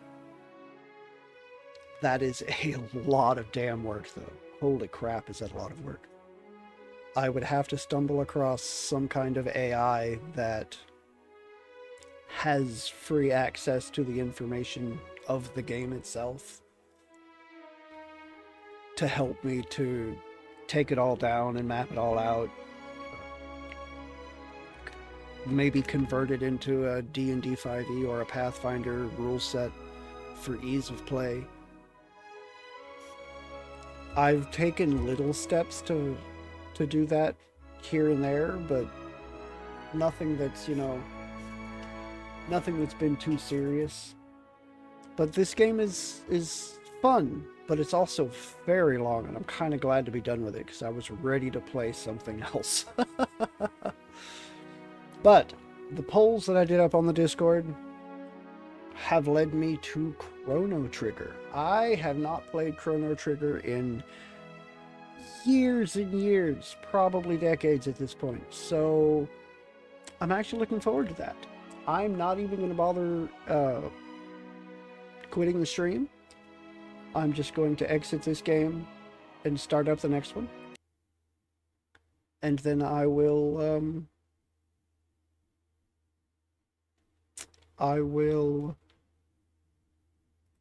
put up the or change my stream title to reflect.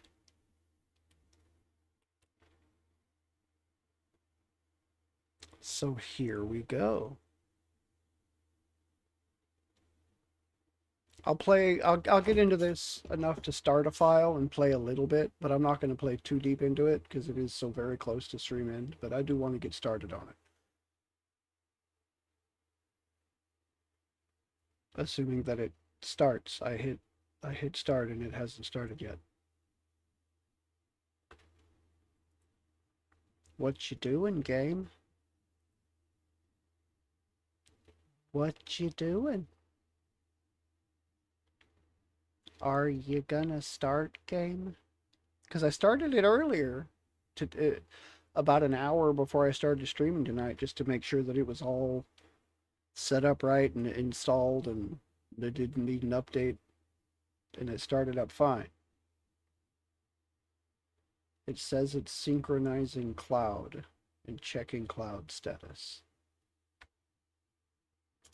I didn't even start a file, so like I literally had it up for 9 minutes just watching video, the opening videos and stuff. Is it going to start? Don't disconnect on me, OBS. Come on. All right, I'm going to cancel the launch. It says it's checking cloud status. Up to date. Okay. Let's play the game. There we go.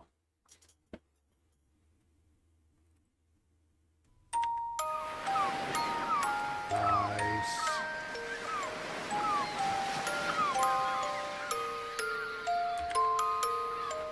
Come on, OBS, pick up the game.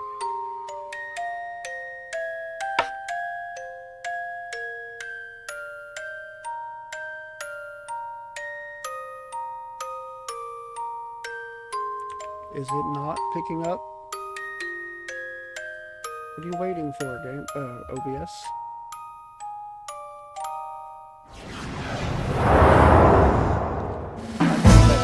Oh yeah, that's loud.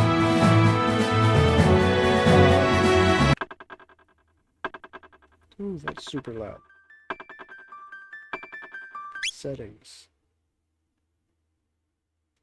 Controls. Licenses.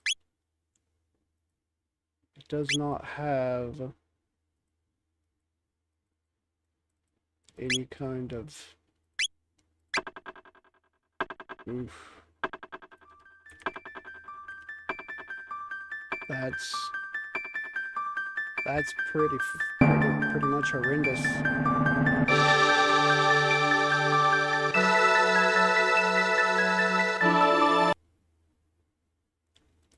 I'm gonna see how bad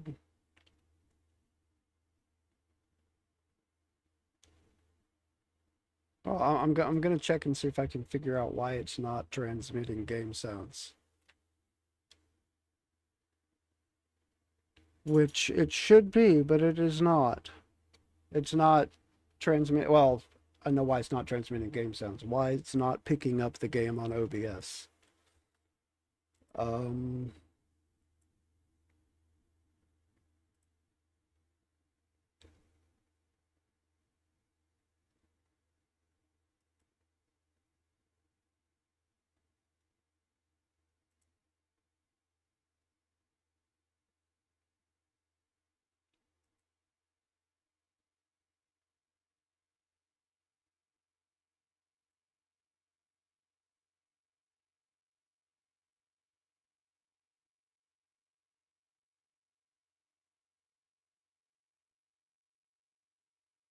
Okay.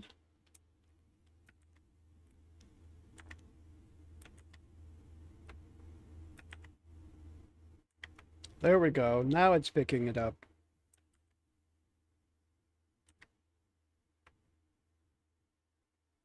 All right.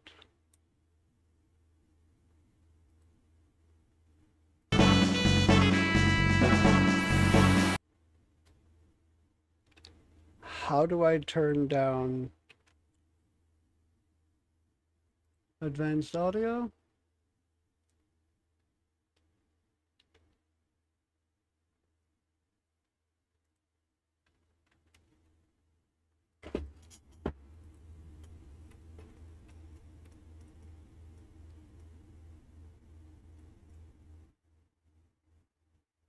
Okay. So it's got the game picture coming through. My voice is on it.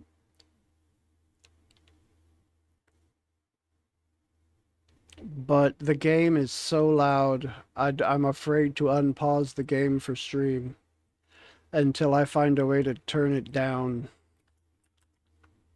How would I do that? Because it's super loud.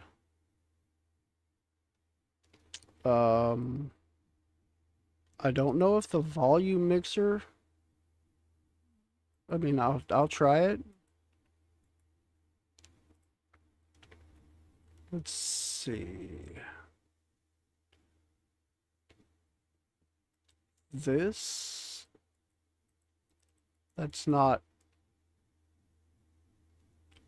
quite what I was hoping for. Ah, there we go. Let's put that at about 50%.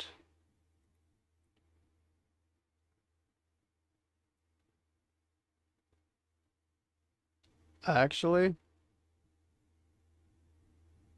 let's go 30, because that's really loud.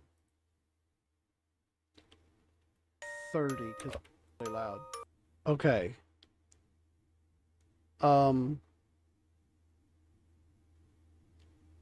I am going to turn my stream itself off. Well, not the stream itself off. Close down the stream on my end so that it's not playing on my browser. That way, when I unmute the game on OBS... Okay. Now, any key. I am going to play this for just a few minutes, get a file started, and then I will see how the game sounds off stream after I'm done. So let's do this.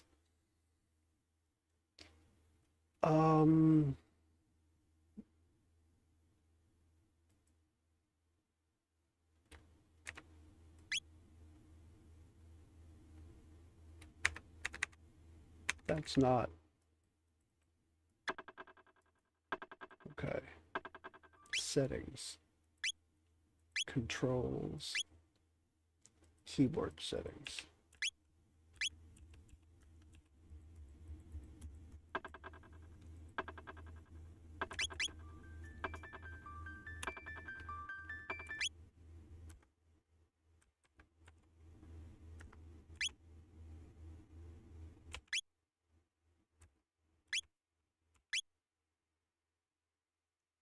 Okay.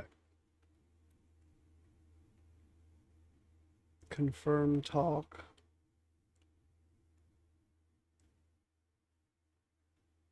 All right, I would like this. Do that. Up. Left. Down. Excuse me. Right. Down.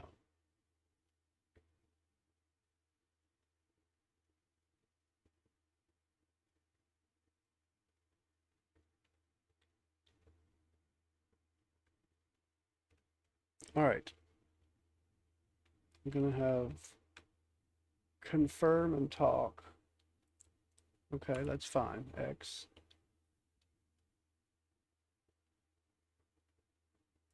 Cancel, that's fine. Open menu, auto battle.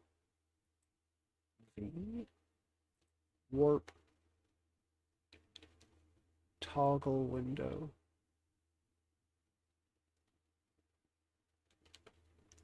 Pause battle, okay. Because I'm going to use the mouse to walk around. Oh. confirm. I'll do cancel here. Confirm cancel. Open menu auto battle C. B, G, and H. I'm not sure what toggle page is. Pauses battle temporarily, space. I'm gonna go with that. Okay. Now, let's just do it. Time flows constantly. Time freezes when you select tech or items. I'll stick it on active. Graphics original or high res. Graphics supported by high res displays. Let's go with high res. I haven't never played this game high res. Let's see what it looks like. Interface. Yeah, gamepad, keyboard. Start game.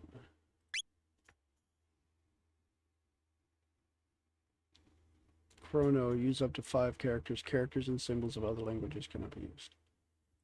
You know what? Dino, just because I can.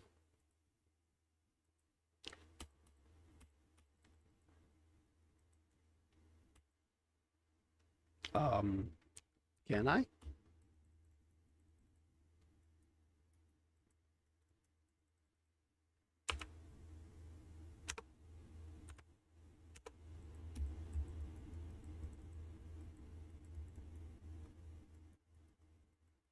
Well, that's interesting. It won't let me.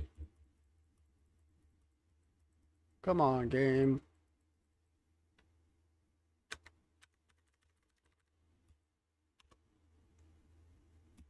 There we go. I had to hit enter.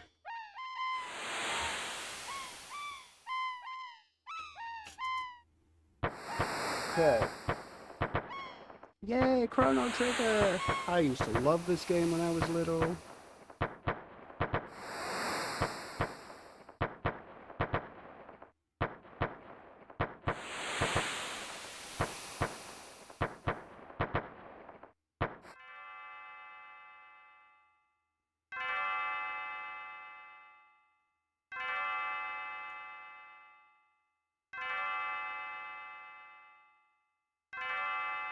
Dino.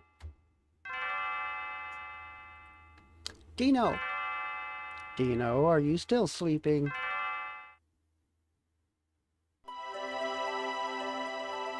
Come on, sleepyhead, it's time to get up.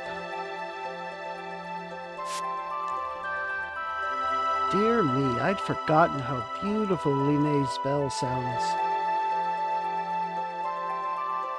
You must have been so excited about the Millennial Fair that you couldn't sleep last night, could you?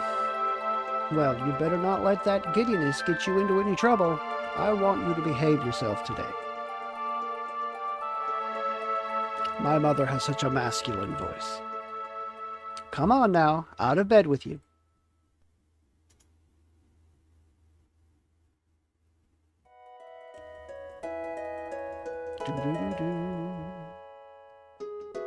Well, that's not that's not delightful at all. I think I'm going to have to do that. Okay, I'll just play with no mouse. It's about time. By the way, you're gonna go see... Oh dear, what was her name? That young inventress friend of yours? I'm just gonna leave those at default. Luca. That's right, Luca. You're gonna stop and see her new invention at the fair, aren't you? Well, run along then, and be back before dinner.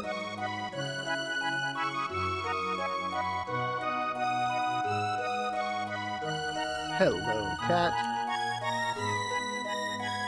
Time to pet the kitty.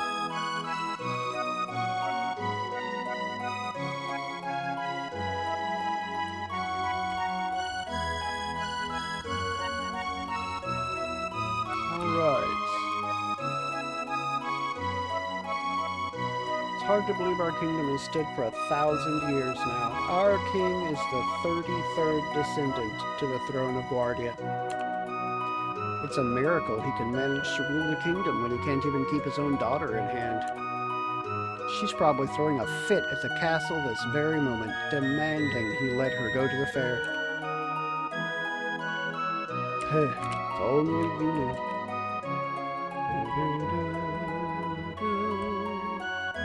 Truce. Welcome, welcome. Make yourself at home. I suppose we won't be staying long, though. Oh, I hope my shift ends soon. I want to go to the fair, too. Say, can you spare 10 gold to buy me a drink? Sorry. You been to the fair yet? Nope. What? What are you doing here, then? You'll have to wait 1,000 years for another millennial fair. Festivities are in Line Square, just up north. More tents and stalls that you can shake a stick at.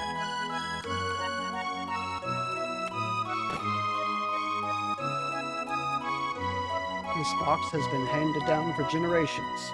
Should you somehow manage to open it, you are welcome to the contents.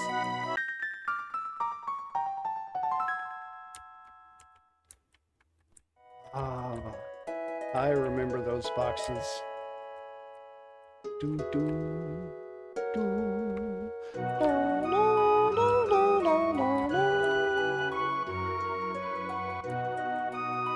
A mysterious whirlpool sometimes appears near here. What do you suppose could cause such a thing?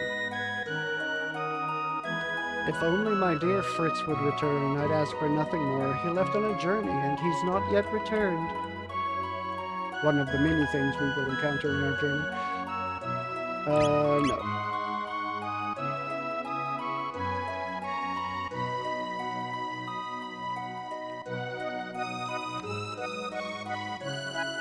The mayor's manor, the market. Okay. Let's go to Line Square.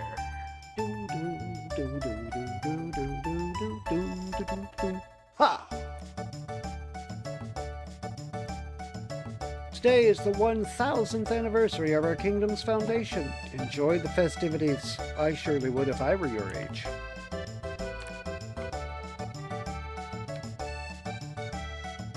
I hear Luca and her father put together another crazy invention. I just hope it doesn't blow up again like the last one. Melchior the swordsmith, at your service. Might I interest you in one of my fine blades? Let's take a look. I have 400.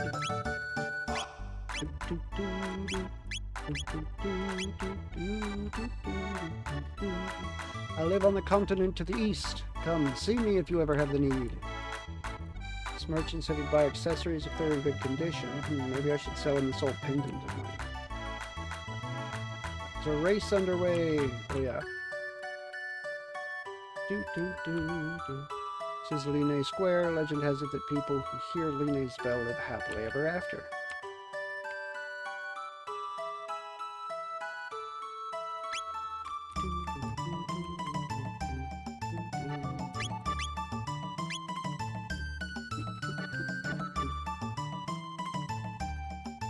Those runners are busy racing, so they won't answer you if you talk to them.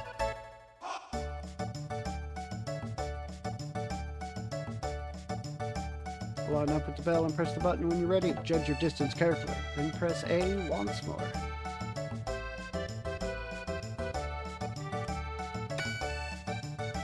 Way to go! Yay, silver point.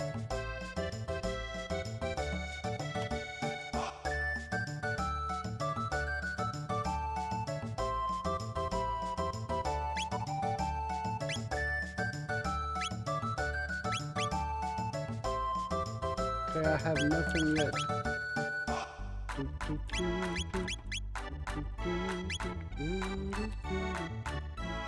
Through some hard times at war against Green Lord 400 years ago. Should be thankful things are so peaceful. Thankful things are so peaceful now.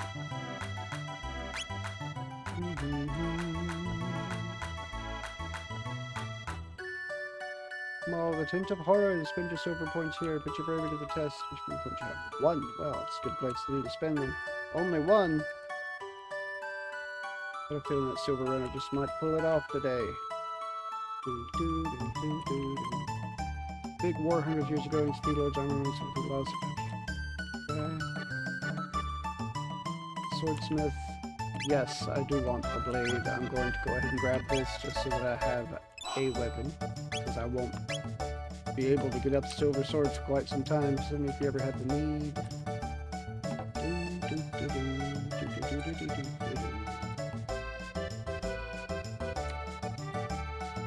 Let me see how many silver points you have on your cars. You've got 1. Do I exchange 10 points for 50 gold? No. Okay, yeah, that's how you get. 0 wife and lunch from around.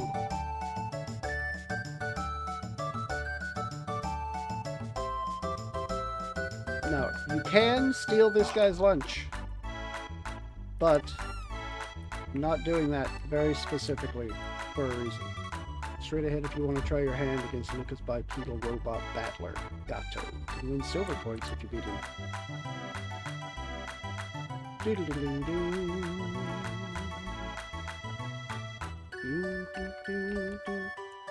Sniffle, sniffle, sob, my kitty ran away. Oh yeah.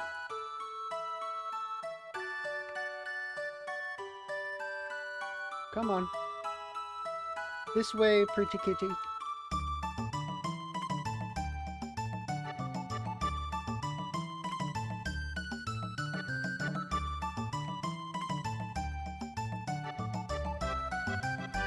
You brought back my kitty, thank you.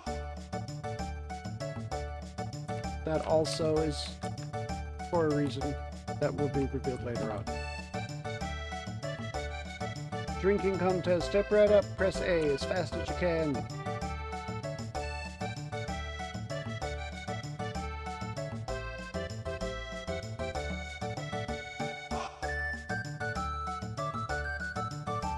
Not bad, 5 points on your card. So now I have 6. Alright, so I can exchange 10 for 50 up there.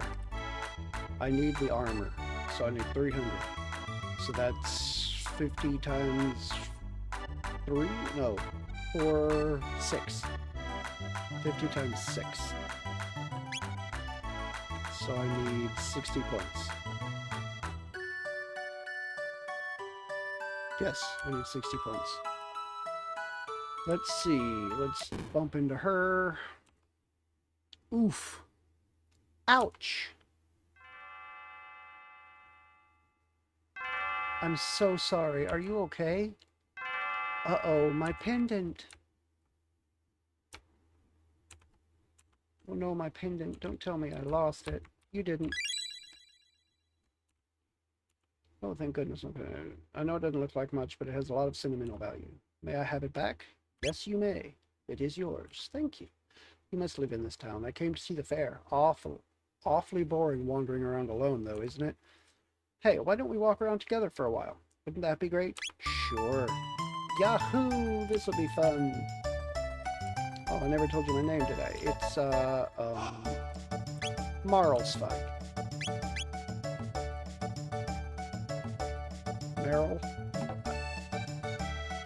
Marley? Meryl? I always call her Meryl. And you're? Dino. What a nice name. Well, pleased to meet you, Dino. Come on, let's enjoy the fair. Indeed. Go straight ahead, you want to try your hand. Alright, Meryl. We have a gato to beat up. They call me Gato. I have metal joints. If you beat me up, you'll earn 15 points. Not the exact rhyme that he always used to say, but it works.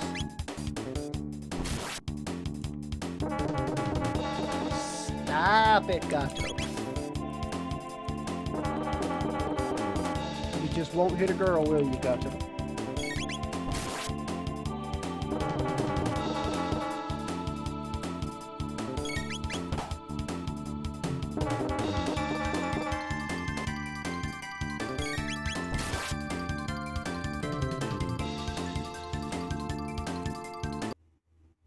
Yay, TP. Oh no, I have lost, and it seems you've won. Here are your 15 points. Now wasn't that fun?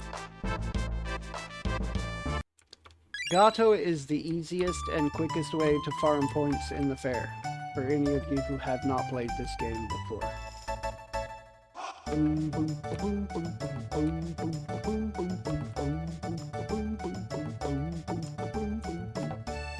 Yes. Yes. Okay, so I just got 100 gold, just like that. So we come down here. No, I don't want to. That's the wrong person.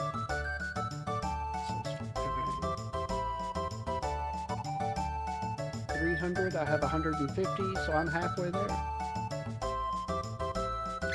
But...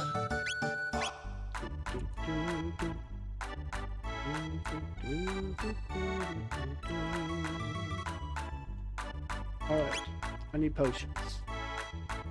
So I'll take 5 potions.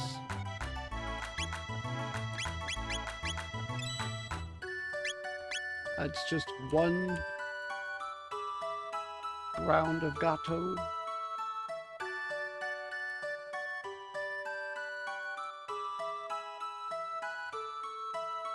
Do, do, do, do, do, do.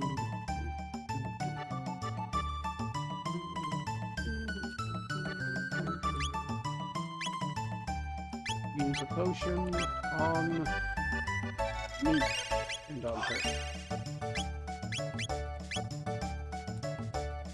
Let's do this again. Gonna fight this thing a couple of times, a few times maybe, just to get up some points so that I can get some armor.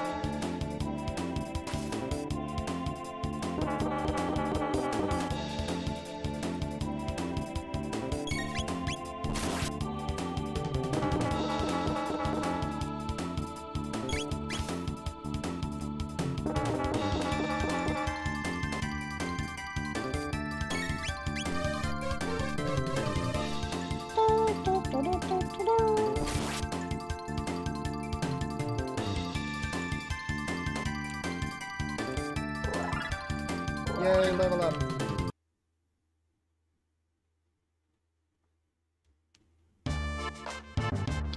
Oh no, I have lost. It seems you've won.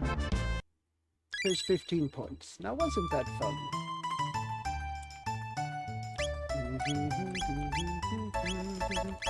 Ah!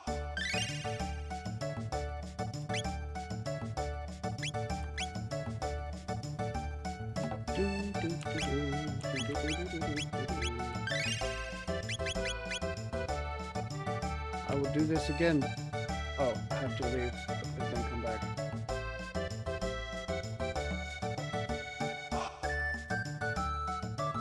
What's the run button?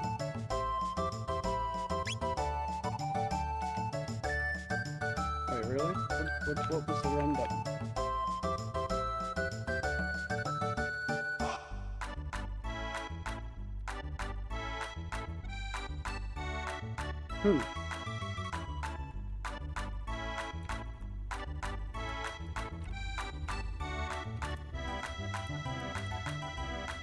On. Oh well.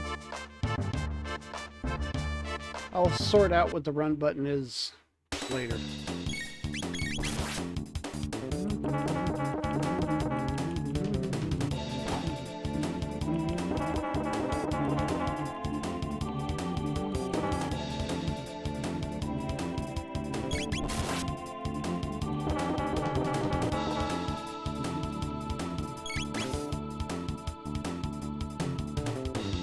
Yay!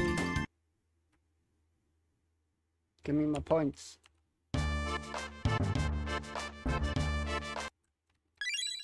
There you go.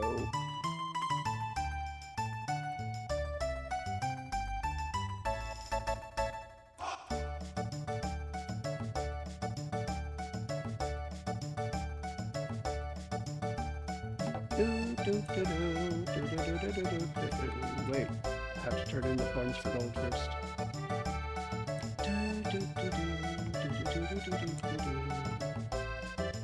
31. It's 50. 100. 150.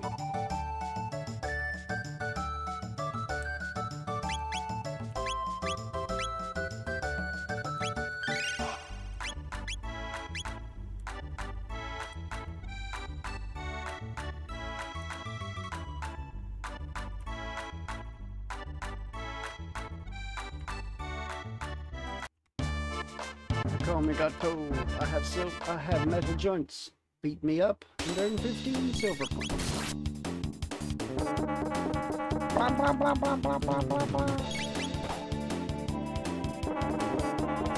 There you go, punch me. I'm your target. Leave her alone. Nope, we're gonna hit her.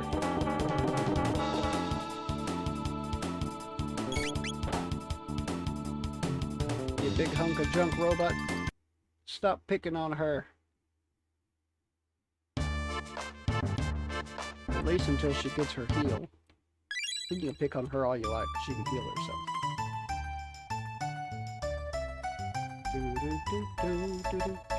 Ha!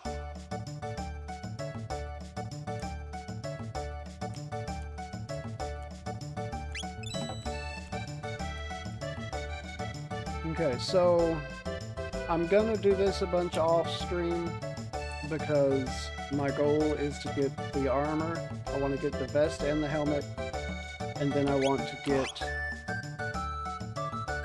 actually I want to get a vest and a helmet for both of them. And then I'm also going to keep doing this until I get the silver sword, just because I can. This song I will be hearing in my sleep for the next 3 weeks because I'm going to spend so much time here. But I'll be doing most of that off stream, so. No, I'm not going to talk her into selling her pivot. Again, for a reason later.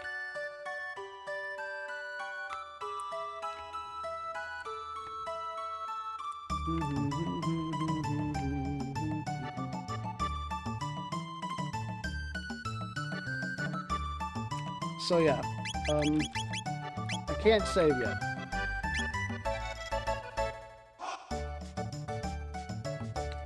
Well, isn't that quite the quandary?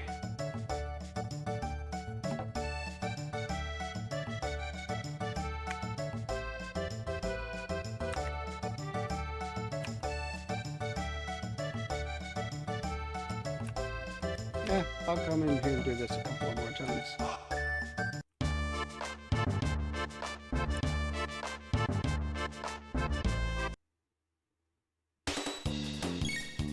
Oh.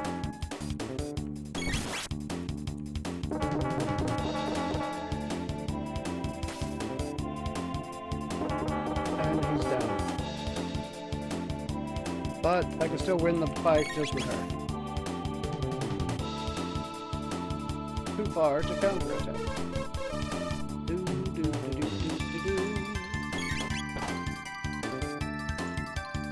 Yay!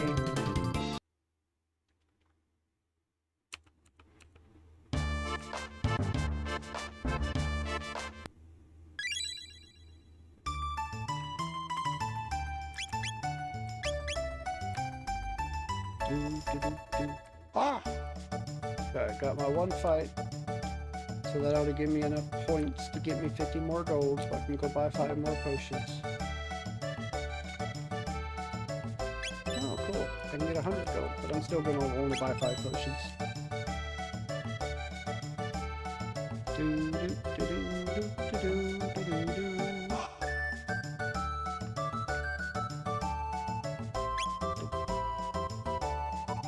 Yes, it is. You get into the game, if you decide to do this, what I'm doing, be ready to see that message pop up a lot. You only have to beat her machine Gato once in order to unlock the ability to go on with the game. I'm going to be doing it a lot more than that. So that message is going to pop up constantly until I actually go and continue with the game. Oh,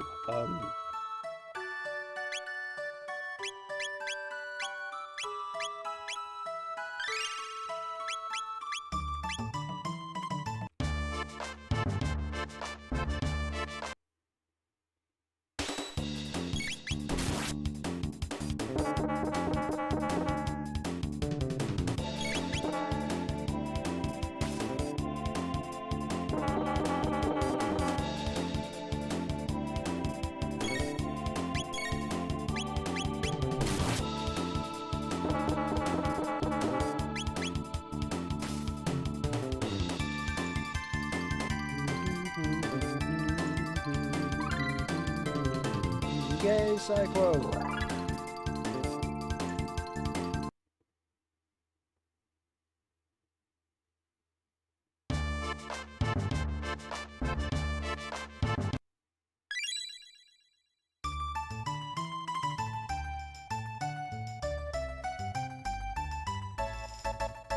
Ha!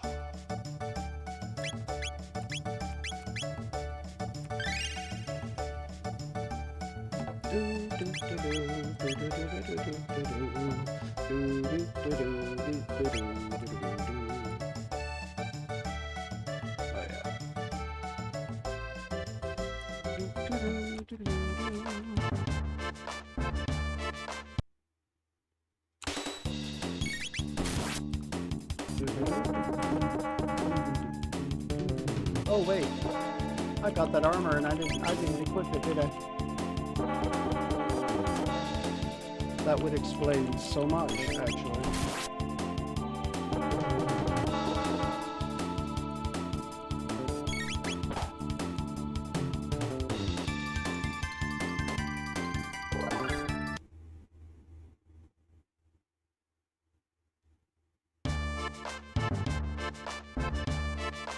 Oh no, I have lost. You have won. Here's 15 points. Wasn't that fun?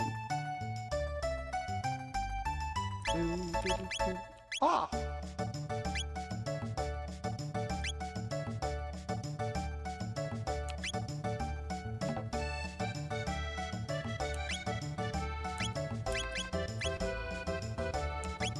Oh, I didn't even equip the better blade.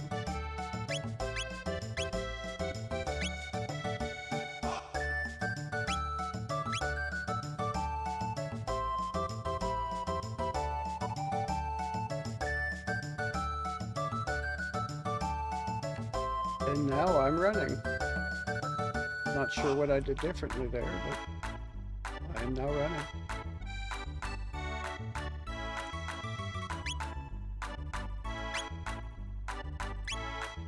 Gonna sell that. Gonna sell that.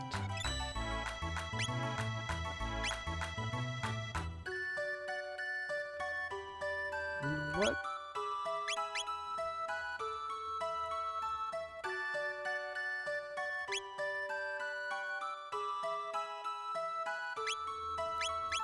I'll buy 4 of these. You don't say. I would have never guessed. 31, so it's 150 gold.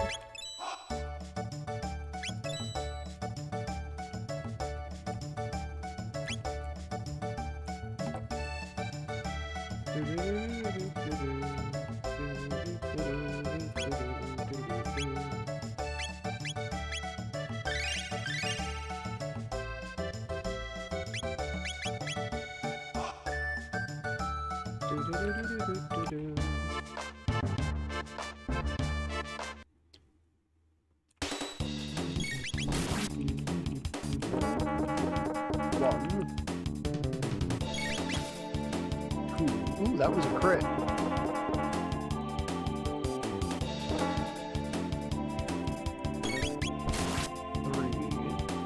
3 hits.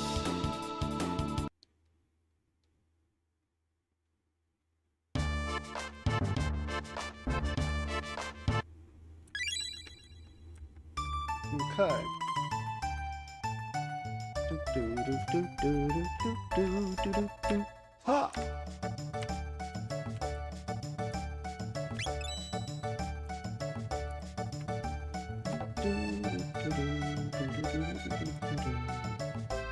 With 300 gold, I can go get another armor.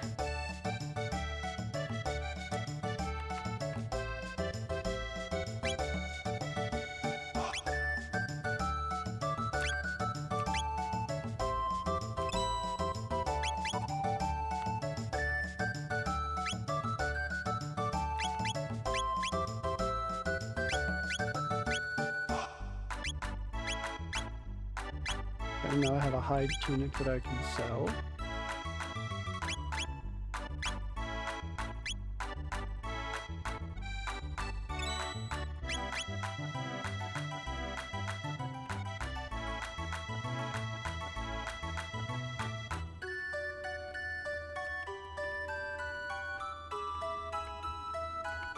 Okay. There's a toggle run button. Gotcha.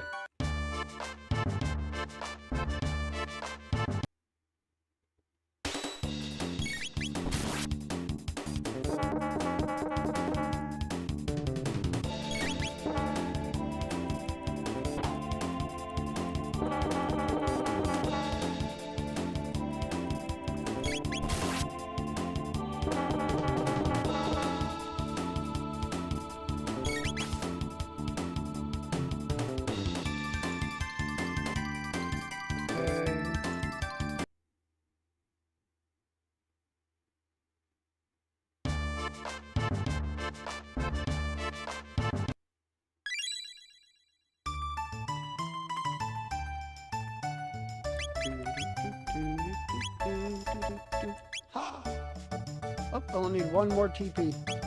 So next fight, I'll be unlocking her heal, which is a great bit of news.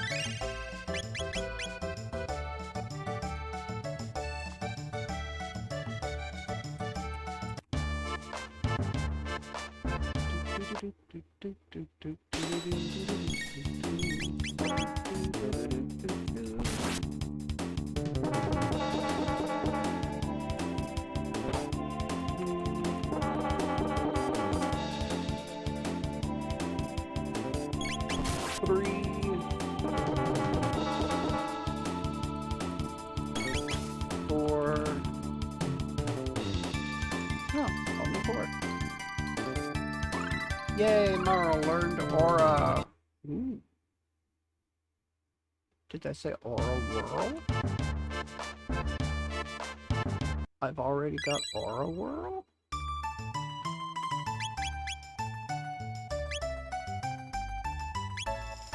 I do have Aura Whirl.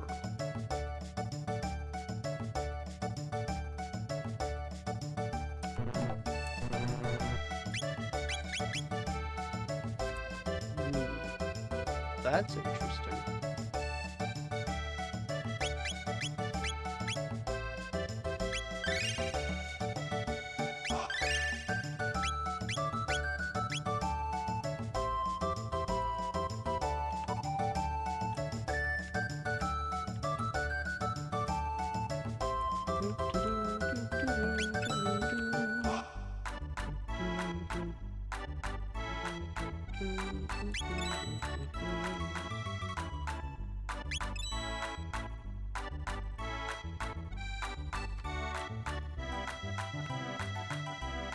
Okay, we can get some headpieces. Oh, not quite yet. I need 200. I only have 190.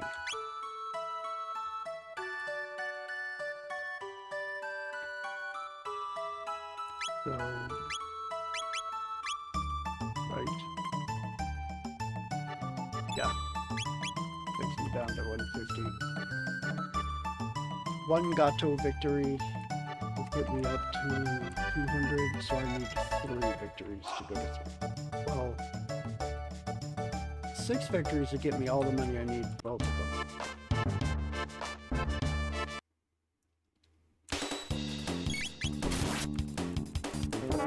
I think I will take the time to get helmets for both of them, but I'm not going to worry about the Silver Sword just yet. Which means I think I can still get it later on, but it'll be much later on.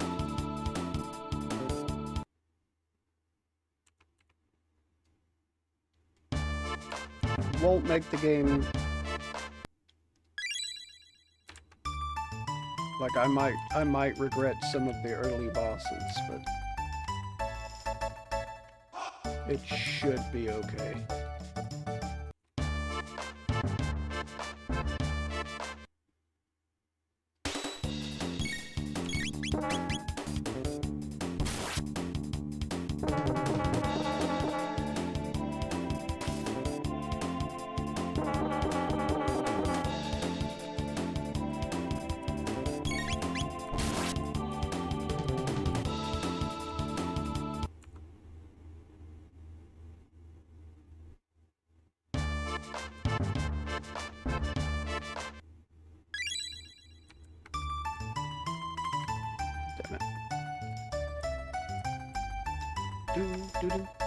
Ha! 36. 26.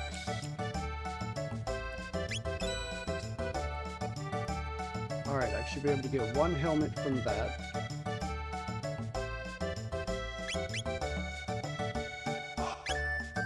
So I'll go ahead and do that.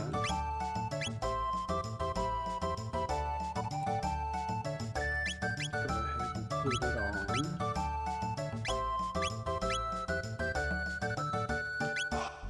And now I can sell a hide cap.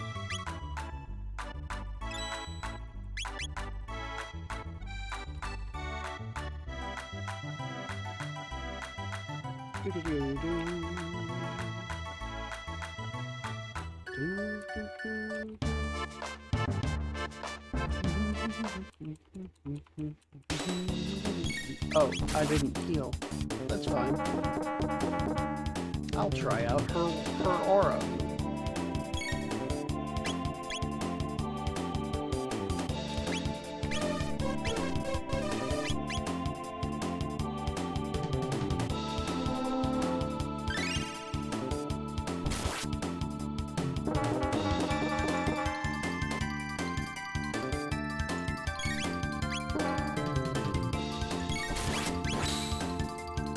Ooh, 52, nice.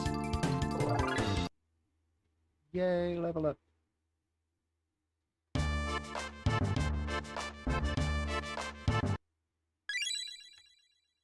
Okay, let's do one more.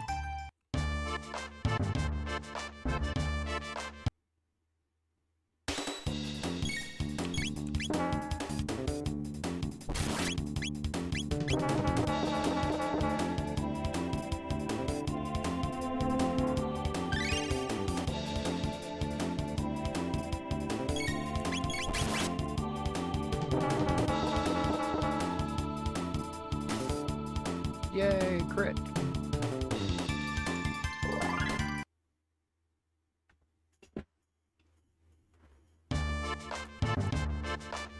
Since I'm not gonna go for the silver sword, then I might be done now. 36, 100. Yeah, I should be done now.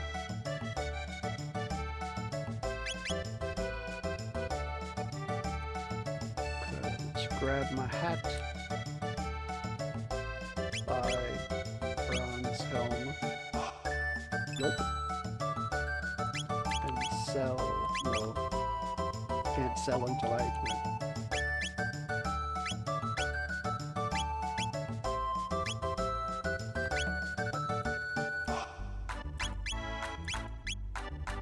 Sell that.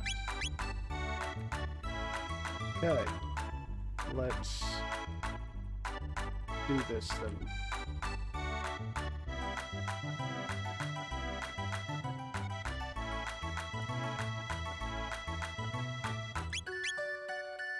Well, just between us, I heard the king is tearing his hair out over his tomboy of a daughter. Just once I'd like to meet her and see how wild she really is. What's over here? I don't remember. Oh yeah, the dance. That song we'll be hearing a lot of later on. Ha! Just a minute, I want to get some candy. Okay. Because of something that happens later, this takes a minute, but be patient. Do not rush her. Excuse me, I'd like one of these. Sure, young miss. Thanks for waiting. Okay. Actually didn't take as long as I thought I remembered it taking. Step right on up, and with time and courage, our first ever hyperdimensional transporter is the invention of the century. Simply hop up here, and you'll be teleported here. This fantastic machine is the masterwork of my beautiful and brilliant daughter, Luca.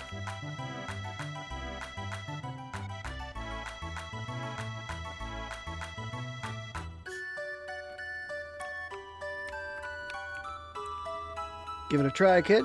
Oh, it's you, Dino. Dino, I was wondering when you'd show up. No one wants to try my telepod. Would you be so kind? Oh, this'll be fun. I'll watch while you try it out. Just hop onto the left pod.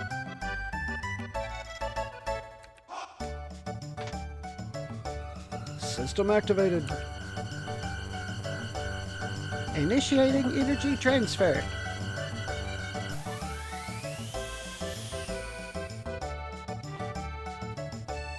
Ooh, amazing. So, how was it? Want to try it again? It worked! Unbelievable! They never... as I was saying, Luca has done it again, ladies and gentlemen. A thrilling display of science at its best. That looks like fun. I want to try it too. Huh? Dino, when did you manage to pick up a cutie like her? It's alright, isn't it, Dino? Just wait right here. Don't run off on me. Behold, ladies and gentlemen, as this vision of loveliness steps aboard the machine. Hee. Okay, I'll be right back. You're sure about this? There's still time to change your mind. No way, I'm not afraid. And the game begins. Okay, everyone, let's give her a great big hand when she teleports from the platform. System activated. Initiating energy transfer.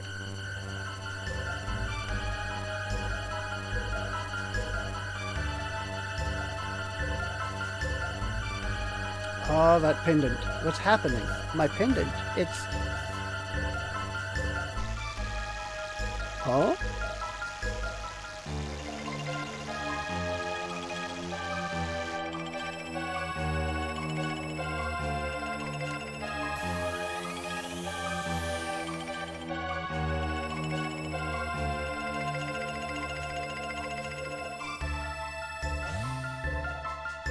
And she's gone, folks. Luca, she's not reappearing.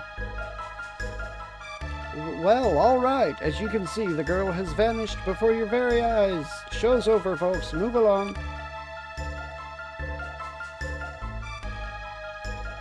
What just happened, Luca? Where is she?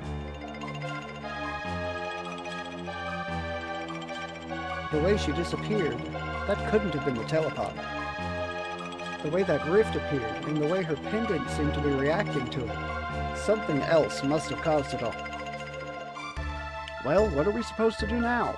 Is there any way we can help her? That girl's face was so familiar. I know I've seen her somewhere. Picnic in the telepod. Okay.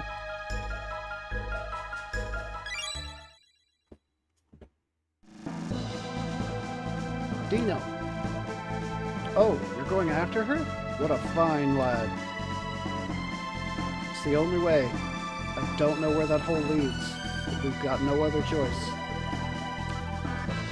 Let's just hope it opens up again. Well, it's worth a shot. That pin, seems to be the key, so hang on to it, Dino. And brace yourself. System activated. Initiating energy transfer. Boost the power output. Roger. More! I need more power!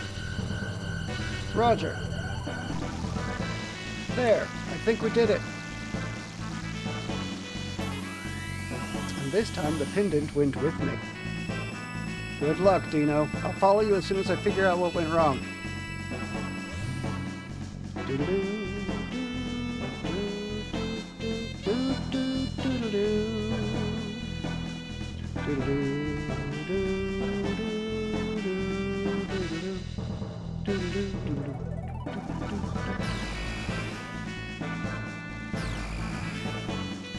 I love the soundtrack to this game so much. Alright.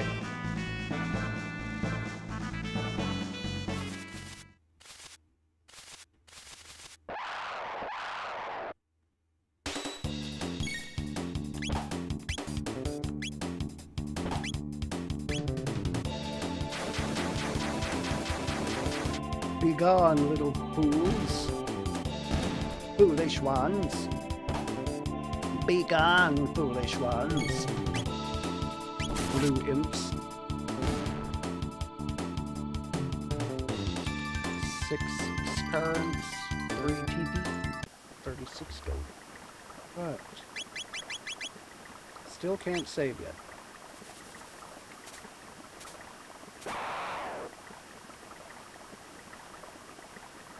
I should have... Yes, I have potions still.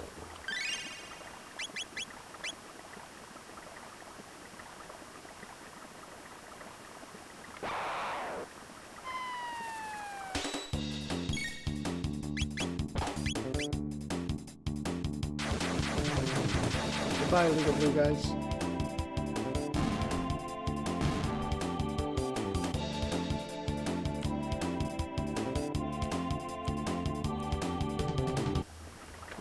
Gold. Okay, there's another potion. I got me another pot peon.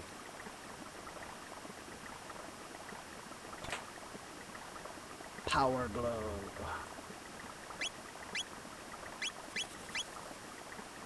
Okay, headband is speed +1, strength +2 on the power glove. I'm taking that.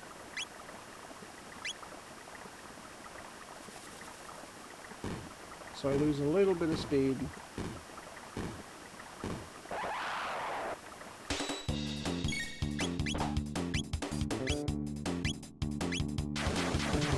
Oh, he stepped out of range at the last second, you little bastard.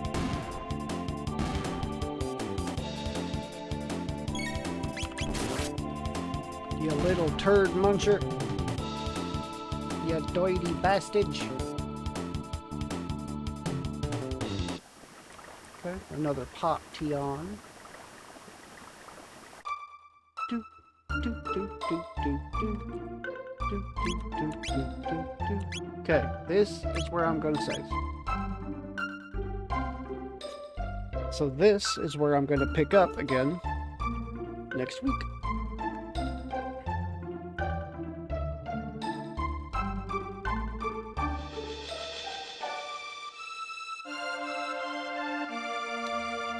So yeah, I will be picking back up right here.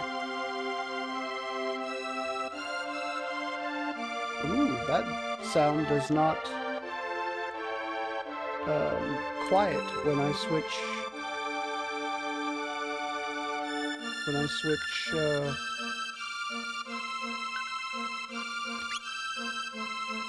Alright, settings, sound. Oh.